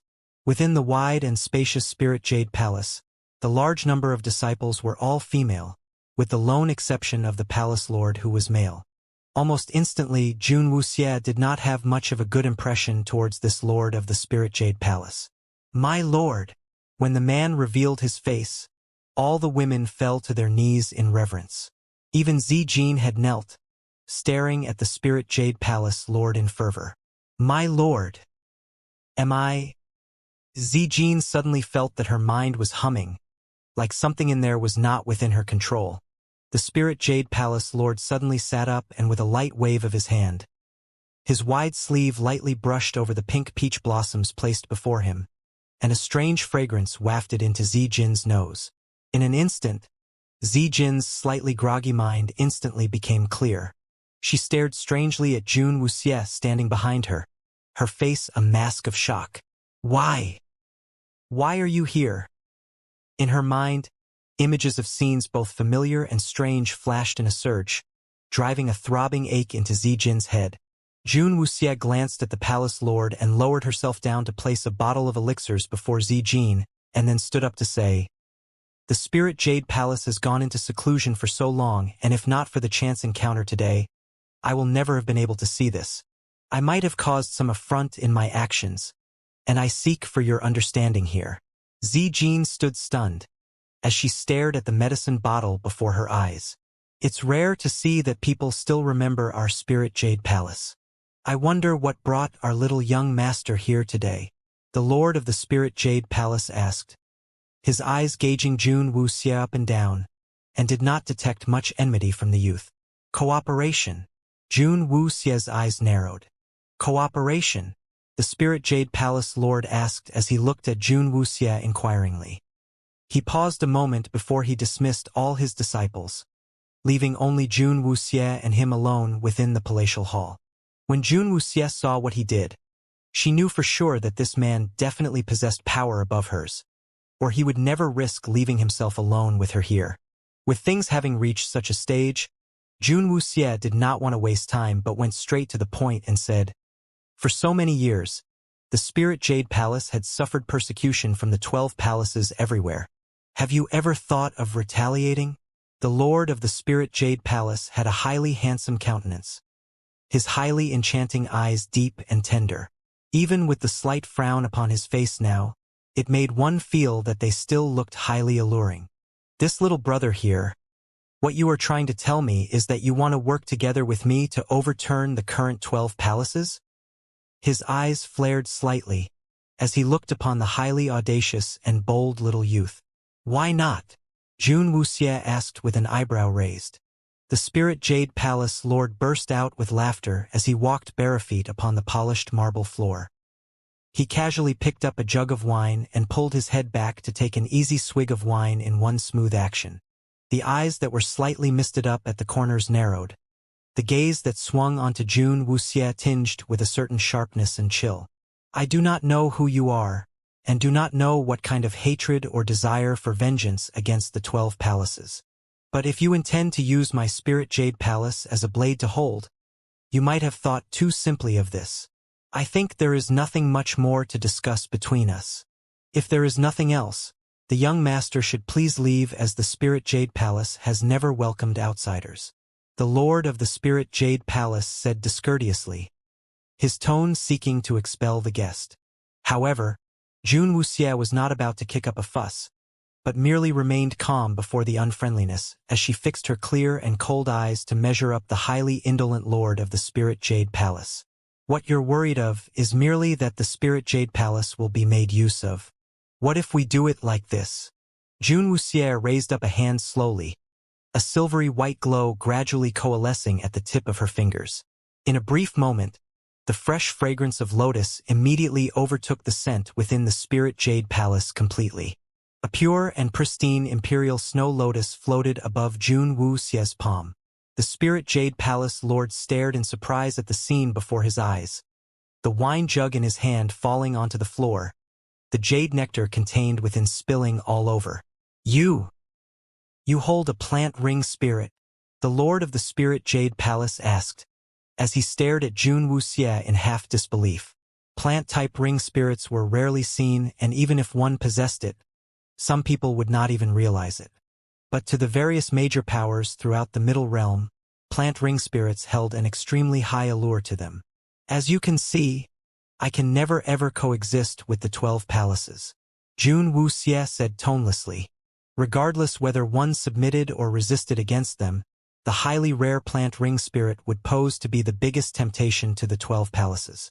As once they devoured the plant ring spirit, they would be able to achieve a bigger breakthrough in their powers. The Spirit Jade Palace Lord fell silent a moment as he stared at the faintly glowing imperial snow lotus, his eyes a complicated mix of emotions. He then raised his eyes up to look at Jun Wuxie, his gaze filled with a kind of chill. "You would really just show your ring spirit before my eyes so casually? Could it be that you do not know that my Spirit Jade Palace was once considered to be one of them among the current 12 palaces? Aren't you afraid that I will make the first move to annihilate you instead?" Jun Wuxie lifted an eyebrow, but there wasn't a single trace of nervousness on her face. The figure of the Spirit Jade Palace Lord suddenly came close to Jun Wuxie.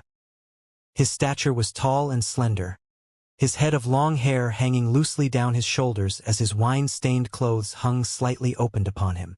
Although the fragrance of the wine hung around him, the palace lord still exuded a strong, oppressive aura. Kid, I know you hold significant power, but with that bit of strength you have, it wouldn't even amount to much here at this place. The Spirit Jade Palace Lord said coldly, his enchanting eyes slightly narrowed up. If I want your life, you will then die here now. The Lord of the Spirit Jade Palace then raised his hand posed at Jun Wuxie's neck. But a brief glint of struggle then flashed within his eyes, and he finally did not even touch Jun Wuxie in the slightest. If you really want your disciples of the Spirit Jade Palace to forever suffer under humiliation from the 12 palaces, then you can strike me down right here. The Spirit Jade Palace belongs to you, and those disciples are yours to command as you deem fit. If you do not even see them as humans, why would you need an outsider like me to poke my nose into your affairs? Jun Wuxie did not fear the least bit of fear, her cold eyes looking straight at the highly good-looking face close to her. The Lord of the Spirit Jade Palace stared silently at Jun Wuxie, the fists clenched up at his sides making crackling sounds from his immensely tight grip. He then spat out these words through a tiny gap in his stiff lips. When have I ever said that I did not see them as human? Jun Wuxie's eyes narrowed up and she retorted, Oh? If I had not appeared in time today, I'm afraid that disciple of yours would have been mercilessly toyed with by that bunch from the 12 palaces. She can only blame it on that fact that her loyalty lies with such a place that cowardly hides itself in underground burrow. But her heart is still adamant on defending the reputation of this rotten and undeserving place. Jun Wuxie understood what it meant to bide one's time while concealing their strength. She also knew how one endured humiliation for greater good. But if there came a day that she had to allow the Ruelin army to be bullied and humiliated helplessly, then even at the cost of her very own life, she would make those people realize that the Ruelin army was not to be trifled with lightly. Regardless if she was to break her body and have her bones crushed, she would disassemble the bones of the other party. The sharp glint in Jun Wuxie's eyes did not show that she was joking or playing deceit. Pushed by Jun Wuxie so hard, his easy steps suddenly stiffened. I have already told them all that the Spirit Jade Palace is no longer the same as before. Any one of them can choose to leave at any time, and I will not pursue them in any way. Once outside, there was also no need for any of them to proclaim that they are members of the Spirit Jade Palace. The Lord of the Spirit Jade Palace retreated 2 steps and suddenly turned himself around, but was seemingly unwilling to look into the penetrating gaze of Jun Wuxie's. They did not leave. Jun Wuxie mercilessly pointed out the Spirit Jade Palace Lord's half-hearted example of self-justification. The Spirit Jade Palace Lord was a little flustered as he went over to the fluffy couch to sit down, his almond-shaped eyes looking highly repressed. Kid, what have you really come here for? I've said it. Cooperation. Jun Wuxie said patiently. The Spirit Jade Palace Lord remeasured the youth who was shooting off such astounding words from his mouth before him once again, his brows furrowing up together. I have not been moving about in the Middle Realm for a long time, and I can no longer clearly remember about the things out there. Judging from your bone structure, you're a youth of only about 15 or 16. How did you manage to attain the purple spirit? Has the last 1,000 years that passed made all youths your age to be able to break through to the purple spirit out there? Jun Wuxie looked at the Spirit Jade Palace Lord and calculated the chips she now held in her hand. She finally sat herself down upon a low table at the side and poured herself a cup of wine to drink on her own. I am from the lower realm. What? The Spirit Jade Palace Lord was stunned. The lower realm? Unbelievable! Jun Wuxie took a slight sip of the wine as she looked at the Spirit Jade Palace Lord with an eyebrow lifted up. If the 12 palaces had not stretched their claws too far and disrupted my peace, do you really think that I will come all the way here to the Middle Realm to bring such trouble onto myself? The Spirit Jade Palace Lord stared at Jun Wuxie, the expression in his eyes undergoing a subtle but distinct transformation. This kid is really bold but has a very steady temperament and disposition. Suits his taste just right. Seems like our little brother here is someone with a story behind him as well, the Spirit Jade Palace Lord said and waved his arm to beckon in a hook. The wine jug upon the table at the side immediately shifted itself into his hand, with Jun Wuxie silently watching it all. Such telekinesis abilities was currently beyond her, and she had only seen Jun Wuyao use it before.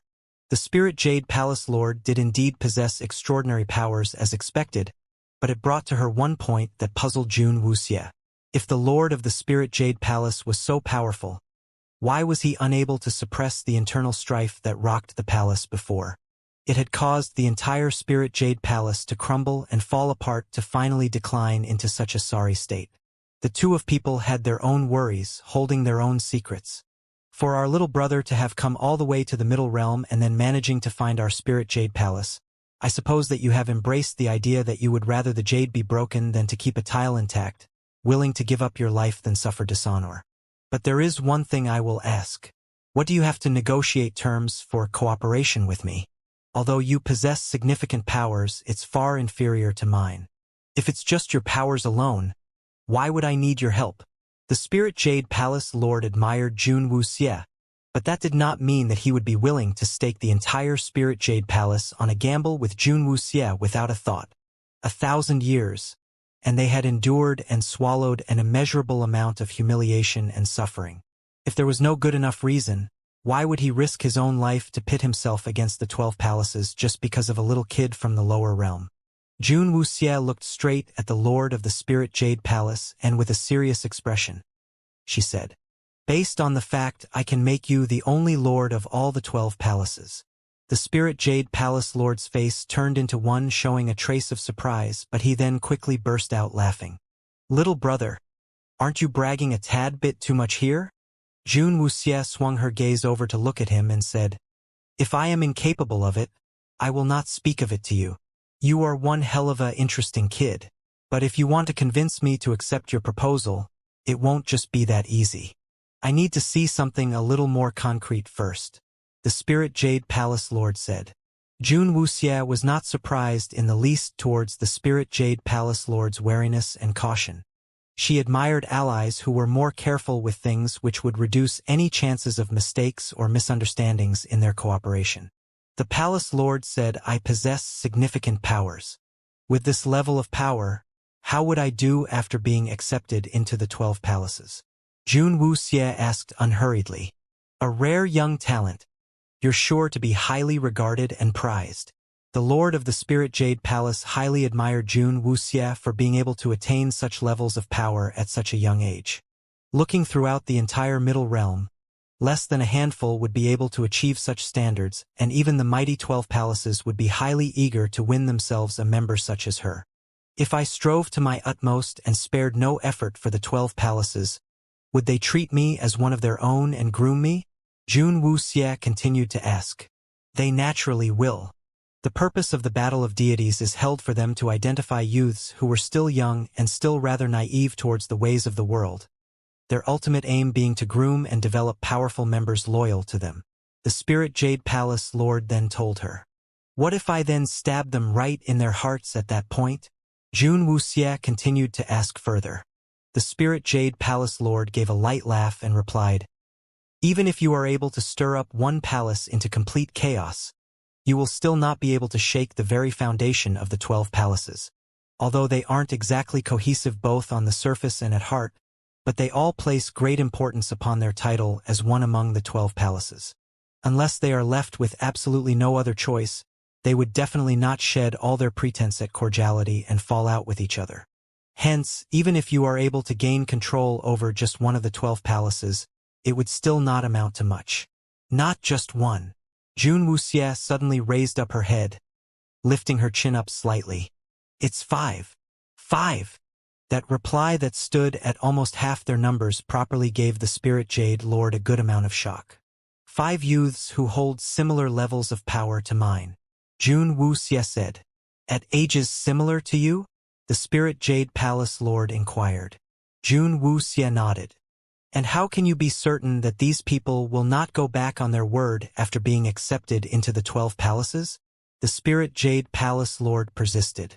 Jun Wuxie lowered her eyes slightly and raised her hand up to fill up her cup that was now empty. Because their hearts hold blood vengeance that does not allow them to coexist under the same heavens with the 12 palaces. The Lord of the Spirit Jade Palace fell silent and continued to stare at this youth who was seemingly putting things very lightly with his words, his eyes surging with waves of emotion. You dare to tell me all this here today, but aren't you afraid that I might relay everything to the 12 palaces? Jun Wuxie swung her gaze over to him and said, even if you told them word for word, they wouldn't believe you. The Lord of the Spirit Jade Palace then broke out in laughter.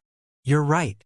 Who would believe that anyone from the Spirit Jade Palace would want to help any of the 12 palaces to escape from a plot against them? Even if I told it to them myself, they would just think that I am trying to drive a wedge between them, and am merely unwilling to see them recruit such rare talents. After his bout of laughter continued for a while more, he suddenly stopped abruptly. His highly slovenly pair of alluring eyes swept over the side profile of Jun Wuxie's face. Kid, did you have this all thought out when you first saw Zijin?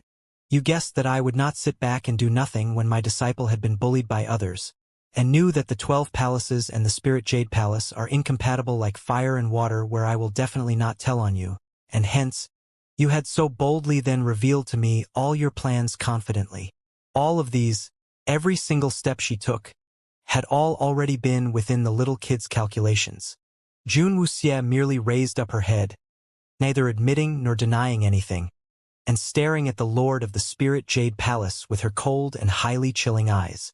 After a moment, Jun Wuxie acted like she had forgotten what the Lord of the Spirit Jade Palace had just asked her, and she instead went on to say, as a show of sincerity towards our cooperation, I will need you to give me one thing. The Spirit Jade Palace Lord arched up an eyebrow. What is it? Jun Wuxie replied, something that will represent that I have been selected by the Spirit Jade Palace. What? The Lord of the Spirit Jade Palace had really been startled by Jun Wuxie's words. Kid, could you really be just pulling my leg all this while? You want to be accepted into this Spirit Jade Palace of mine? Don't you know what the current circumstances is like for members of the Spirit Jade Palace out there? Jun Wuxie, however, answered, I am aware, but I need a reason that will allow me to gain entry into the Cloudbrook Academy. Since it cannot be from the 12 palaces, then it can only come from you. The Lord of the Spirit Jade Palace could really take his hat off to this little kid. He had not merely come here to negotiate for cooperation, but had even made plans for the events that were to happen after? Aren't you afraid that once you pull that thing out, people from the 12 palaces will then attempt to find an excuse to silence you? The Spirit Jade Palace Lord asked with a laugh. Jun Wuxie replied highly calmly. If I am to present myself to already be a member of the Spirit Jade Palace at that time, they really might do that. But if I am just a participant who has only just showed outstanding results in the Battle of Deities Grand Meet and had never been to the Spirit Jade Palace before, they will naturally continue to try to win me over in whichever way they can. And if they find out at that time that it really cannot be worked out, wouldn't it still be the same for them to kill me then? She only needed an excuse. It was very simple. She would be just an innocent candidate that had been chosen. How could she possibly know the reason why the Spirit Jade Palace had picked her? Isn't that right? The Lord of the Spirit Jade Palace immediately understood what Jun Wuxie meant. Although the Spirit Jade Palace had fallen into decline, but the Battle of Deities Grand Meet had existed from a very long time ago. The Spirit Jade Palace had been part of the 13 palaces then, and they had naturally possessed the right to select a talented candidate. The Battle of Deities and the Cloudbrook Academy were not exclusively controlled by the 12 palaces, but authority over them was delicately shared together with the 9 temples. Although the 12 palaces were most unwilling to mention anything about the Spirit Jade Academy, the 9 temples would only be too glad to cause any additional trouble for the 12 palaces. This year's Battle of Deities Grand Meet was a unilateral decision by the 12 palaces, and when the time came when this kid would then strangely proclaim that he had been picked by the Spirit Jade Palace, it would definitely attract a lot of attention. Anything that the 12 palaces knew would also surely be known by the 9 temples, as Mount Fuyao was not a place that the 12 palaces held complete sway. Moreover, if this kid possessed any outstanding skill, or if he presented the significant spirit power he possessed before everyone, the people from the 12 palaces would be scrambling and fighting, seeking to rope him into their own respective palace. His completely unaffiliated identity, coupled with the 9 temples' unintentional assistance, added to that Jun Wuxie's quick and nimble mind, this might very well stand a chance of succeeding. Even if it did not succeed before Jun Wuxie departed from the Cloudbrook Academy, before she set foot outside Mount Fuyao, the 12 palaces would definitely not dare to make an attempt on her life inside Mount Fuyao. But a spear thrust straight at one can be easily dodged, while a hidden dart throw was hard to defend against. Chinese idiom, self-explanatory I guess. You're being really bold and gutsy, the Spirit Jade Palace Lord said with a laugh as he pulled a piece of blood jade out from his hip and tossed it to Jun Wuxie. Take it as a show of sincerity from me towards our cooperation. Once you pull that out, the people from the 12 palaces will definitely recognize its origins.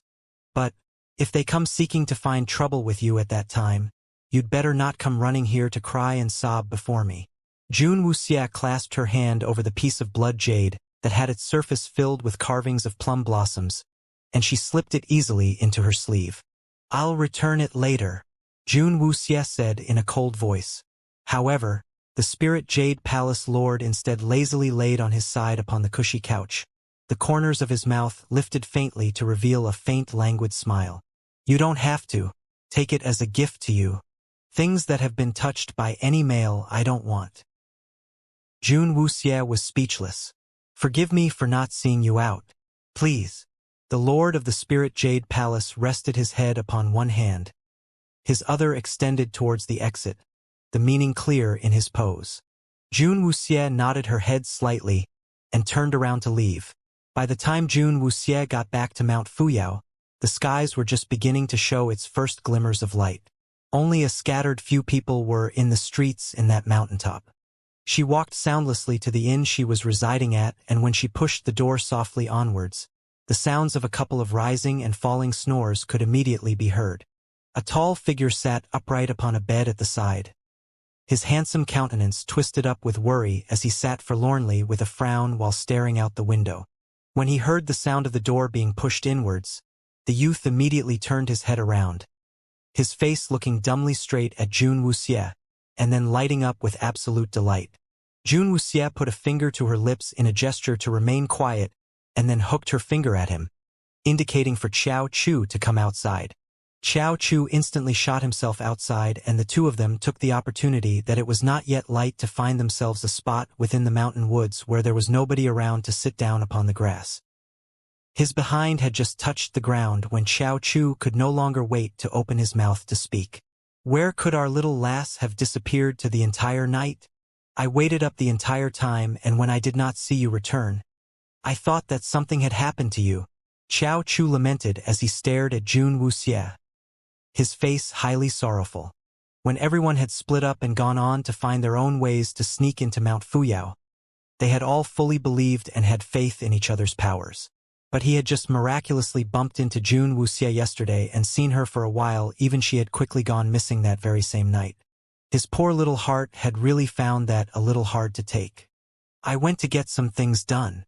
Jun Wuxie then seemed to be thinking for a brief moment before she opened her mouth to call out, Yi Sha, Yi Gu. As soon as her voice fell, the figures of Yi Sha and Yi Gu immediately appeared behind her. What instructions does young Miss have for us? The two men immediately asked. When I was at the Spirit Jade Palace earlier, did the two of you detect anything? Jun Wuxie asked them. However, Yi Sha and Yi Gu were silent. What? Jun Wuxie was quick to notice that their reactions were rather abnormal. Reporting to young Miss, the rock that sealed the entrance was a little strange. The time it stayed open was too short and we were not able to get inside. Yi Sha replied with his head lowered.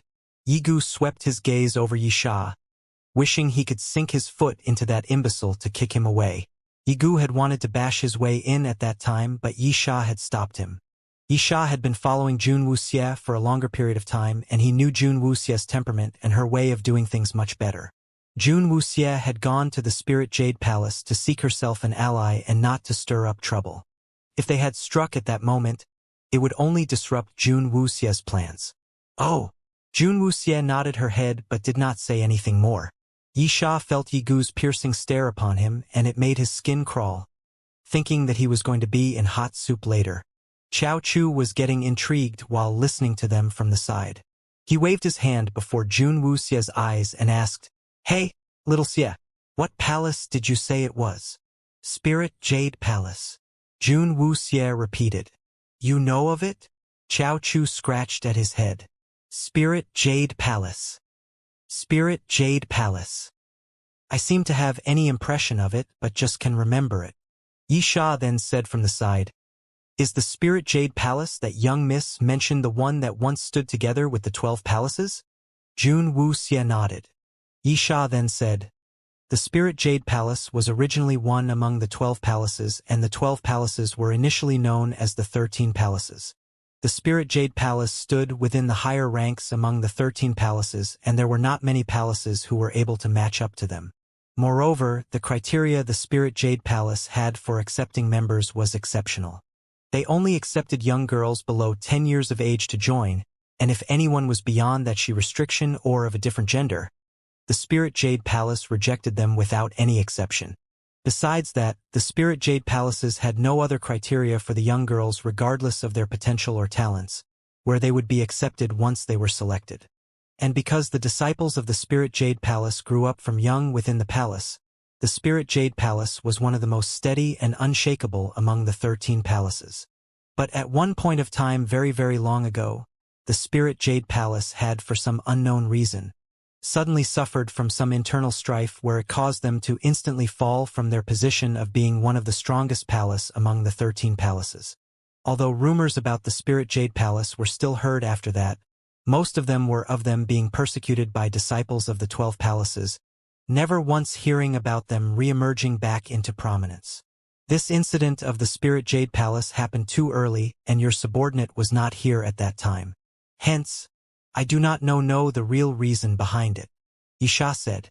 Yigu was also nodding his head at the side. "I remember it now." Chao Chu suddenly became highly excited. "I'm finally able to recall where I've heard about the Spirit Jade Palace. When I was young, my mother told me that the most beautiful woman in our entire Middle Realm was the Palace Lord of the Spirit Jade Palace. She said that the Spirit Jade Palace had beauties as numerous as clouds in the skies." That memory from such a long time ago made Chao Chu unable to help himself but smile. He had been very young then, and he did not know anything. When he held on to a little girl's sleeve and refused to let go, that was how his mother had coaxed him, telling him that he would find the Lord of the Spirit Jade Palace in future, to allow him to pick a beautiful girl from there, for him to take as his wife. The Middle Realm's most beautiful girls. Jun Wuxie's eyes looked far into the distance. She was 101% certain that that person back in the Spirit Jade Palace was a guy, and a pure one. Why is it said that their palace lord was the most beautiful woman of the Middle Realm? Jun Wuxie asked, feigning innocence. Chao Chu replied, "I do not know.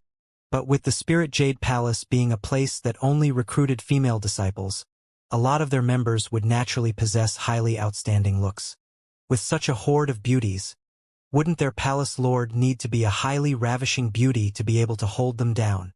Jun Wuxie really had to bow to the single-cell organism that Chao Chu was, defeated by his answer that was so brutally simple and honest. Actually, how the palace lord looks, or what his personality was like, no one knew. Besides the people of the Spirit Jade Palaces themselves, no one has seen the Spirit Jade Palace lord's real countenance, as he had never taken a step out from the Spirit Jade Palace. Yigu recalled what he knew and spoke his thoughts aloud. Putting it that way, then it might make sense.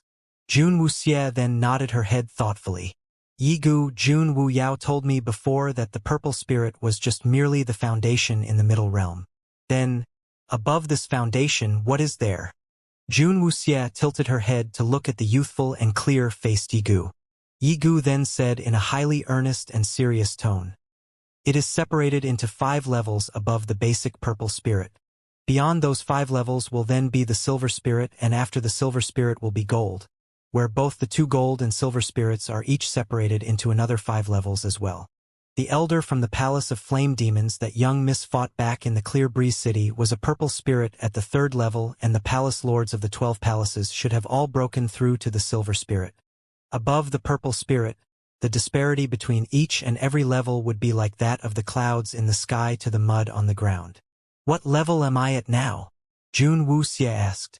Young Miss is now at the purple spirit's 4th level. Yigu replied. What about me? Me? Chao Chu suddenly could not wait to go up and ask. Yigu glanced at him and spoke candidly. Young Master Chao and the other young master's powers should be at the 3rd level. Har! Chao Chu was stunned. This could be a mistake. We are all 1 level below Little Xie. Chao Chu was suddenly feeling that his mind was being overtaxed. When they had gone into the Dark Emperor's tomb, Jun Wuxie's spirit powers had been weaker than all of them. In the end, it's just been a while since they came out from there, and she has already surpassed all of them. Chao Chu was suddenly overcome with a feeling that he had nothing else to live for. He could still remember the first time when he had met Jun Wuxie back in the Ghost City. She had been so tiny, so weak, and the cruel truth had now pouncing right upon him from the front. Chao Chu immediately turned into a tomato covered in frost, brittle and would easily crumble.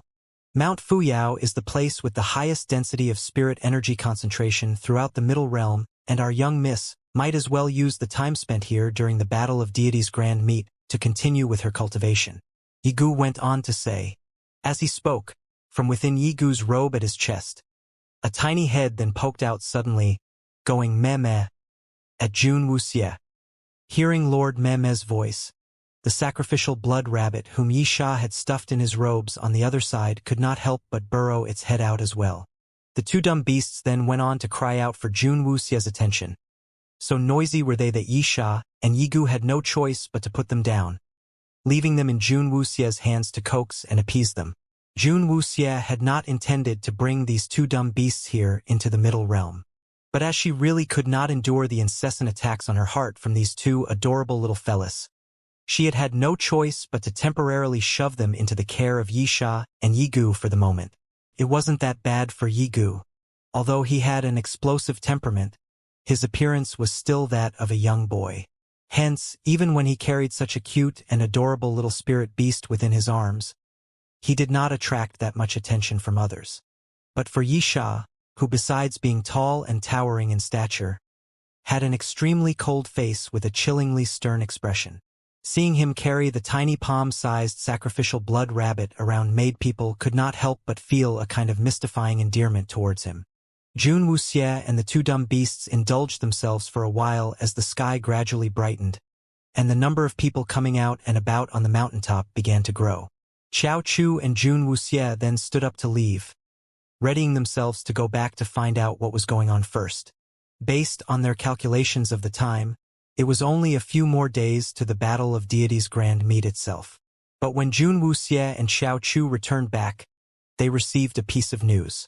For some unknown reason, the Battle of Deities Grand Meet had suddenly been pushed back by half a month, and that piece of news immediately caused a flurry of delight and sorrow from all the youths who had come from all over. Delight for those who felt they had more time to prepare themselves. Sorrow for those who were so nervous about the meet and they would have to suffer the torture for another 2 weeks. Moreover, the cost of things at the summit of Mount Fuyao was a little brutal as well. At the first instance after Jun Wuxie heard the news, with a wave of her hand at Chao Chu, she immediately abandoned him, leaving him to his own devices to decide whether he would live or die on his own, while she herself then went on her own way onto the path that led down Mount Fuyao. Yi Sha and Yigu followed her the entire way, till their eyes saw Jun Wuxie actually slipping into the cave that housed the entrance to the Spirit Jade Palace. The young miss is intending to... Yi Sha was suddenly a little nervous. During this period, I will temporarily be staying at the Spirit Jade Palace for my cultivation. 2 weeks later, on the day before the Battle of Deities Grand Meet commences, I will come here. Within this period, the 2 of you can go free and easy. Jun Wuxie said with a calm expression as she looked at Yisha and Yigu. The jaws of the two men immediately dropped to the ground. Young miss. This is… Yigu could only stutter, the half of his face that was exposed outside the mask becoming red from holding back. He had not served Jun Wuxie for that long a period of time, but Lord Ju had left strict instructions for him and Yisha to take good care of Jun Wuxie, and to also obey Jun Wuxie's command. But the current situation had thrown the one-tracked mind Yigu into a helpless bundle in shock. Young miss, without holding the key to this place, you will also not be able to move that rock at the entrance. Yisha reminded Jun Wuxie calmly. Jun Wuxie swung her gaze onto the two of them and then turned to walk up to the rock.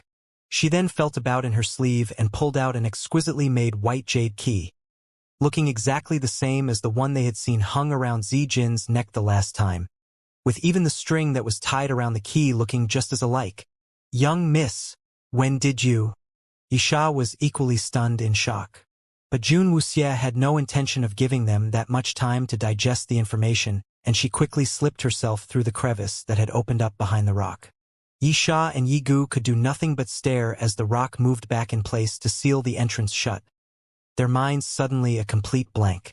Jun Wuxie had never really thought that the day would come when she learnt this pickpocket skill by sleight of hand from a certain someone would come in so handy. The little black cat soundlessly slipped into Jun Wuxie's shoulder, and couldn't help feeling there had been no other choice towards Jun Wuxie's highly convenient acquisition of the key from Zijin. Inside the Spirit Jade Palace, melodious music played like before, but the sounds of delighted laughs from yesterday were no longer heard, but had been replaced by a soft sobbing, and several voices in hushed whispers. Jun Wuxie seeked out the sounds and slowly walked towards them. She then saw Zijin seated by the pond as she wiped at her tears.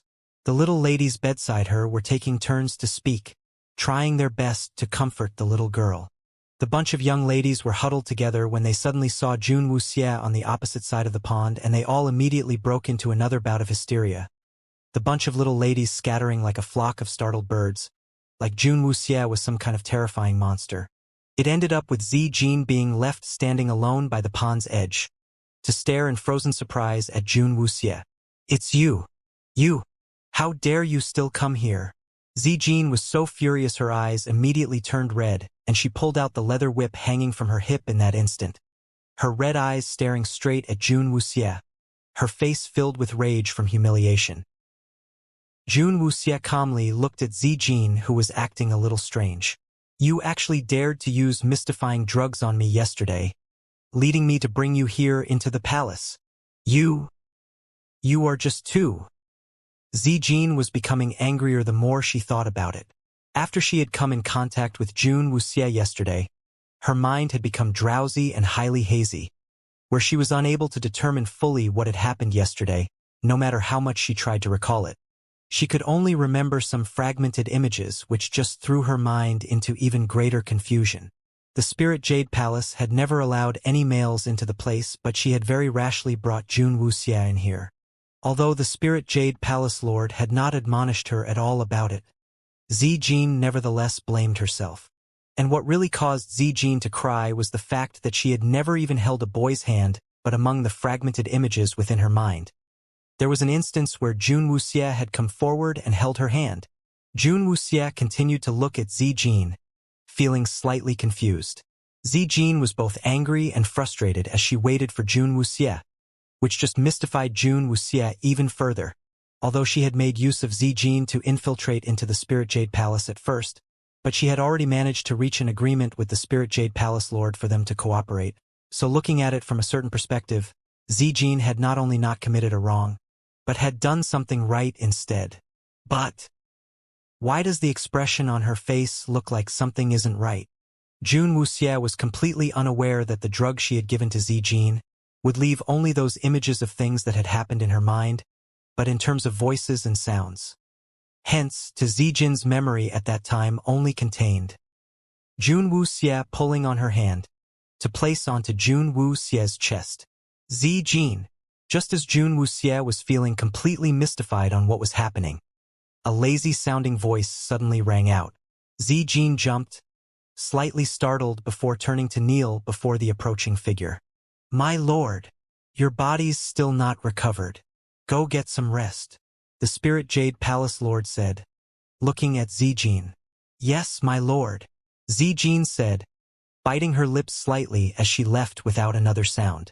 Till Zijin had left, the Spirit Jade Palace Lord's gaze then shifted onto Jun Wuxie. He arched an eyebrow up slightly and stared at the youth who had so brashly intruded in here once again. "Kid, why have you come here again today?" Jun Wuxie looked right at the Lord of the Spirit Jade Palace and replied, "The Battle of Deities Grand Meet has been postponed to half a month later, and the mountain summit is filled to overflowing with people." So, the Spirit Jade Palace Lord suddenly felt an ominous feeling creeping into his heart. "As an ally, during this period, I want to remain here to cultivate my powers," Jun Wuxie said. She had thought through that point. Mount Fuyao was brimming with spirit energy and was most suitable for cultivation. But her cultivation must not be known by too many people, and she had just simply decided that the Spirit Jade Palace was within Mount Fuyao and it would be such a waste to not make use of the place. The face of the Lord of the Spirit Jade Palace immediately turned a pale shade. His highly alluring almond eyes widened, his lips puckering up with his mouth hanging open in abject horror. "You can't," the Spirit Jade Palace Lord said with a stiff expression upon his handsome face. "You cannot remain here," his tone especially hard. Jun Wuxie arched up an eyebrow as she stared at the stiffened corners of the Spirit Jade Palace Lord's mouth. "Why? The Spirit Jade Palace does not allow any males inside." The Spirit Jade Palace Lord's voice grew stern. Jun Wuxie's clear eyes then swept their cold gaze all the way from the head to the toes of the Spirit Jade Palace Lord. Measuring him up slowly, her meaning couldn't be any clearer. The expression on Spirit Jade Palace Lord's face did not change, and he drew in a deep breath before he said, "Except for me, I reject," Jun Wuxie said. The Lord of the Spirit Jade Palace stared his eyes out at the impossibly stubborn little brat. Isn't the kid thinking a little too much of himself here? When did he ever say that the brat can reject it? If you're worried about your disciples within the palace, you can rest well assured. You will only need to give me a room and I will not move about as I wish. Jun Wuxie opened her mouth to say. She had noticed the differentiation between males and females here, and that was why she had not brought Dum Chao over. The Spirit Jade Palace Lord's mouth was stiffened very tightly, his foot itching to kick this arrogant and unyielding little brat right out of the place. "You don't realize this has absolutely nothing to do with his disciples at all. You still cannot." Jun Wuxie swung her gaze to glance at the Spirit Jade Palace Lord. People throughout the world are all saying that the Spirit Jade Palace has beauties as numerous as clouds, and that their very own Palace Lord is even the most ravishing beauty throughout the entire Middle Realm. But no one knows that the Lord of the Spirit Jade Palace is actually a man instead. Could it be? There's a secret that cannot be made known to outsiders. Jun Wuxie's eyes were chillingly cold, almost as if they could see through people's hearts. Jun Wuxie stared so hard at the Spirit Jade Palace Lord, so hard that it made him feel that he had really done something too shameful to be known, and his face turned a highly ugly shade. "You little brat." His eyes narrowed to a slit. If it wasn't for the fact that he saw that the kid had some capabilities, he would have killed him with a palm and fed him to the fishes. "Stay if you want, but I am warning you now. You're not allowed to get close to any single disciple of the Spirit Jade Palace.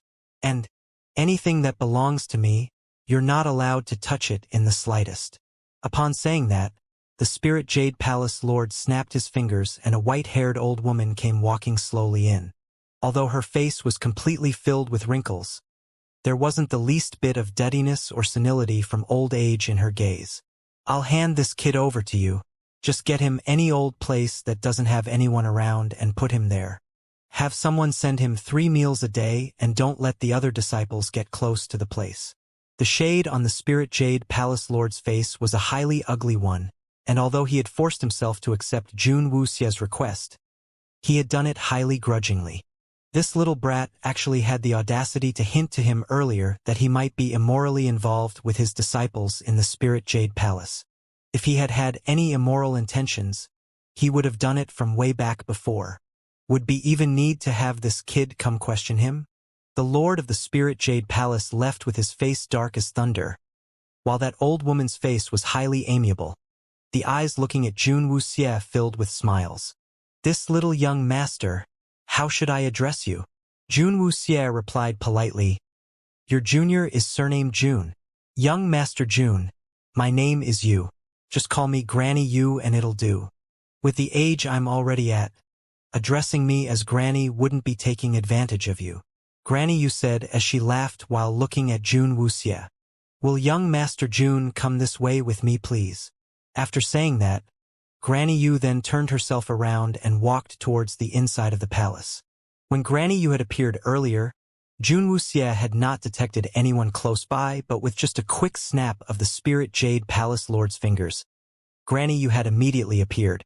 It was obvious that Granny Yu had not been physically too far away from them.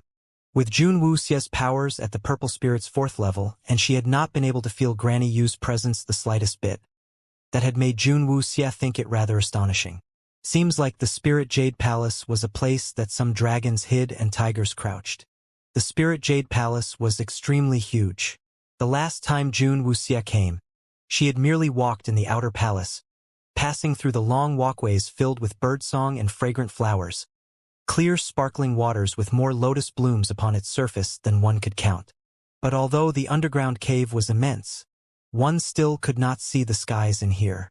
Jun Wuxie noticed that the roof of the Spirit Jade Palace, the top of the cave, was filled with rows upon rows of purple-colored crystals. Those crystals seemed to have light hidden in them, lighting up everything within the cave, like a palace that had been constructed from crystal.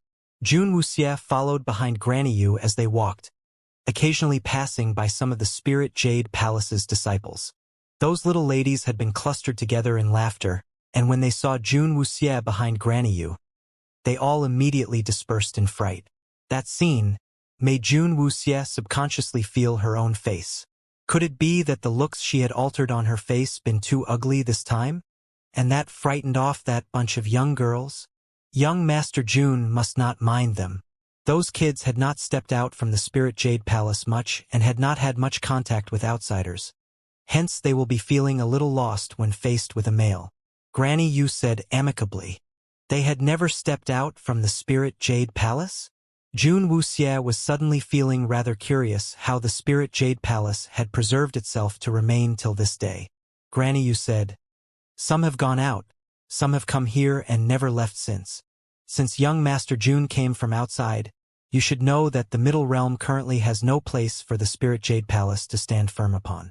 These children are not highly gifted and their powers are mediocre, living under the protection of the Palace Lord all this time. If they were to go out there brashly, they might be exposed to unknown provocation. The Spirit Jade Palace's position was currently rather awkward. Although the 9 temples still acknowledged their existence, the 12 palaces were highly against them, to the point that they were always seeking to exterminate them completely. The Spirit Jade Palace, when recruiting their disciples, did not look at talents nor aptitude, but only one lone criteria. They must be female. These children are pure and innocent. Young Master Jun can rest assured that I will remind them to not come cause you in disturbance, and I will have people sending you your 3 meals daily. Granny Yu said as she brought Jun Wuxie to come to a quiet little courtyard. There was a tiny little pavilion within the courtyard, and there was just one house here, highly peaceful and tranquil. You'll find everything you need here. Young Master Jun should take a rest, and if there's anything you need from us, just shake this bell. When the bell is heard, someone will then come here. Jun Wuxie nodded and said, thank you for the trouble.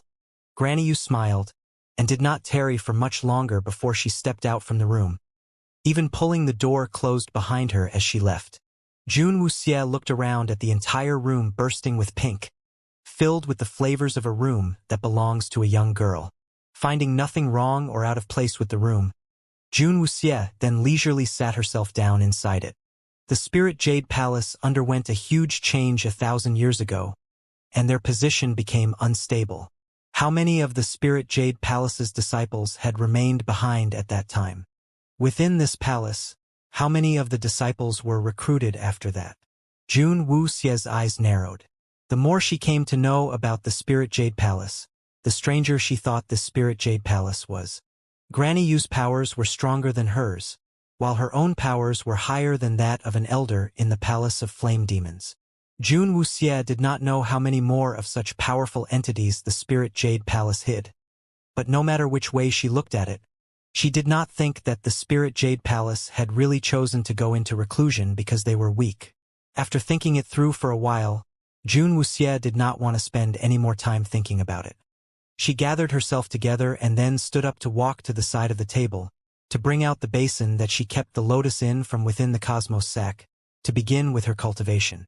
Within the Spirit Jade Palace, the Lord of the Spirit Jade Palace sat upon his chair, and his handsome almond-shaped eyes were at that moment staring fixedly upon the parchment used for drawing in melancholy. "My lord!" The figure of Granny Yu appeared before the door outside. "Young Master Jun's accommodations have been arranged for. My lord does not have to worry about that anymore." The Spirit Jade Palace Lord nodded his head slightly. "Your subordinate can see that young Master Jun possesses a cold personality with a pair of clear eyes without subterfuge. He doesn't look like a person with sinister intentions and would most probably not disturb the other disciples within the palace." Granny Yu told the Palace Lord. "I know that," the Spirit Jade Palace Lord said rather despondently as he massaged his temples. "If he was really someone with undesirable intentions, I would not allow him to even set foot within the palace. I am not worried that he would do anything to the disciples in the palace, but the reason I do not want him remaining in the palace is something little Yu surely knows." Granny Yu's gaze were staring at the ground. That address of her as little Yu might sound highly strange that it would be used on such a highly wizened old lady like her, but it was a form of address she had heard used upon her from this man throughout the majority of her life. "My lord's worries is clearly understood. Your subordinate will have people watching closely to make sure young Master Jun does not touch any of my lord's belongings. You go get yourself some rest as well," the Spirit Jade Palace Lord said with a lazy wave of his hand. Granny Yu immediately retreated from the room. The Spirit Jade Palace Lord sat alone within his room, to stare at the blank parchment before him as he let out a long sigh. Jun Wuxie had settled herself inside the Spirit Jade Palace by now, and as per her agreement, though under threat, with the Spirit Jade Palace Lord, 3 meals were delivered to her daily, and most of the time there would just be a quick knock on her room's door, where Jun Wuxie would only see a fleeting figure speeding away who would have left behind a lunchbox placed right in front of the door. Without much else to do, Jun Wuxie would remain inside her room to cultivate her spirit powers.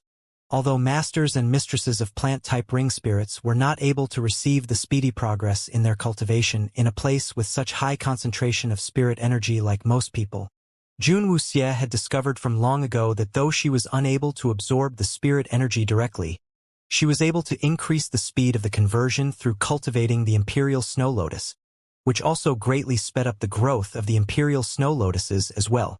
Although cultivating the Imperial Snow Lotus using Water of Heaven Spring did not give her as great an effect as cultivating from Little Lotus Body itself, but by the manner of ingestion, it could still give her effects that the most top-notch elixirs wouldn't even be able to achieve, which was best for building and nurturing the body's constitution. Jun Wuxie had planted several blooms of Imperial Snow Lotuses over this period as the objectives for this trip to the Middle Realm this time. Besides giving the 12 palaces a hard time, Jun Wuxie had also intended to go to the spirit world to seek her father, Jungu's spirit. Before that was achieved, she had to ensure that Jungu's body remains whole and unaffected, and hence she had cultivated those several blooms of Imperial Snow Lotus into elixirs and mixed them with water to pour down Jungu's throat that would greatly increase the effect.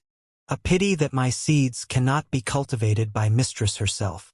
Or I would have really liked to see Mistress paying my seeds the same kind of looks of intense concentration you are giving those lotuses now. It was not known from when Poppy had slipped out and was languidly plopped upon the bed, his protruding neck bone drawing a highly alluring neckline.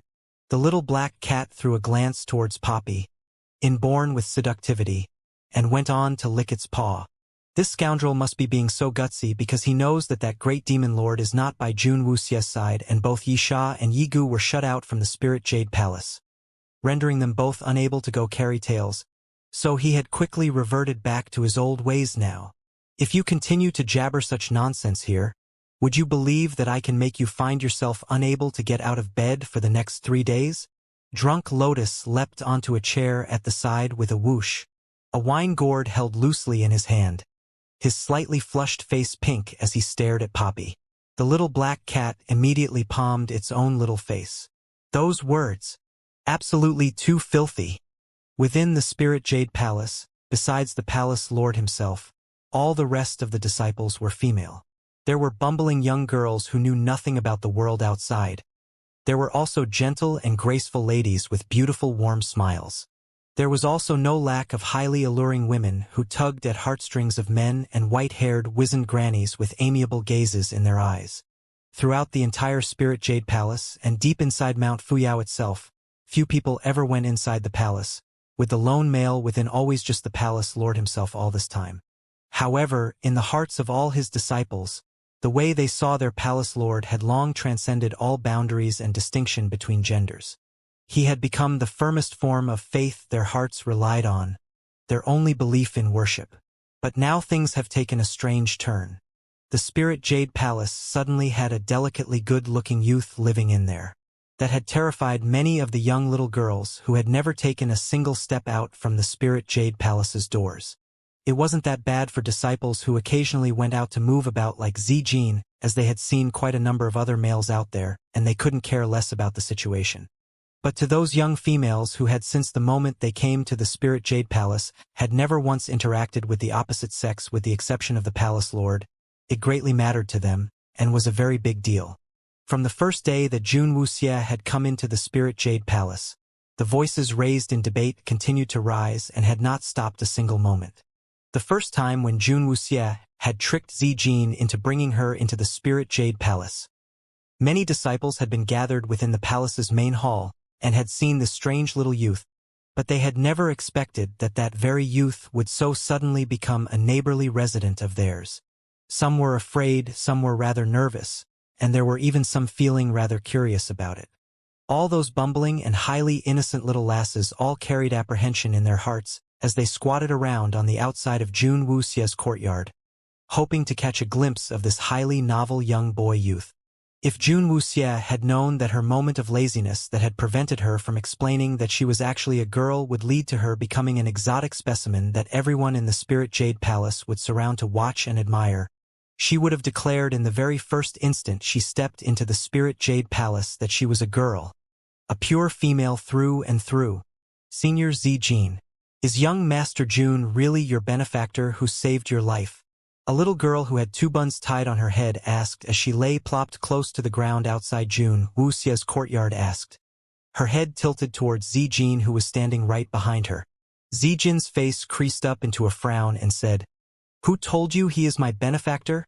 The little girl blinked her eyes blankly. "Wasn't it young Master Jun who saved you from the clutches of those bad guys from the 12 palaces?" The expression on Zijin's face stiffened, suddenly at a loss for a moment, and her speech unconsciously became quicker. "That is a different thing altogether. She had saved me, that's right. But she is not my benefactor." When she recalled the part where she had been drugged, Zijin's face immediately burned up fiercely. The little girl did not really understand it, and she suddenly got rapped on the head by Zijin. A disciple delivering the lunchbox laughed as she passed, to walk into the courtyard. On the other end, there were several other disciples from the Spirit Jade Palace peering into the place as well. The disciple put the lunchbox before the door and was about to knock when she heard sounds coming out from inside the room. "If you continue to jabber such nonsense here, would you believe that I can make you find yourself unable to get out of bed for the next 3 days?" A voice that only a young male could have, loud and clear while tinged with a trace of youthful exuberance. Those words that led one's thoughts to run wild immediately caused the disciple to freeze up before the door. Zijin only saw the disciple delivering the lunchbox put the box down in front of the door and then suddenly zooming her way out of there, which puzzled her for a moment. That disciple had been one of the old women in the Spirit Jade Palace and had gone out from the palace more often than she did. Hence, she knew and understood a whole lot more of the outside world, or she wouldn't have been tasked with delivering the food. But what just happened here? Why had she shot out from the house like an arrow? Before Zijin could snap out of her thoughts, the door into Jun Wuxie's room was pulled open, and to Zijin's utter surprise, it was not Jun Wuxie who opened that door, but a man dressed fully in red who looked highly sinister with devilishly good looks. Before Zijin could snap out of her thoughts, the door into Jun Wuxie's room was pulled open, and to Zijin's utter surprise, it was not Jun Wuxie who opened that door, but a man dressed fully in red who looked highly sinister with devilishly good looks. At that moment, all the female disciples peeping in from outside were immediately stunned. The profile of that highly alluring man had been so handsome, but that was not the same little youth who had just moved in. The Spirit Jade Palace Lord had not even been able to enjoy his peace for a few days when he suddenly had a gaggle of girls sobbing and weeping in fight gathered before him, complain with tearful faces that Jun Wuxie had a kept man in the house, that it wasn't just one male person living in there. The figure of the Spirit Jade Palace Lord immediately turned into an arc of light, disappearing right before the eyes of the group of disciples, to arrive at Jun Wuxie's courtyard at an extremely high speed. Lotus blooms permeated the pond within the courtyard. The Spirit Jade Palace Lord had just stepped into the courtyard, and he immediately detected the faint fragrance of lotus. The scent was not coming from the pond, and it made one feeling incredibly relaxed and comfortable to smell it. And under that fragrance of lotus, he detected another faint scent, the aroma of wine. He had not asked anyone to bring Jun Wuxie any wine. The Spirit Jade Palace Lord's steps brought him closer to the door and standing before the tightly shut door panel. His brows creased up slightly. He raised his hand but was unwilling to touch the door, and he finally used the force from a palm strike to push the door open. All of a sudden, everything within the room fell into the eyes of the Spirit Jade Palace Lord. The delicate-looking youth was seated at the table and fiddling with a snow lotus placed within a basin, while a white-robed, highly good-looking youth was kicking a red-robed, handsome-looking man from atop the man's backs as the youth took long pulls from the wine gourd in his hand. That scene. A chill glint immediately flashed within the eyes of the Spirit Jade Palace Lord. But before he could throw a fit, a pink-colored burst of spirit energy exploded suddenly from his spirit ring upon his finger. Little Lotus Flower. A figure in all pink suddenly pounced towards Drunk Lotus, who was brutally beating Poppy up. Drunk Lotus had not even had time to recover to his senses when he found himself pushed right onto the floor. The loud crash completely interrupted Jun Wuxie's cultivation. She slowly opened her eyes, and the first thing that met her eyes was the Spirit Jade Palace Lord's face that was so good-looking it looked a little gloomy. Jun Wuxie then followed the Palace Lord's gaze to see, and she discovered, with a muscular and brawny body, his masculine face good-looking, a man was currently lying upon Drunk Lotus' body, his face creased up in smiles. And what shocked Jun Wuxie the most was that the man whose body was brawnier and more muscular than Long Qi and his men was wearing a bright pink frock. Even for Jun Wuxie, who had a weakness towards the color pink, had at that moment suddenly found her mind filled with the words, "King Kong Barbie, you wretch, let go of me, damn it." Drunk Lotus was wrapped in the arms of King Kong Barbie, and he had almost been knocked unconscious from the force he had been hit with. "Little Lotus Flower, I haven't seen you for such a long time. How can you be so cold and heartless to little old me? You obviously haven't missed little me at all." The voice that was bassy like the low boom of a cannon and that intoxication little old me immediately turned the little black cat at the side into stone, its views of life and the world completely shattered. Jun Wuxie's gaze was chillingly cold, her head turning slowly to look at the Lord of the Spirit Jade Palace. "This, my ring spirit." The Spirit Jade Palace Lord's voice was a very faint whisper, barely a breath, like it had been a scream squeezed out from the very innermost depths of his soul, that had been worn down bit by bit. "Plum blossom." Jun Wuxie suddenly detected the scent of plum blossoms pervading the air in the room. "Tenacious snow plum blossom," the Spirit Jade Palace Lord said with his head lowered, his hands holding his forehead, covering the expression upon his face at that moment. Jun Wuxie had never once thought that the Lord of the Spirit Jade Palace would actually turn out to possess a plant-type ring spirit as well. No wonder he believed her words so easily when she said she was being persecuted by the 12 palaces for possessing a plant-type ring spirit. Jun Wuxie had never once thought that the Lord of the Spirit Jade Palace would actually turn out to possess a plant-type ring spirit as well. No wonder he believed her words so easily when she said she was being persecuted by the 12 palaces for possessing a plant-type ring spirit. The tenacious Snow Plum Blossom's body type was very much like that of a military soldier, his countenance stalwart and good-looking. But that bright pink dress on him was really a little hard for people to accept. If you still do not get up, I am not going to remain cordial anymore. Drunk Lotus spat out through gritted teeth. The tenacious Snow Plum Blossom didn't take that threatening tone to heart, and he instead had to contort his handsome-looking face to look highly aggrieved and hurt to say, "Little Lotus Flower, why are you saying such hurtful things to little old me?" That voice still had not changed in the slightest. It was just as forceful and booming, like a low roar from a soldier. Poppy had long been squeezed out of the way and he sat upon the ground, his body leaning back in a reclining position. One hand braced upon the floor in support as he watched the expression on Drunk Lotus' face that looked like he was going mad. Poppy could not hold himself back and burst out laughing. "You are just sitting there to watch the show." Drunk Lotus wished he could just tear these two pieces of scum to shreds. Poppy put on a face of feigned regret as he shook his head helplessly and tilted his head to look at Drunk Lotus' look of utter frustration on his face. "It's not that I do not want to help you, but you know Tenacious Snow's strength." Drunk Lotus clenched his jaw tight and his body suddenly turned into a white glowing light. The Tenacious Snow Plum Blossom felt the person in his embrace suddenly become smaller, and by the time the light faded, within Tenacious Snow Plum Blossom's arms, there was only little Lotus wearing a baby's bib with a look of bewilderment upon his face. The expression on Tenacious Snow's face immediately froze up. "Big brother Tenacious Snow." The moment little Lotus saw Tenacious Snow Plum Blossom, he immediately stretched his hands out to hug the arm that was thicker than his torso, acting all cute and adorable, squealing in delight like he had just been reunited with a family member he had not seen for a long time. Why had Big Brother Tenacious Snow come here as well? Little Lotus was completely oblivious to the fact that the situation did not feel right, and he only blinked his eyes as he stared at Tenacious Snow Plum Blossom. Poppy at side could not hold himself back from laughing out loud. Little Lotus titled his head and looked at the strange getup that Tenacious Snow Plum Blossom was dressed in. "Big brother Tenacious Snow, you are?" Little Lotus' eyes were filled with a kind of nervousness and unease. The corners of Tenacious Snow Plum Blossom then twitched.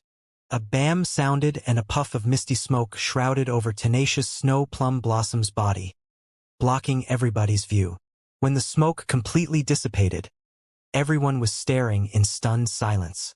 The King Kong Barbie, who had gone against everyone's perception of the world, had disappeared without leaving a trace. Currently, the one kneeling with one knee upon the ground and carrying little Lotus was a man dressed in silver-colored armor, tall and extremely handsome-looking, imposing and highly magnificent like a god of war. "I'm fine, little one. I've not seen you for a long time." Upon that handsome and imposing face, there was a deep, reliable smile. His voice that was rather deep-sounding like it had boomed down from the heavens. "Big brother Tenacious Snow, I've missed you so much," Little Lotus said, immediately breaking into a wide smile as he stared at the stalwart and towering man before his eyes. However, upon Jun Wuxie's face, there was no longer any kind of expression upon her face anymore. This Tenacious Snow Plum Blossom could transform himself in such a manner as well? The one that was more surprised than Jun Wuxie was the Spirit Jade Palace Lord himself. He stared in flabbergasted shock at his own ring spirit, looking like he thought that towering and imposing figure in front of him did not have the slightest relationship to him at all. Tenacious Snow Plum Blossom? The Spirit Jade Palace Lord demeanor seemed queer, and when he saw the current state Tenacious Snow Plum Blossom was in, he felt a little, "That's right, my master." Tenacious Snow Plum Blossom stood up and put little Lotus on his shoulder to sit down. Seeing him with that steady and highly matured appearance, it was really hard to link him to that King Kong Barbie that had crushed people's perspective of things in this world. The lord of the spirit jade palace stared at tenacious snow plum blossom for a long while, when suddenly, the palace lord lowered his head and he then put his hands to his temples to support his head as he closed his eyes. Let me cool myself down a moment. The little black cat felt like it really needed to calm itself down a little bit. After a strange and awkward silence suddenly fell in a shroud over the entire room. Poppy, who was seated upon the floor, could not help but let out a low chuckle. He curled up a leg and rested it on his other knee, to gaze languidly at the two human ring spirit bearers who were looking highly stupefied by tenacious snow plum blossom. I would like to ask the two of you to not pay him any mind.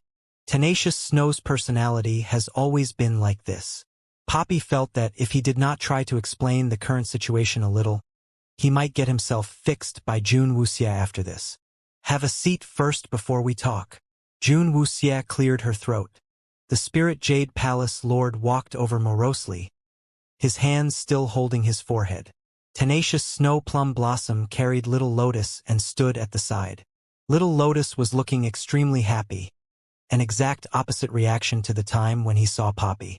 Tenacious snow plum blossom gave in to Little Lotus a lot, highly deferent to the child, but Jun Wuxia somehow thought that she could see a slight trace of helplessness and aggrievement in his eyes.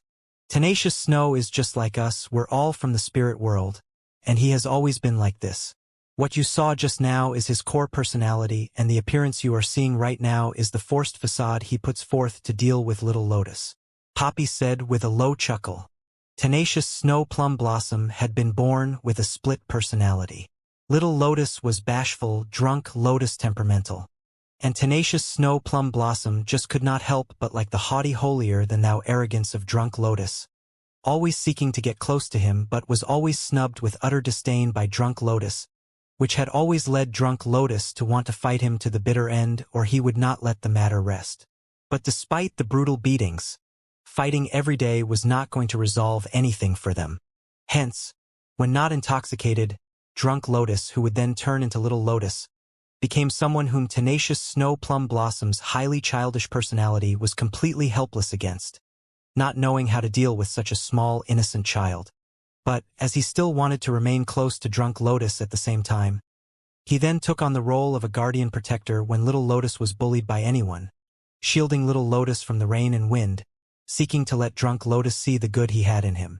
However, drunk Lotus continued to despise him into the muck. But it was Little Lotus, the communal punching bag, who steadfastly branded tenacious Snow Plum Blossom's image as a highly righteous guardian protector deep in his heart, rendering tenacious Snow Plum Blossom completely helpless and left with no choice but to continue to put on this facade of a guardian protector whenever Little Lotus appeared. The lord of the spirit jade palace lord had his head hung low all this time, not uttering a single word, looking like he had been dealt a rather heavy blow. After remaining completely silent for so long, he suddenly raised his head and looked at towering tenacious Snow, who had been completely subdued by the tiny Little Lotus. Since you can become like this, why did you put me through all that before? Tenacious Snow Plum Blossom said with a highly stalwart and serious expression. When the little one is not around, there is no need for me to hide my true self. The spirit jade palace lord heaved a long sigh. Jun Wuxia saw the palace lord in such a state and suddenly felt somewhat sorry. In an attempt to console him, she poured him a cup of water. But the spirit jade palace lord was overcome with emotions in his heart and did not really cognitively realize it. After the cup of water had gone down his throat, his entire body suddenly froze. He stared very hard at the cup he held in his hand and then turned to look at Jun Wuxia seated just on the side. The hand holding the cup suddenly began to tremble and he immediately shot to his feet, very quickly walking himself out from Jun Wuxia's room without a single word.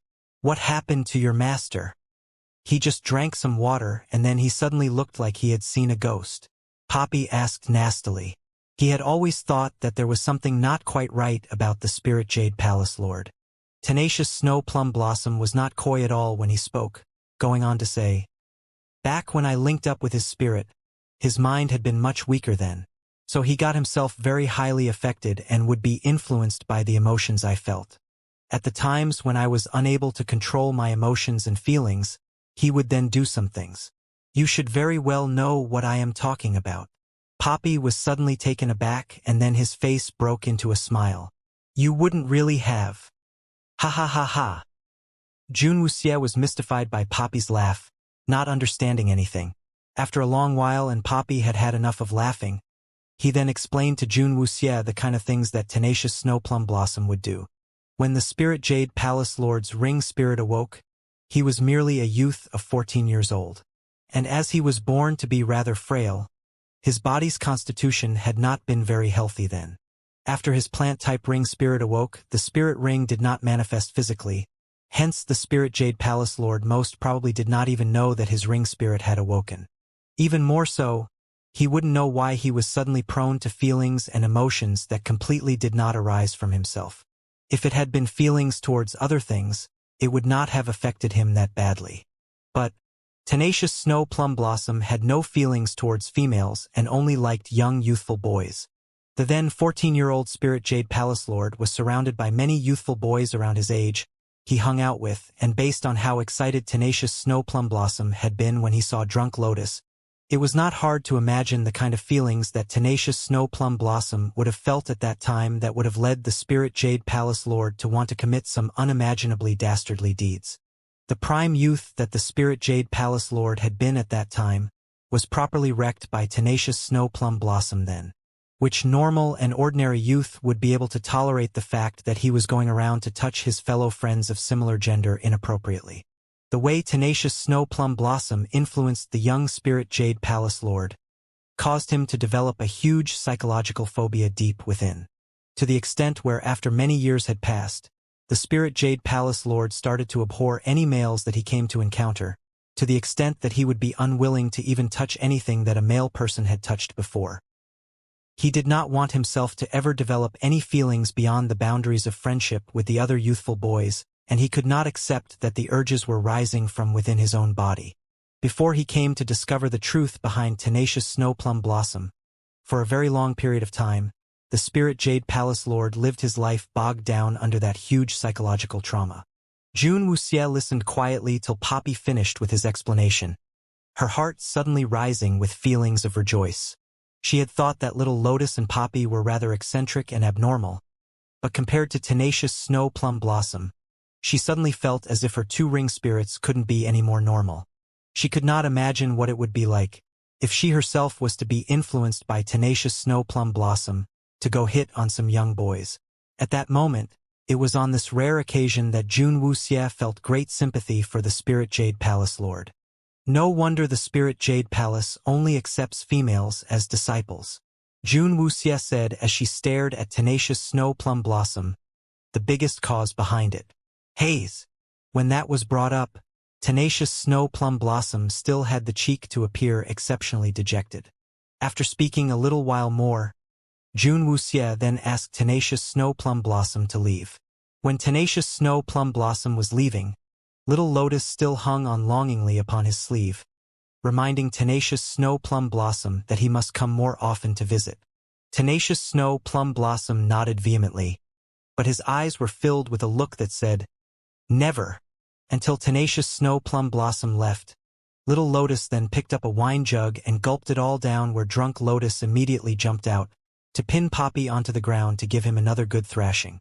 Jun Wuxie remained seated at the table, calm and composed as she tended to the flowers, unaware of the fact that, at the top of Mount Fuyao, "My lord, about the person you asked me to locate, we are still unable to find him," a man said, as he stood with a highly sorrowful face within a loft. Beside the window of the loft, a little old man holding a walking stick in his hand turned his head around slowly, his eyes bright and fiery as he stared in burning rage as he boomed, "What a bunch of morons! I have even painted a portrait of that kid for all of you to match it to him, and the entire bunch of you still can't locate him? All of you are just so stupid." The man lowered his head in embarrassment, and then said a little nervously, "Half of the 15 days have already passed. If we still do not find him in the next few days, the battle of deities." "Humph." Let that bunch of dim bulbs from the 12 palaces continue to wait then. The little old man snorted derisively. The man just felt like sobbing at that moment. My lord, we can't do that, right? It had already been pushed back by a whole half-month, and if we delay it further, it might not be that appropriate. The little old man drew in a deep breath. All right. Just let it commence when time's up. Jun Wuxie's days in the Spirit Jade Palace were leisurely and easy. After the fracas the last time, it was not known how the Spirit Jade Palace Lord had explained it to the frightened girls, but the disciples were all suddenly able to accept the fact that the sinisterly handsome-looking man and the haughty and arrogant youth appeared within Jun Wuxie's room on a regular basis. And with that acceptance, the disciples who came to deliver food to Jun Wuxie's room daily began to change. After they brought the food in, they did not immediately run away bashfully, but would instead hold the lunchbox and wait till the door was opened, before they would hand over the things with their faces turned red. The person receiving the lunchbox was never Jun Wuxie. It was sometimes Poppy, or at times Drunk Lotus, or on some occasions it was the tiny little adorable one. 3 meals, 3 times a day, it was always a different girl who brought the food. Granny Yu stood outside Jun Wuxie's courtyard often, to look at the bashful girls who tottered off with tiny steps and their hands covered over their faces in embarrassment, where she would then heave a long sigh. My lord, are those 2 inside young Master Jun's room the same as that one my lord possesses? Granny Yu asked earnestly when she came to the Spirit Jade Palace Lord's room. The Spirit Jade Palace Lord was lying on his side upon the soft couch with a hand propping up his head and flipping through an ancient book with the other. Hearing Granny Yu's query, he did not even bat an eyelid and just acknowledged with a grunt in a highly lazy fashion. Do we need to inform the others in the palace about this? Granny Yu asked rather worriedly. No need, the Spirit Jade Palace Lord answered lazily. Granny Yu looked at her lord, who gave highly leisurely replies, her heart filled with worries that she could not put in words. After having seen those young little lasses with their eyes filled with so much adoration, she could not help but be worried about it. The Spirit Jade Palace Lord saw that Granny Yu still had not left, and he then put down the book and sat himself up. It's only 2 more days to the commencement of the Battle of Deities Grand Meet. He will not remain here for much longer, so there's no need to trouble yourself. The plant-type ring spirits to their possessors were both a blessing and a curse.